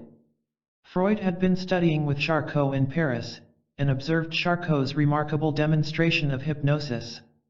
A person under hypnosis could be told, for example, that 10 minutes after awakening, he would remove one of his shoes and place it on the table. In due course he would do this, and if asked why he had done it, would give some perfectly reasonable explanation. Clearly, the subject of the experiment was two persons, one of whom knew nothing about the other. And this could explain how a patient like the famous Anna O could break off a conversation, climb a tree, come down again, and look astonished if the doctor asked her why she had climbed the tree, having no memory of her action. Freud concluded that the unconscious mind is far more powerful than the conscious mind, and that we are always doing things without really understanding their true motivations. Observation of his patient's transferences to himself convinced Freud that the hidden motive is always sex. In Vienna around 1900, when sex was something respectable people never mentioned, this seemed highly plausible. The problem with Freud's vision of man is that it is essentially passive. We are mere puppets in the hands of our unconscious minds. The surface of the mind may look calm enough, like a peaceful stretch of countryside with farms and orchards. Under the surface there are tremendous forces that can produce earthquakes and volcanic eruptions. Jung accepted this notion without question. But he was a romantic optimist by temperament, a man who regarded the universe as an exciting mystery into which, with luck, the poet and the scientist can obtain a few basic insights. So his line of attack on Freudian pessimism and reductionism would have to begin from the notion that the mysterious underground forces are not as dangerous and menacing as Freud believed. He was the son of a clergyman, and his interest in St. Augustine and the early Church Fathers reveals that he believed that the experience of God and religion could not be reduced to disguised sexual impulses. He was a lover of literature, and he certainly did not believe that the states of mind induced by poetry are mere escapism. His problem was to rescue these from Freud. We have seen that it was his reading of a book on mythology that gave him the idea of how this could be done. He invented a still deeper layer of the unconscious, containing the basic myths of mankind. To modern ears, this does not sound implausible. We know, for example, that certain finches were bred for generations on the Galapagos Islands, where they never saw a predator. But when their descendants were taken back to California, they reacted with instant alarm at the sight of a hawk.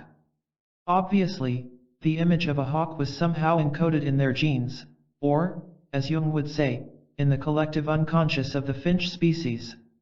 So why not similar images of heroes, gods, demons, and so on in the human mind? The answer is, because it is hard to see any need for them. It mattered to the finch's survival to recognize a hawk. It is hard to see what difference it could make to a human being to think that the wind comes from a tube that hangs down from the sun. This is not, of course, to flatly deny Jung's idea of the archetypes. They may well be a reality. But we should understand clearly how Jung came to decide they existed. He had accepted the Freudian view of the unconscious as a vast and mysterious underground realm. So it was natural for him to extend the image, and to imagine descending deeper still, to depths on which he could stake his claim. It is significant that so many of Jung's dreams, from the childhood dream of the phallus on the throne, involved descending into a kind of underworld. And from Jung's discovery of the collective unconscious, his life task was clear and obvious, to try to map out something of its geography, and to try to find proofs of its existence in mythology and religion. Alchemy was ideal for his purpose, for its baffling documents can be interpreted like dreams. Jung believed that he was proceeding scientifically, but most Freudians remain convinced that he was inventing his own underground realm, rather as Tolkien invented Middle-earth. There is at least an element of truth in this view. Now before Freud, the picture of the human psyche was simpler. The view implicit in the work of Janet, for example, is that a human being could be compared to an automobile, whose ego is the driver, and whose mind is the engine hidden under the bonnet. But the fact that it is hidden does not make it unconscious. It is at most subconscious, lying just below consciousness. And just as a driver can find out a great deal about the engine by raising the bonnet, or simply observing closely what happens when he brakes, accelerates, and changes gear, so human beings can learn a great deal about the workings of their own minds by introspection.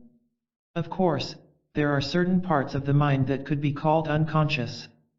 My brain contains every memory I have accumulated since birth, and this library is so enormous that we could never hope to bring it all back to consciousness. But there is nothing particularly mysterious about memory. I might, for example, go into a physics laboratory, and be shown the computer in which all the data of all past experiments is stored. I would not call this the unconscious mind of the laboratory. And if there was another computer containing the results of experiments from all over the world, I would certainly not call it the collective unconscious. They are only computers. How does neurosis arise? From childhood on, we are subjected to all kinds of fears and dangers. Some are real, some we imagine or exaggerate. Someone might tell me a shocking story about cruelty that engenders a permanently nasty feeling about old houses or overgrown gardens. A bold, cheerful person will explore the world and realize that many of the fears were unwarranted.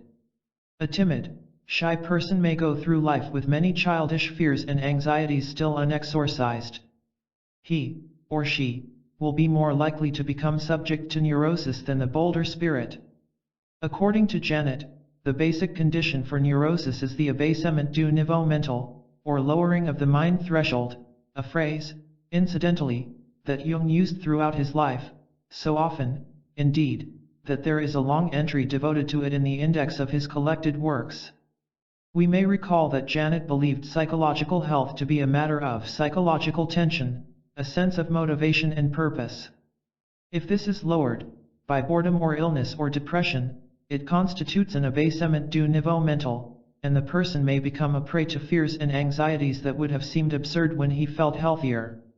We experience a lowering of our mental threshold during the night, and we are all familiar with the experience of waking in the early hours of the morning and beginning to worry about all kinds of things. This is a simple model of Janet's view of how neurosis works.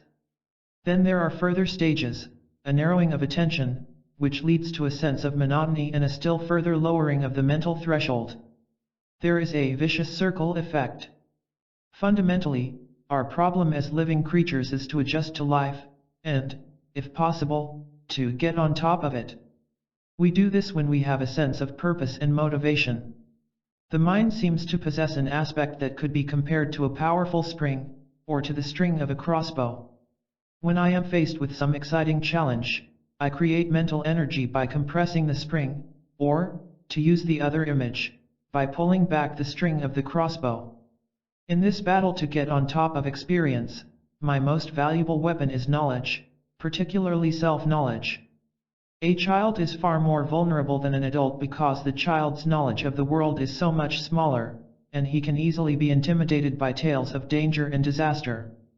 Consider a case recounted by Jung in the 4th chapter of Psychology of the Unconscious. A highly successful American businessman had worked his way up from the bottom, with the result that he was rich enough to retire at 45.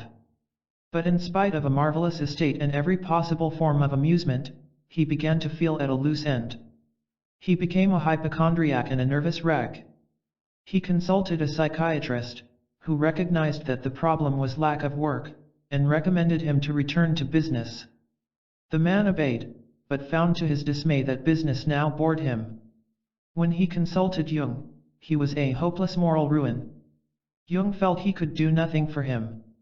A case so far advanced can only be cared for until death, it can hardly be cured. Jung interpreted this case in terms of enantiodromia, a powerful emotion turning into its opposite, like St. Paul's conversion on the road to Damascus.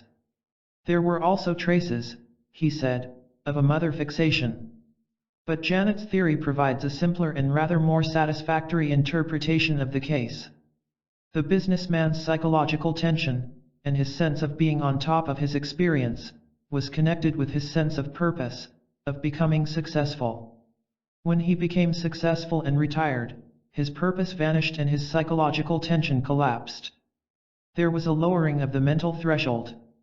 He was suddenly the victim rather than the master of his experience. Like a man lying awake in the middle of the night, he became subject to all kinds of absurd worries, and, never having had to keep himself amused, his career had always done it for him. He slipped into a vicious circle of self-pity and discouragement.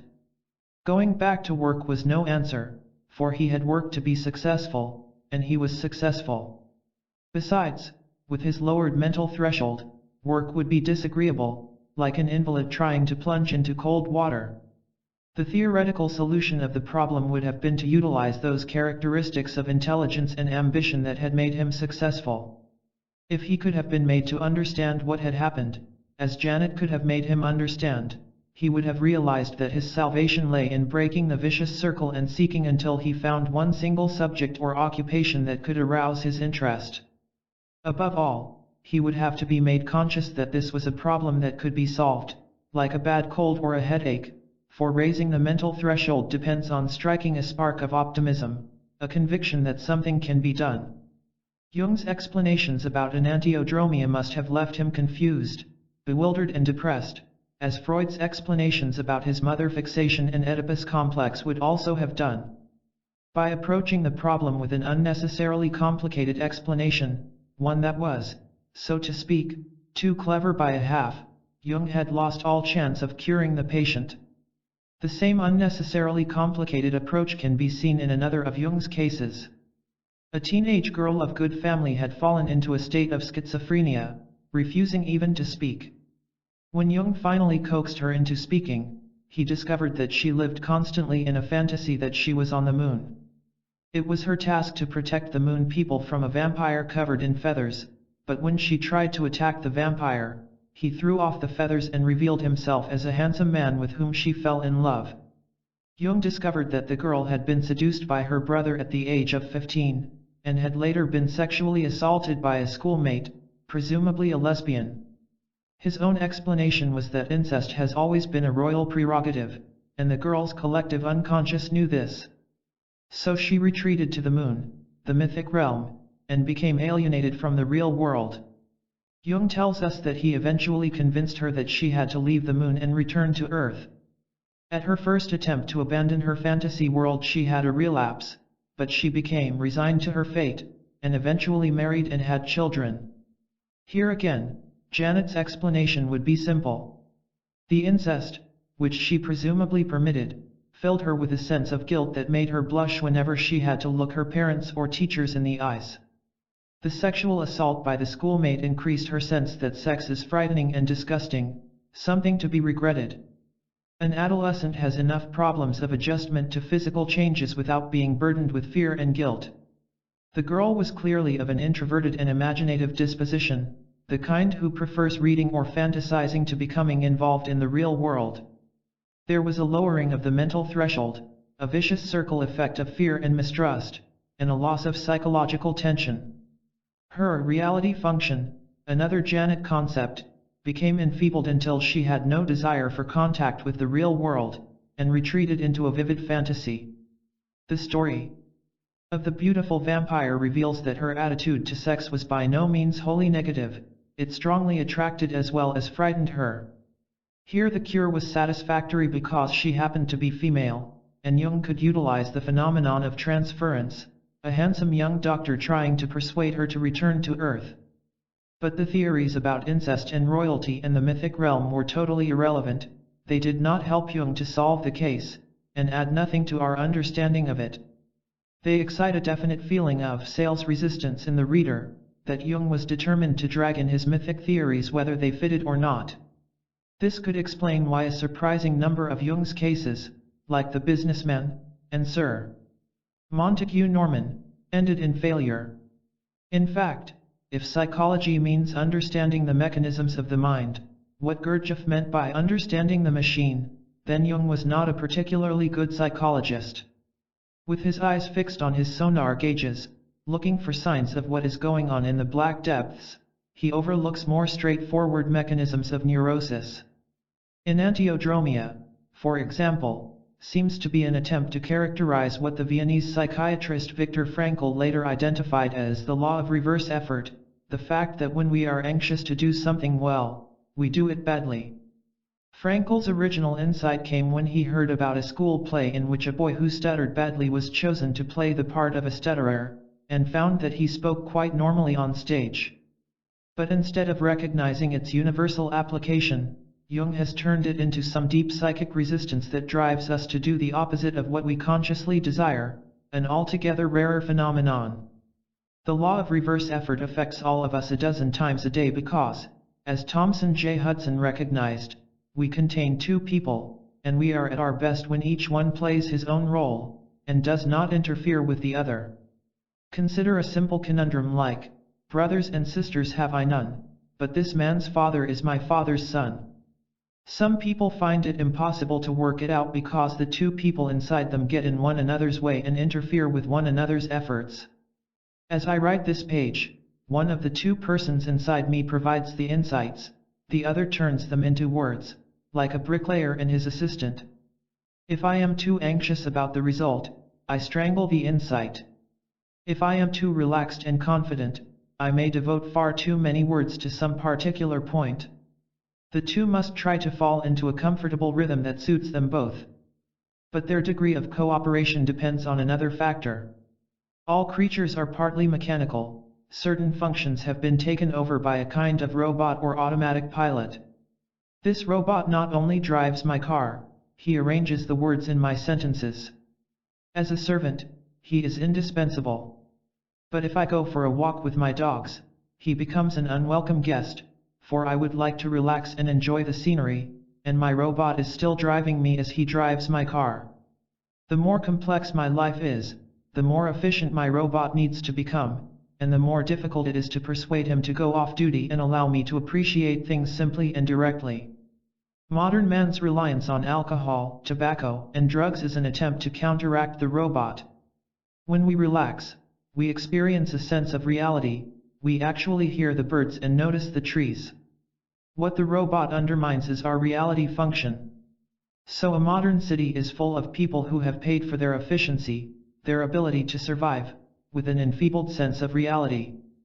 Jung experienced this very clearly when he went to Africa and India, and his own robot realized it could relax its vigilance.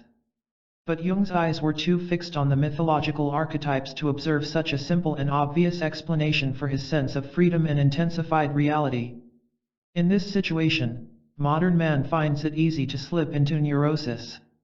Mental health depends upon the sense of reality, a constant feedback between the mind and the environment. In this sense, we are like those small bivalves who live by sucking in water and shooting it out again. But, unlike the motion of the heart, this is not an automatic function.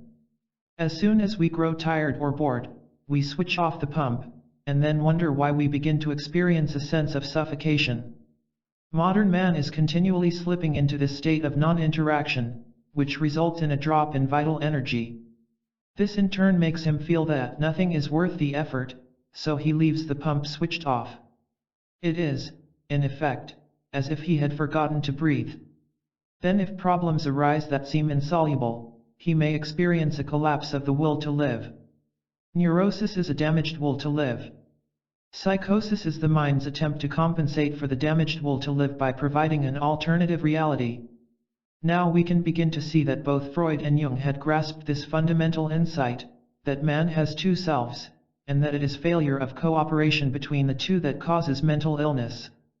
Freud's insight, like Hudson's, sprang from the observation of hypnosis, and the recognition that, when the ego is put to sleep, a non-ego can take over.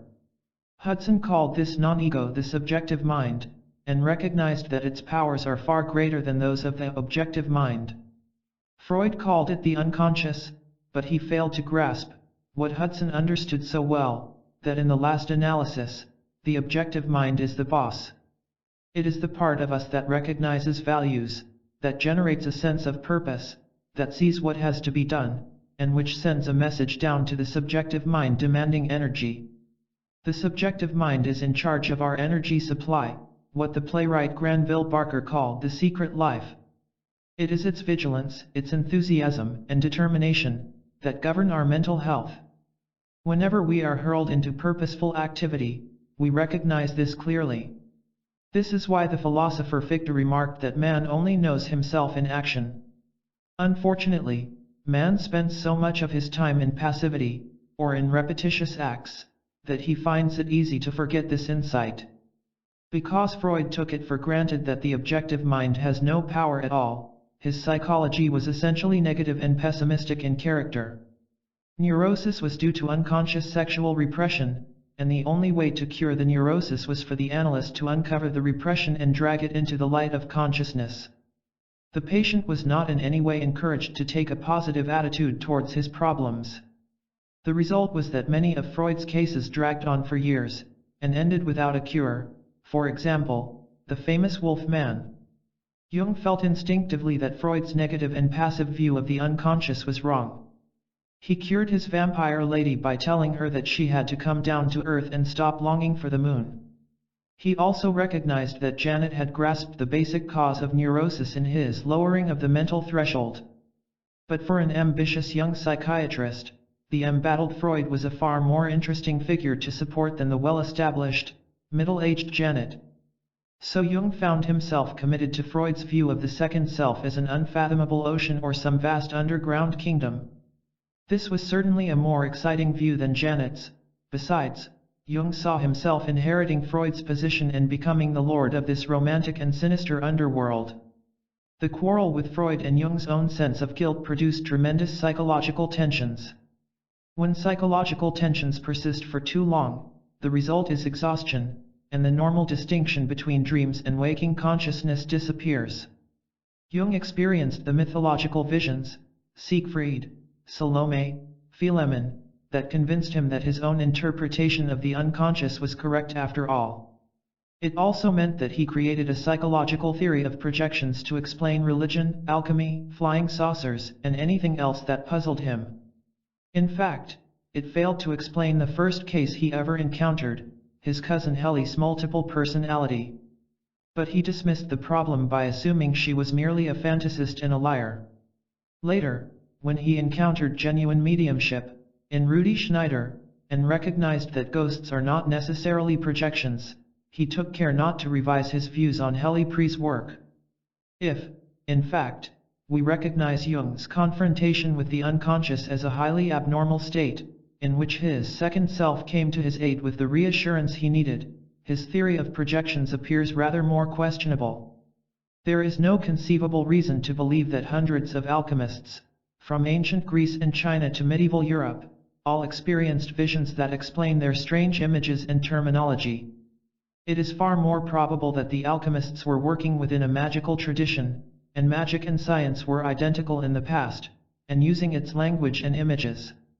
Jung's essays on Paracelsus show that he was aware that he was dealing with an alien intellectual tradition, but his determination to use it to prove his theory of archetypes and projections made him incapable of entering into its spirit.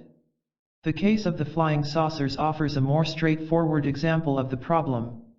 The possibility that most UFO sightings are visions is obviously remote.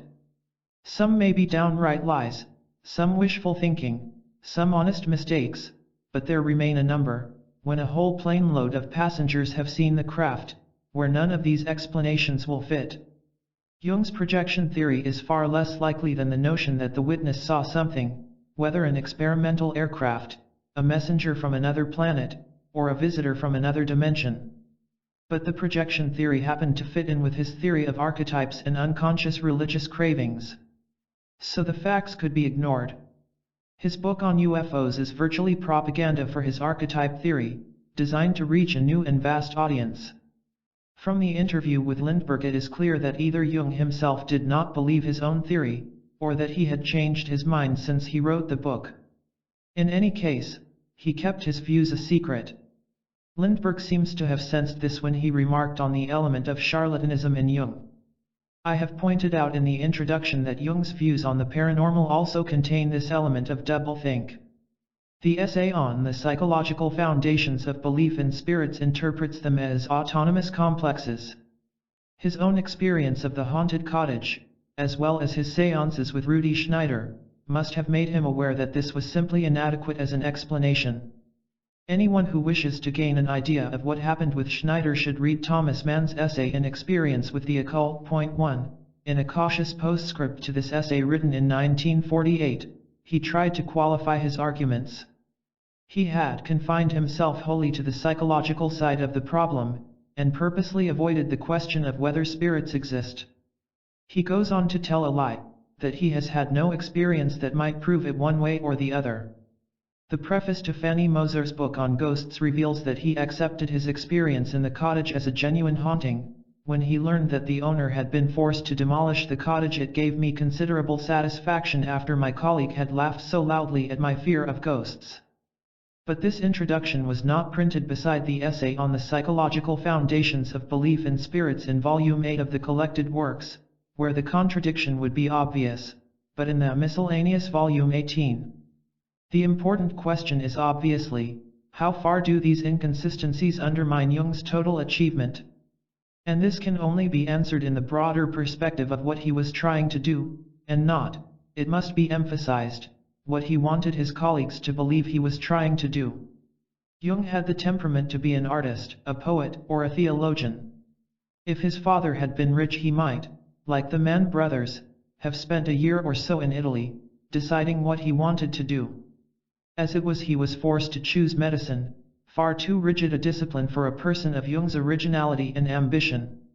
Like the young Americans addressed by Horace Greeley, "Go West, young man," his real desire was to find virgin territory and adventure, but Europe had no Wild West, and Jung chose psychiatry instead. There is some significance in Jung's belief, or his occasional claim, that he was a descendant of Goethe. He was completely out of sympathy with the narrow materialism of 19th-century science. In retrospect, it seems a pity he became a Freudian, since it meant he based his life work on Freud's premises about the unconscious. Yet it has to be admitted that, as a follower of Janet, he might not have achieved such remarkable results. In an essay on Wagner, Thomas Mann quoted a dignitary of Seville Cathedral, who is supposed to have said to the architect, "Build me a cathedral so enormous that people of the future will say, the chapter must have been mad to build anything so huge." Mann pointed out that the 19th century was full of this spirit of heroic giganticism: Balzac's Human Comedy, Hegel's System, Zola's Rugen-Macquart Cycle, Wagner's Ring, Tolstoy's War and Peace. Jung's sympathy was all with heroic giganticism. His psychology is built of the same mythological material as Wagner's Ring. His central insight was the same as Hudson's, that the immense powers of the subjective mind can be utilized for positive as well as negative purposes. Although he insisted that his interest in religion was purely psychological, an assertion that seems absurd in the light of Answer to Job, the basic assumption of his work was identical with that of all the major religions, that the universe is full of meaning, that we are surrounded by unseen powers and forces, and that man can rise above the triviality of everydayness by trying to open his mind and his senses to these meanings and forces. Freud's negative vision of the unconscious invalidates much of his work. It seems conceivable that, in the future, his psychology will be regarded merely as an intellectual curiosity, like the phlogiston theory of combustion, or Hoerbiger's belief that the moon is a huge lump of ice. Most psychologists would now agree that the sexual theory cannot be regarded as scientifically proven. Jung's archetypes and collective unconscious are in the same dubious position. But Jung's vision of the unconscious is of an enormous wellspring of vital forces. The author of a recent book about HIM2 has pointed out the similarities between Jung and Abraham Maslow, whose psychology is based on the notion of higher reaches of human nature, and who was more interested in the peak experience, the sense of sudden affirmation, than in neurosis. There can be no doubt that Jung's Weltanschauung is pervaded by an enormous sense of optimism, of the possibilities of human evolution. His central concept is, of course, individuation, meaning undividedness. In Answer to Job he has the important comment, the more consciousness a man possesses the more he is separated from his instincts, which at least give him an inkling of the hidden wisdom of God, and the more prone he is to error. Man's problem is that, in the course of evolving consciousness, he has become divided from his unconscious, which contains inklings of the purposes and aims of God. The answer is for consciousness to attempt to achieve contact with the unconscious, in fact, ideally, to have free access to it. Jung discovered at an early stage that the practice of meditation is one way of achieving contact, and the experience of Africa showed him that man can relax into his unconscious by recognizing the dark side of his nature. Yet although Jung was attempting to create a dynamic and positive vision of the psyche to replace Freud's passive and negative model, his Freudian training made it difficult for him to emphasize the notion of conscious effort. Towards the end of his life, he was asked by E. H. Philp, "Is it possible that you depreciate consciousness through an overvaluation of the unconscious?" and replied decisively, "I have never had any tendency to depreciate consciousness by insisting upon the importance of the unconscious. If such a tendency is attributed to me, it is due to a sort of optical illusion." Readers of Symbols of Transformation, or even of Ion, must have shaken their heads in startled disbelief. But at least Jung goes on to reveal how far he has come to recognize the importance of consciousness. And therefore, by implication, of its power of making decisions. As a matter of fact, the emphasis lies on consciousness as the conditio sine qua non of apperception of unconscious contents, and the supreme arbiter, my italics, in the chaos of unconscious possibilities. My book about types is a careful study of the empirical structure of consciousness. If we had an inferior consciousness, we should all be crazy. The ego and ego consciousness are of paramount importance. But more than a quarter of a century earlier, in his commentary on The Secret of the Golden Flower, Jung had written, "Now and then it happened in my practice that a patient grew beyond himself because of unknown potentialities. What did these people do in order to bring about the development that set them free? As far as I could see they did nothing, wu wei, but let things happen." Again, in the second of the 2 essays on analytical psychology, Volume 7 of the collected works, there is a chapter dealing with individuation in which Jung identifies it with self-realization. But it is clear that he sees self-realization as springing from the unconscious. He speaks, for example, of lazy people who have ended as neurotics, and says, thanks to the neurosis contrived by the unconscious, they are shaken out of their apathy.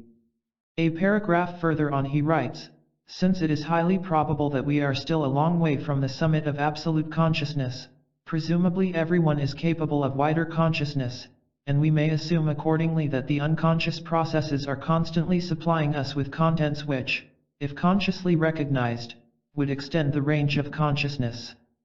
This makes it quite clear that for Jung, the work of individuation, self-realization, consists basically in listening to the unconscious, which is trying to push us towards self-realization.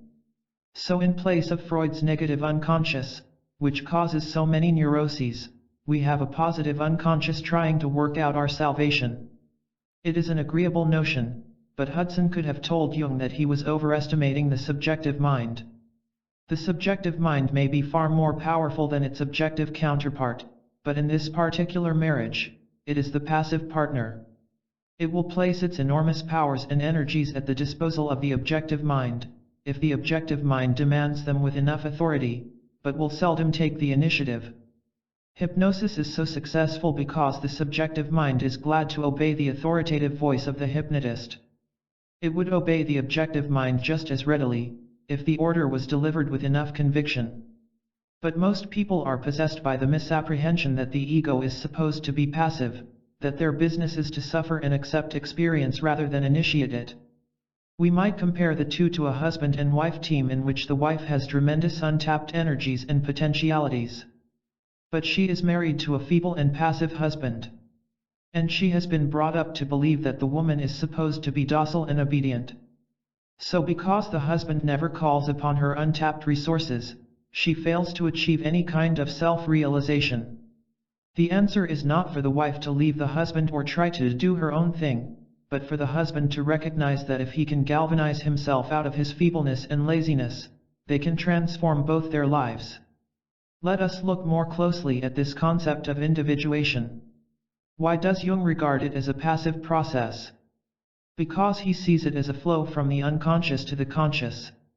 It has to be that way around because the conscious has, so to speak, no way of clambering down a ladder into the unconscious.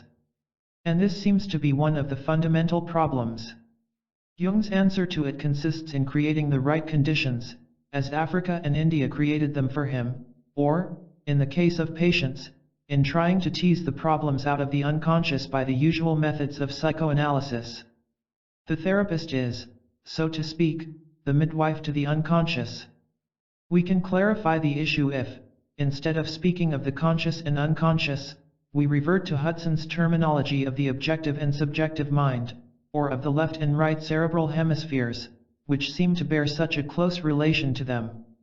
When Sperry was doing his early experiments in split brain physiology, he discovered that an animal with a split brain cannot pass on something it has just learned to the other half of the brain, so a split-brain cat that had been taught to press a lever to get food with one eye covered up could not do the same trick with the other eye covered.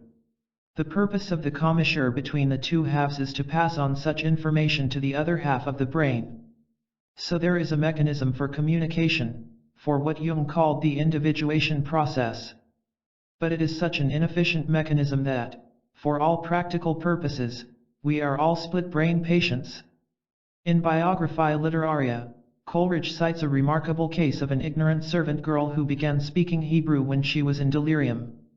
Eventually it was discovered that, as a small girl, she had lived in the house of a clergyman who went around reciting the Bible in Hebrew.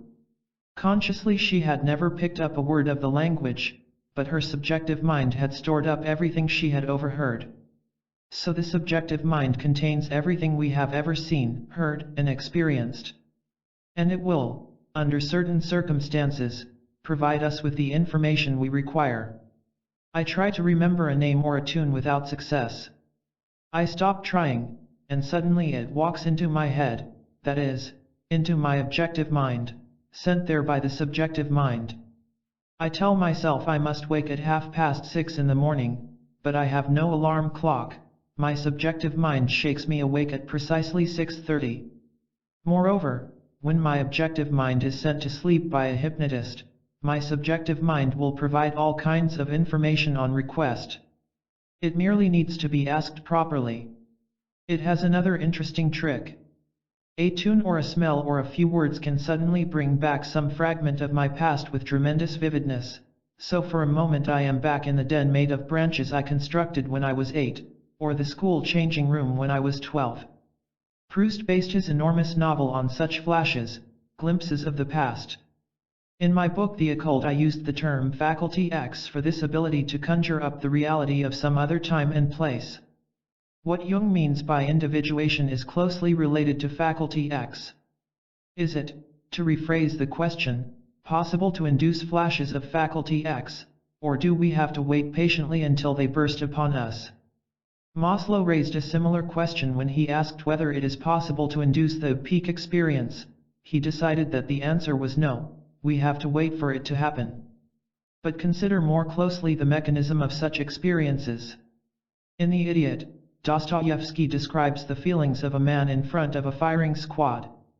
He is fascinated by a gilded steeple glittering in the sunlight, and feels that in a few moments he will be one with the rays of light. He wonders what would happen if he were reprieved, as, in fact, he is, and thinks what an eternity of days, and all mine. How I should grudge and count up every minute of it, so as not to waste a single instant.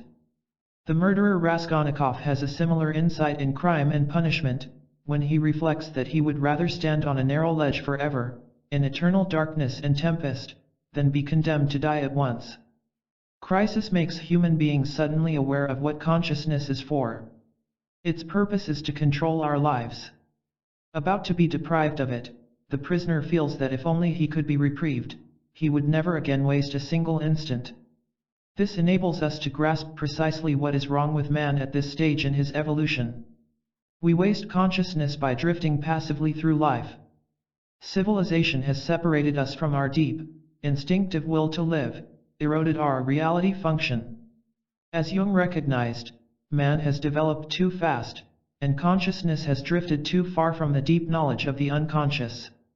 So, like an army whose baggage train has fallen too far behind, we are highly vulnerable. The problem, quite simply, is that consciousness is still too feeble. Crises and problems galvanize us into a sense of values, and make us recognize how hard we ought to be struggling. But the moment the crisis is behind us, we forget this insight, and drift back into a vague state of non-expectation, living in the present and allowing all our vital energy, our psychological tension, to drain away. Molehills turn into mountains. This is why modern man is so prone to neurosis. His ego becomes hypnotized by the trivialities of the present and his vital threshold sinks. In this state he becomes convinced that he is weak and helpless, although, in fact, he possesses enormous strength, which would respond to the first sign of crisis. William James had recognized the problem when he wrote that what modern man needs to find is the moral equivalent of war. And in an essay, The Energies of Man, he stated the problem with unparalleled clarity. Compared to what we ought to be, we are only half awake. Our fires are damped, our drafts are checked. We are making use of only a small part of our possible mental and physical resources. In some persons this sense of being cut off from their rightful resources is extreme, and we then get the formidable neurasthenic and psychasthenic conditions, with life grown into one tissue of impossibilities, that so many medical books describe. Stating the thing broadly, the human individual thus lives usually far within his limits. He possesses powers of various sorts which he habitually fails to use. He energizes below his maximum, and he behaves below his optimum. How can man escape this trap, and release his vital reserves? James's answer is that the normal opener of deeper and deeper levels of energy is the will. Excitements, ideas, and efforts, in a word, are what carry us over the dam. Yet James had to admit that he could not actually suggest a moral equivalent of war that would galvanize all men to energize to their maximum. We could say that Jung picked up the problem where James left off. He also began from the recognition that man contains immense depths of power of which he is normally unaware. And his own solution to the problem was to spend his life directing attention to these depths. He turned his back on his Freudian training, and presented a new and vital image of the psyche. His aim, we could say, was to direct man's attention inward. The philosopher David Hume protested that when he turned his gaze inward, he only perceived ideas and emotions, a stream of consciousness flowing endlessly and automatically. Jung's reply, in effect, is, look deeper still. Strain the eyes into that realm of dreams and symbols until they become used to the darkness. Gradually, the conscious ego will become aware that it has a far more powerful partner, that it is not alone. Man will begin to catch glimpses of his own strength. The process of individuation will begin, like an alchemical transformation. What will eventually emerge is the philosopher's stone. Let us raise the question that Jung leaves unexplored: what would it be like to experience individuation? What would it be like if the conscious mind had unlimited access to the unconscious, if the objective mind could explore the subjective mind at will? It would mean, to begin with, that the enormous powers of the subjective mind would become accessible to the ego. It contains, for example, all the memories of a lifetime. Because consciousness is so narrow, we are trapped in a tiny prison cell of the present. So our view of ourselves is also narrow and limited. When Proust's hero tasted the cake dipped in tea, he said, "I had ceased to feel mediocre, accidental, mortal." Faust, on the point of suicide, is recalled to life by the Easter bells, and remembers how, in childhood, an unbelievably sweet yearning drove me to roam through wood and lea, crying, and as my eyes were burning, I felt a new world grow in me. What we glimpse in such moments is that if consciousness could move beyond its normal limitations, we could easily experience a kind of chain reaction into mystical ecstasy. The delight, the sense of meaning, of other realities, other times and places, releases an immense surge of optimism and purpose. This in turn is enough to raise us permanently to a higher level of vital drive and determination, for, like a man who has glimpsed heaven, nothing less can now ever satisfy us. Then there are the other powers of the subjective mind, its apparently paranormal powers, its powers to heal and renew the body, its ability to induce synchronicities, its fathomless creative powers. All these, it seems, are there for the asking, if only we could start the chain reaction by some immense effort of will and optimism, or, as Jung suggests, by inducing the unconscious to make the effort. This is the essence of Jung's vision, his glimpse of the philosopher's stone. It is, of course, necessary to recognize that Jung himself failed to achieve the philosopher's stone, and that this was probably because his life was a little too comfortable, and because he became a little too accustomed to getting his own way. We might say that the crucible never became hot enough. This is no denigration of his formidable achievement, only a recognition of an element on which he failed to place sufficient emphasis: conscious effort. But then, we judge a man of genius by his central insight. Jung's central insight was a development of the vision of his youth, and it was a message of hope for his fellow men. He achieved what he set out to achieve, an epitaph good enough for any man. Appendix. Active imagination. Active imagination is certainly one of the most interesting and exciting of all Jung's ideas. But those who wish to learn more about it will have a frustrating time searching through the collected works. The general index lists a few dozen references, but most of these turn out to be merely passing mentions. The earliest, and perhaps most complete, description of the method occurs in the essay on the transcendent function, written in 1916, yet here Jung does not even mention it by name. Moreover, he left the essay in his files until someone asked him for a contribution to a student magazine in 1957. It appears in Volume 8 of the collected works, together with a preliminary warning: the method is not without its dangers, and should, if possible, not be employed except under expert supervision. Yet if the method is as effective as Jung claims, in his autobiography, then such a danger should not be taken too seriously. After all, if active imagination really works, then Jung has solved a problem that tormented so many of the outsiders of the 19th century, and should have provided mankind with a vital key to its future evolution. In a letter of 1871, Rimbaud wrote about the poet's need to induce visions. I say that one must be a visionary, that one must make oneself a visionary. He goes on, the poet makes himself a visionary through a long, immense, and reasoned derangement of all the senses.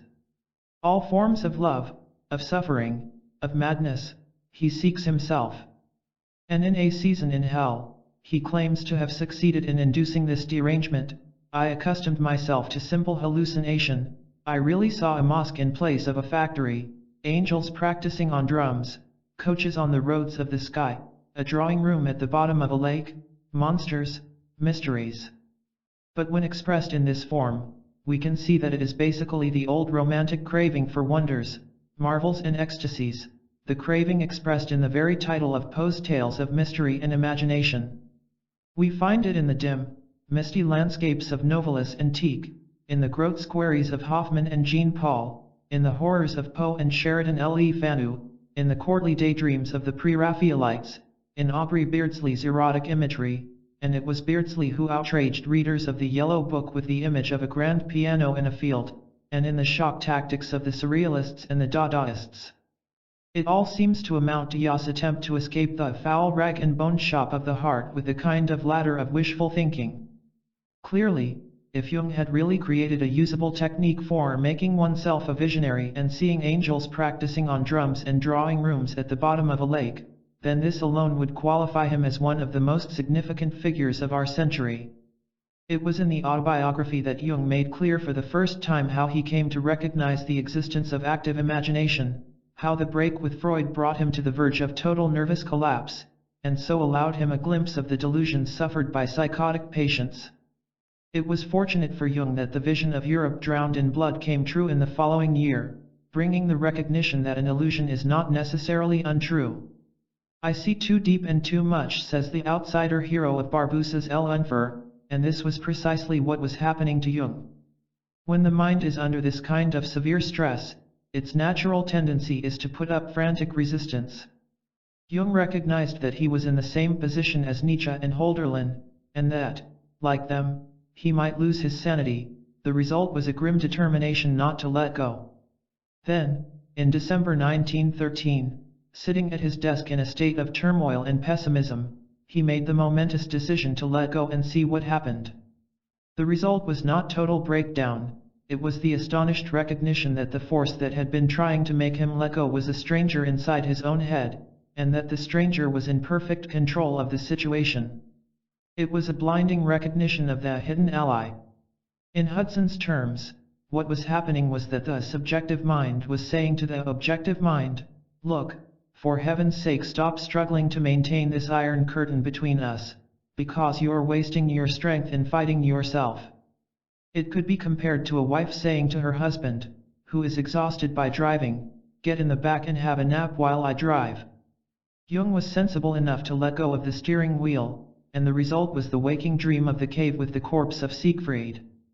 In a book called Access to Inner Worlds I have described how a similar experience happened to an American living in Finland, Brad Absitz. After the death of their child through cancer, his wife collapsed into severe depression. She used to lie on a bed for hours, plunged in negative fantasies and self-reproaches. Brad Absitz lay beside her, waiting for her to emerge, so he could be there to help her.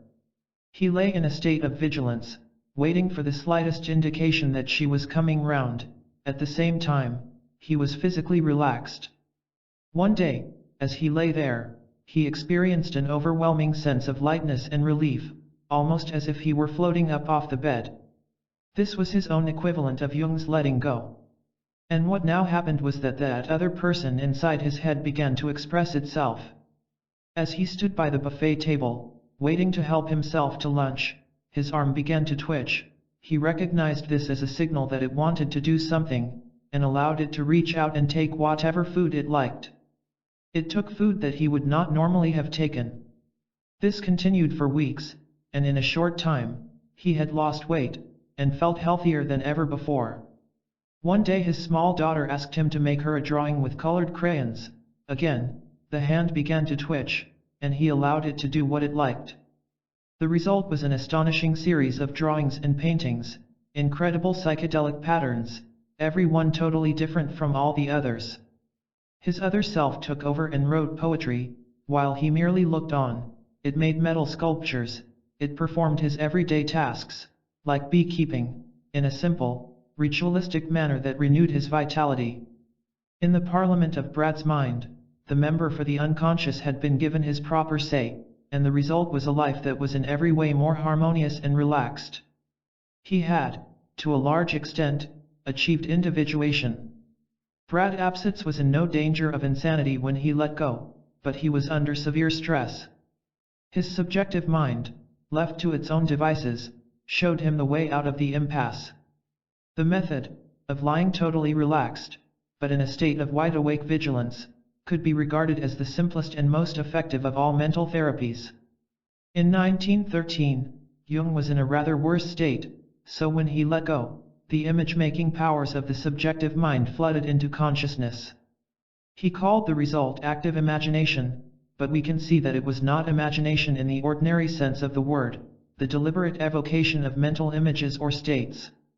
What Jung had achieved was a new balance between the ego and the unconscious, in which the unconscious was recognized as an equal partner.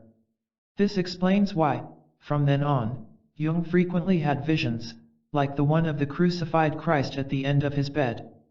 We can at once see the difference between Jung's concept of active imagination and Rimbaud's. Rimbaud talked about surrendering to suffering and madness, but in effect, his ego remained in charge. He attempted a reasoned derangement of the senses with drugs and alcohol, but since his ego was strong, these failed to produce individuation and access to inner worlds. I am inclined to regard his statement that he accustomed himself to seeing mosques instead of factories, etc., as wishful thinking, poetic license. The real breakthrough tends to occur in moments of desperation, or under extreme stress, and is a kind of inspired surrender. Ramakrishna achieved a similar breakthrough when he attempted suicide with a sword, and was suddenly overwhelmed by a vision of the Divine Mother. Now we can begin to see why, although Jung regarded active imagination as the key to individuation, he said very little about it. There was very little to say. In the essay on the transcendent function he writes, in the intensity of the emotional disturbance itself lies the value, the energy which he should have at his disposal in order to remedy the state. He adds, nothing is achieved by repressing this state or devaluing it rationally. In other words, the patient suffering from severe mental stress is already ideally placed to begin to develop active imagination. Jung's instructions follow. In order, therefore, to gain possession of the energy that is in the wrong place, he must make the emotional state the basis or starting point of the procedure. He must make himself as conscious as possible of the mood he is in, sinking himself in it without reserve and noting down on paper all the fantasies and other associations that come up. Fantasy must be allowed the freest possible play, yet not in such a manner that it leaves the orbit of its object. By setting off a kind of chain reaction process. This free association, as Freud called it, leads away from the object to all sorts of complexes. He utters a similar warning in the introduction he wrote to the essay in 1958, that one of the lesser dangers of the method is that it may not lead to any positive result, since it easily passes over into the so-called free association of Freud, whereupon the patient gets caught in the sterile circle of his own complexes. We can see that, for example, if Brad Absitz had lain on the bed free associating, he would never have achieved the breakthrough. What was so important was the combination of total relaxation with mental vigilance and alertness. The whole procedure, says Jung, is a kind of enrichment and clarification of the affect powerful feeling state, whereby the affect and its contents are brought nearer to consciousness. In some cases, says Jung, the patient may actually hear the other voice as an auditory hallucination, a comment that will convince split-brain psychologists that Jung is talking about the right and left cerebral hemispheres. All this may leave readers who were hoping to learn how to practice active imagination feeling a little frustrated. Let us see if the matter can be clarified. The essence of Jung's original experience, of waking dreams, was the recognition of the reality of the hidden ally. The letting go that revealed this ally was a rather frightening process, like letting yourself fall backwards, hoping someone is standing there to catch you, a game many of us used to play as children. Once you have discovered that there is someone waiting to catch you, the fear vanishes and turns into a sense of confidence and reassurance. We could say, then, that the correct starting point for active imagination is the recognition that there is someone standing there behind you. In a remarkable book called The Secret Science at Work, Max Freedom Long describes his own methods, based upon those of the Hunas of Hawaii, for contacting the hidden ally, which he calls the low self. Long's group began referring to the other self as George, and found that it could be engaged in a dialogue, and could also answer questions by means of a pendulum. Once the real existence of the other self has been recognized, the next question is to tease it into expressing itself. In a letter of 1947, Jung explained his technique to a Mrs. O. The point is that you start with any image, for instance just with that yellow mass in your dream. Contemplate it and carefully observe how the picture begins to unfold or change. Don't try to make it into something, just do nothing but observe what its spontaneous changes are. Any mental picture you contemplate in this way will sooner or later change through a spontaneous association that causes a slight alteration of the picture. Hold fast to the one image you have chosen and wait until it changes by itself. Note all these changes and eventually step into the picture yourself, and if it is a speaking figure, then say what you have to say to that figure and listen to what he or she has to say. In his Tavistock Lectures of 1935, Collected Works, Volume 18, Jung gives an example of how one of his patients finally achieved active imagination from cold, so to speak. He was a young artist who seemed to find it practically impossible to understand what Jung meant by active imagination. This man's brain was always working for itself, that is to say, his artistic ego would not get out of the driving seat. But each time the artist came to see Jung, he waited at a small station, and looked at a poster advertising Murren. In the Bernese Alps, it had a waterfall, a green meadow and a hill with cows.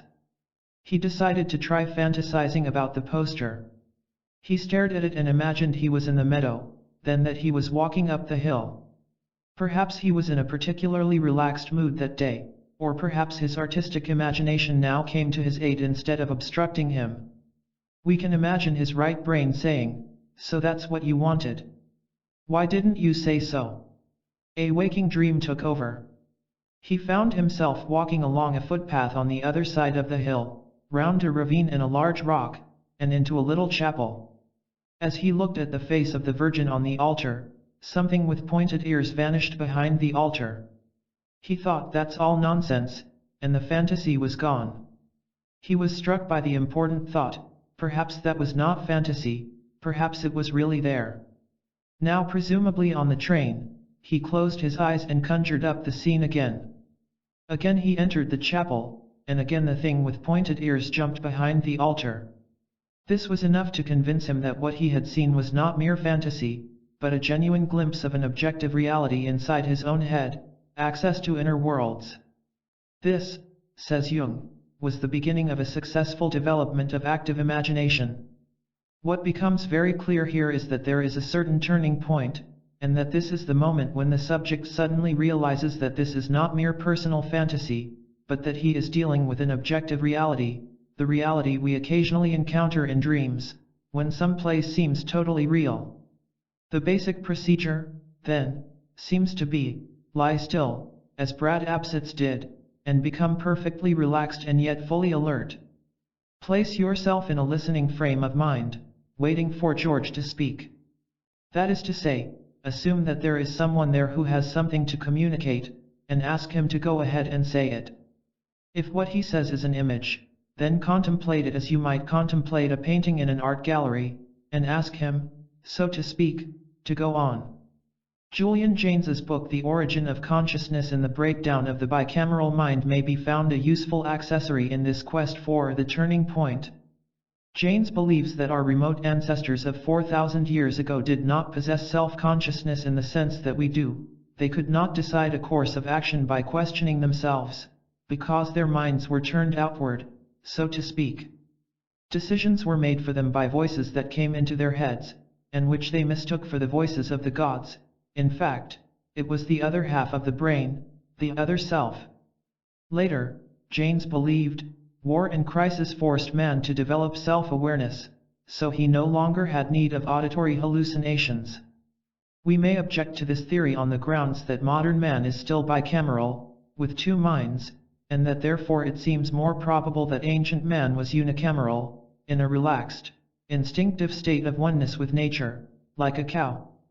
But this objection makes no real difference to the substance of the theory, which springs from the scientific recognition that we actually possess a second self in the brain, and that thousands of people experience this second self in the form of auditory and visual hallucinations, what Jung called projections. In her book Encounters with the Soul, Active Imagination, the Jungian psychotherapist Barbara Hanna insists that ancient man's encounters with God, in the Old Testament, for example, are instances of active imagination, that is, of the action of the bicameral mind. She cites two highly convincing examples of the auditory method of active imagination from 2200 BC and from AD 1200, then reprints an important modern document, the account of a patient called Anna Margula, of how she was cured through the practice of active imagination. The case helps to throw light on what Jung meant by active imagination. Anna Margula was the daughter of a lawyer, and Jung thought the origin of her neurosis could have been sexual. Seeing her father masturbating when she was a small girl, the father later revealed a certain physical interest in his daughter. She was a shy, nervous child, tormented by feelings of inferiority, and the death of her mother was a shattering experience. She was a fine musician, and wanted to become a concert pianist. Working for her examination, at the age of 21, she became overtense and spiritually exhausted. On the night before the examination, she had a vision. A voice told her to sacrifice ambition, and to be perfectly willing to accept failure. This, we can see, was the best advice her subjective mind could have offered her. Her willingness to accept possible defeat brought religious ecstasy. At this point, the voice told her that she was not destined to become famous herself, but that her real vocation was to become the mother of a man of genius. She should look around for someone who would be the right father for a man of genius, and offer herself to him without physical desire. If she could succeed in conceiving a child without any feeling of pleasure, the result would be a man of genius.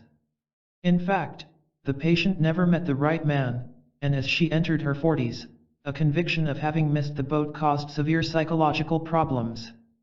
She was 51 when she became Jung's patient. The analyst, Jung's wife, suggested that the original vision was a deception of the animus, and that the patient should try to use active imagination to approach a more positive female archetype, the Great Mother. Clearly, the patient already had a predisposition to visions, and her psychological tensions provided the psychic energy for active imagination. The result was a remarkable series of conversations with the Great Mother, in which the patient experienced the mother as another person, as Jung experienced Philemon. The eventual result, according to Barbara Hanna, was a happy and serene old age. Another Jungian analyst, J. Marvin Spiegelman, set out to conquer the techniques of active imagination at the age of 24, with fantasies of a cave, in which he encountered a mother, daughter, and a wise old man. One day, a knight appeared and carried off the mother and daughter. The knight explained that he had certain tales to tell, and that there were several others in his realm who also wished to dictate their stories. Spiegelman then spent several years taking down various stories dictated by the knight, a nun, a nymphomaniac, an old Chinaman, and various others. These were published in 4 volumes. Clearly, Spiegelman had used the same technique as Brad Absitz, allowing the other self to overcome its shyness and express itself, and the results were in many ways similar. In the 4th volume of the series, The Night, Spiegelman makes an observation of central importance, that the successful practice of active imagination regularly leads to the occurrence of synchronistic events, in which one is related to the world in a deep, mystical way. What happens, Spiegelman suggests, is that the inner work somehow changes one's relationship to the world. He then tells the important story of the Rainmaker, originally told to Jung by Richard Wilhelm. Wilhelm was in a remote Chinese village that was suffering from drought. A rainmaker was sent for from a distant village. He asked for a cottage on the outskirts of the village, and vanished into it for 3 days. Then there was a tremendous downpour, followed by snow, an unheard-of occurrence at that time of year. Wilhelm asked the old man how he had done it. The old man replied that he hadn't. "You see," said the old man, "I come from a region where everything is in order. It rains when it should rain and is fine when that is needed. The people are themselves in order. But the people in this village are all out of Tao and out of themselves. I was at once infected when I arrived, so I asked for a cottage on the edge of the village, so I could be alone. When I was once more in Tao, it rained." By being in Tao and in themselves, the old man meant what Jung meant by individuation. That is to say, there was a proper traffic between the two selves, or the two halves of the brain.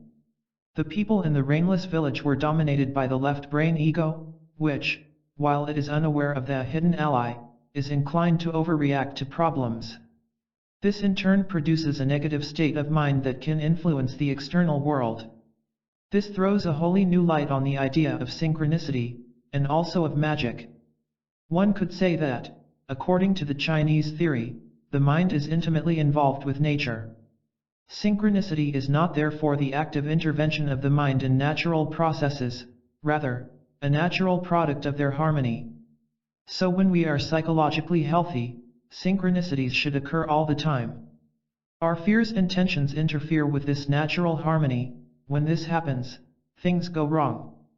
We can see that this also changes our concept of the nature of active imagination. It is not some kind of reasoned derangement of the senses, directed by the ego. It is an inner harmony based on the recognition of the hidden ally, which leads to a process of cooperation between the two selves. But here again, a warning must be uttered. A remarkable American physician, Howard Miller, has pointed out that human beings already possess a form of active imagination. I can close my eyes and conjure up a beach on a hot day, imagine the warm sand under my feet, the sun on my face, the sound of waves, then, in a split second, I can change to a winter day on a mountain, with snow underfoot and on the branches of the trees, and a cold wind on my face. But Miller points out that the control panel of such imaginings is the ego itself. I decide on the change of scene, and my imagination obliges. What Miller is saying, in effect, is that the right brain is the orchestra and the left brain is the conductor. If, for example, I relax and read poetry, or listen to music, I can induce all kinds of moods, and eventually achieve a state in which I can change my mood instantly. I can turn, let us say, from Milton's El Allegro to Il Penseroso, and conjure up with total realism a summer scene with merrymakers and then the dim religious light of abbeys and churches and pine woods.